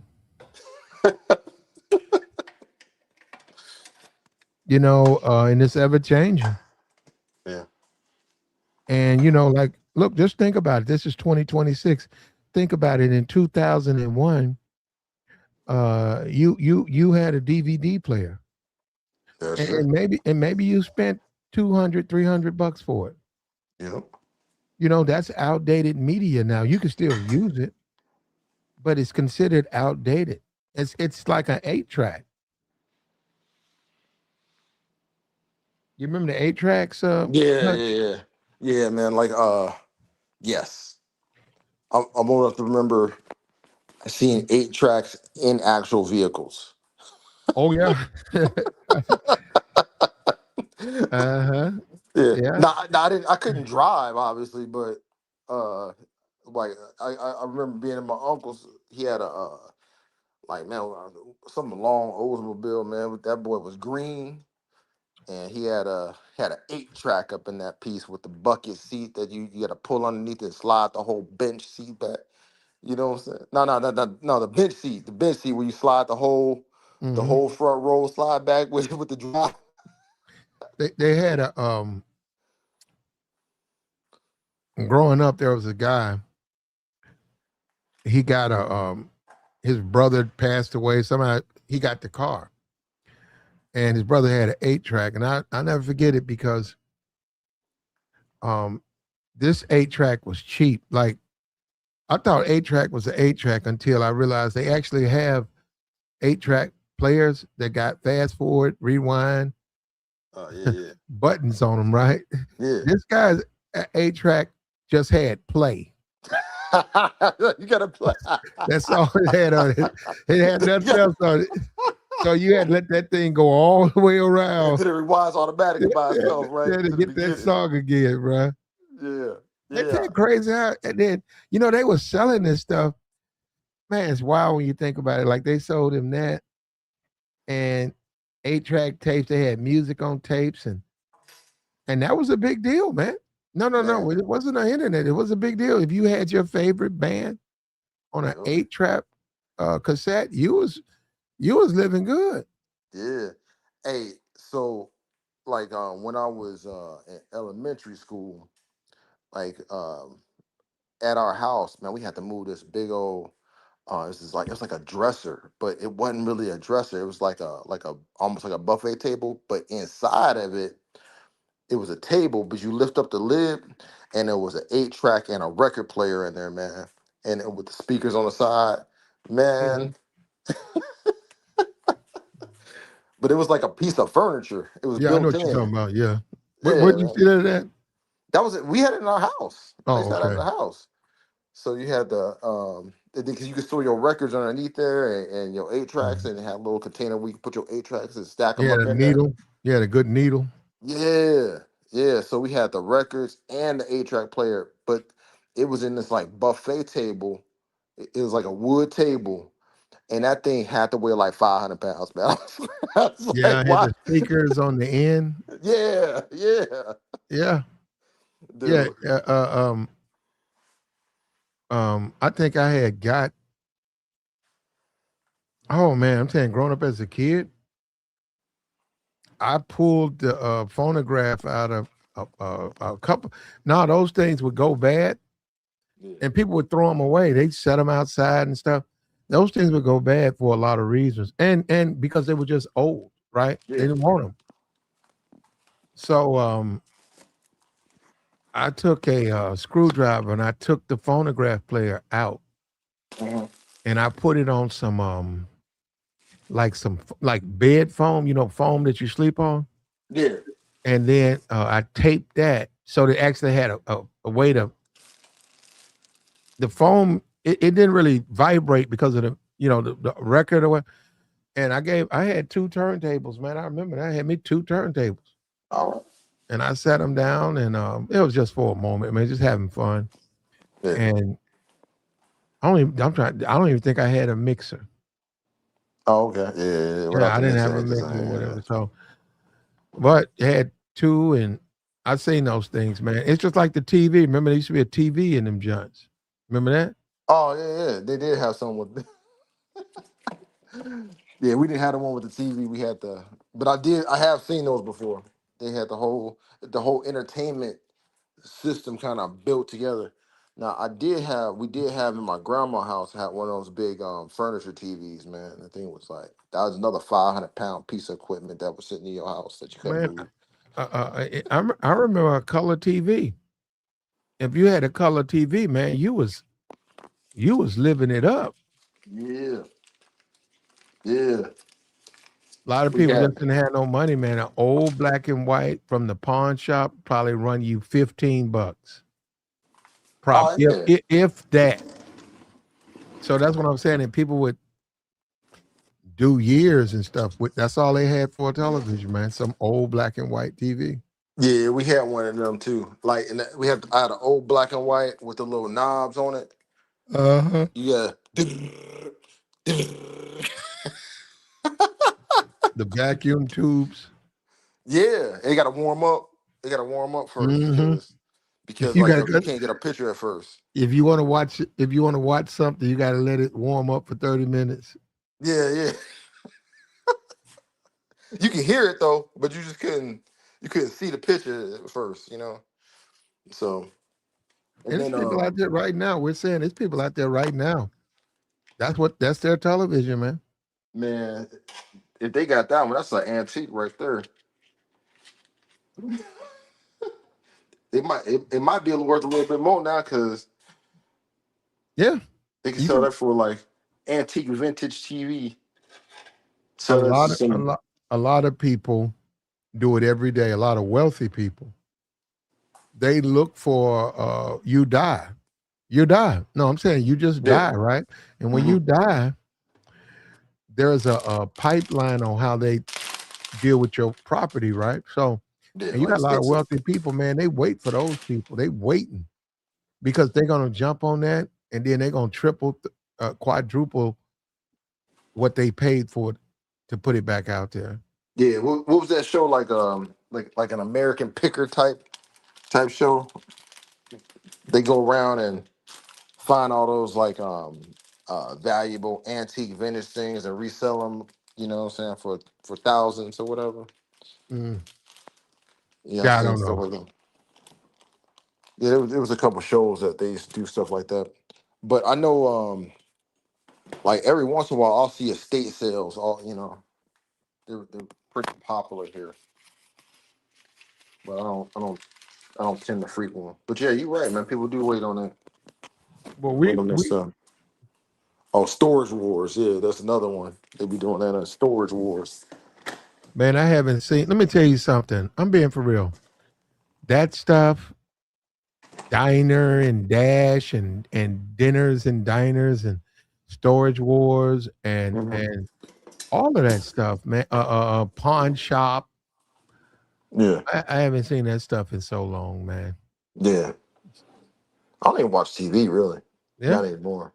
I don't have Uh-huh. time for it, man. I really don't. I really don't. I feel like matter of fact, like I'm normally not even able to do this stuff, man. I'm just happy to be up. I was taking the family to the airport. They're actually going to Chicago. Mm, They might go by the museum. Like I'm from that side of town, man, where you got that museum at. okay. Yeah, so like that's right on You it's should it's go right check on it Stony out. Island. Yeah. You Like should, if you got a kid, you got it sometime, which I would do if I was you.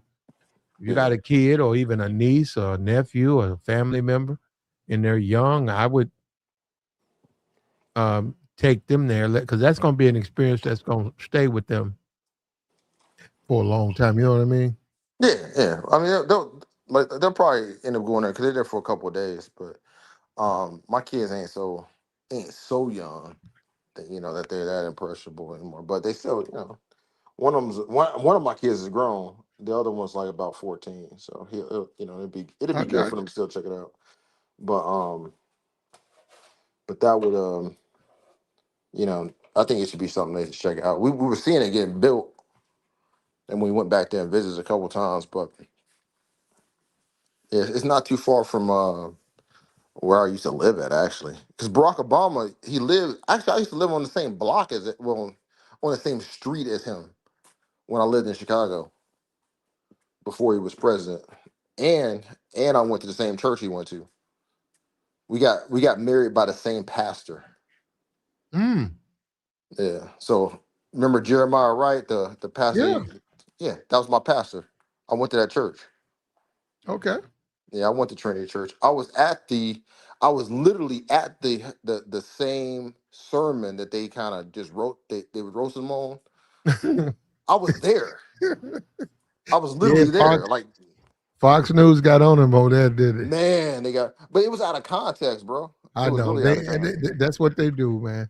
yeah. It was completely out That's of what they context. do. And you know Yeah. what, man? We went long. Yeah. Had to put it out here, man. The measure of a man. Does Trump weigh up to the other presidents, man? All those other guys are married, long time marriages. Trump's got a bunch of failed marriages. Trump told the world that he grabs women. Trump was civilly found liable with the woman with that in the dressing room. What's going on, man? What's the measure of a man? But we got to go ahead and shut this down, man. Even All right. though the sun is coming up and it's a brand new day, what are we looking at? It's the 20th of June. On Yes, our sir. way to the 4th. We're actually 2 weeks from the 4th of July, man. I'm going to have to put my car in the garage, man, because they'd be shooting and shooting and Oh, shooting and bro. firecrackers. And they'll get inside. They'll shoot your car, man. Come on, man. That's crazy. No, well, you know how they do, man. I got to get out the hood too. That's I'm probably it. like, bro, like, where you at? Actually, I'm not in the hood. I'm in a well, no, that's a whole different story. But I'm actually not in the hood. But you know how that goes, man. Yeah, I get you. I get you. Well, You appreciate you, Hutch. hood adjacent. No, I hear you. No, it's cool, man. Hey, thanks for having me on. All right, man. Anytime, brother. All right. I'll catch you on the next one. All right. Yeah, Juneteenth was a wonderful time. Smooth operator. I went to a park. I went to a safe park, lots of security. I saw whites. I didn't see a whole lot of them. I saw about 3 white families. Guys were there with his kids. Saw Asians. I saw Latinos, and I saw a lot of blacks. And they had a lot of fun, man. With people singing. There was food. It was just a good time, man. And I sat back in the cut and I looked around, man. And it was a wonderful opportunity, man. Wonderful time for me. Juneteenth. Thank you, Joe Biden, and thank you, Congress, because they had to vote on this. Juneteenth. It was a wonderful time, and it's for everybody. It's for everybody. They'll never give black people a celebration where they say it's only for black people. They just don't do it like that. Should they? I don't know. I mean, maybe, right? But right now, it was multicultural. Had fun, listened to some music, good food, and the measure of a man, man. Dr. Martin Luther King. Don't judge a man by success. Judge a man when controversy and all these things happen. What kind of man is he then? Like the stream, man. We out of here, man.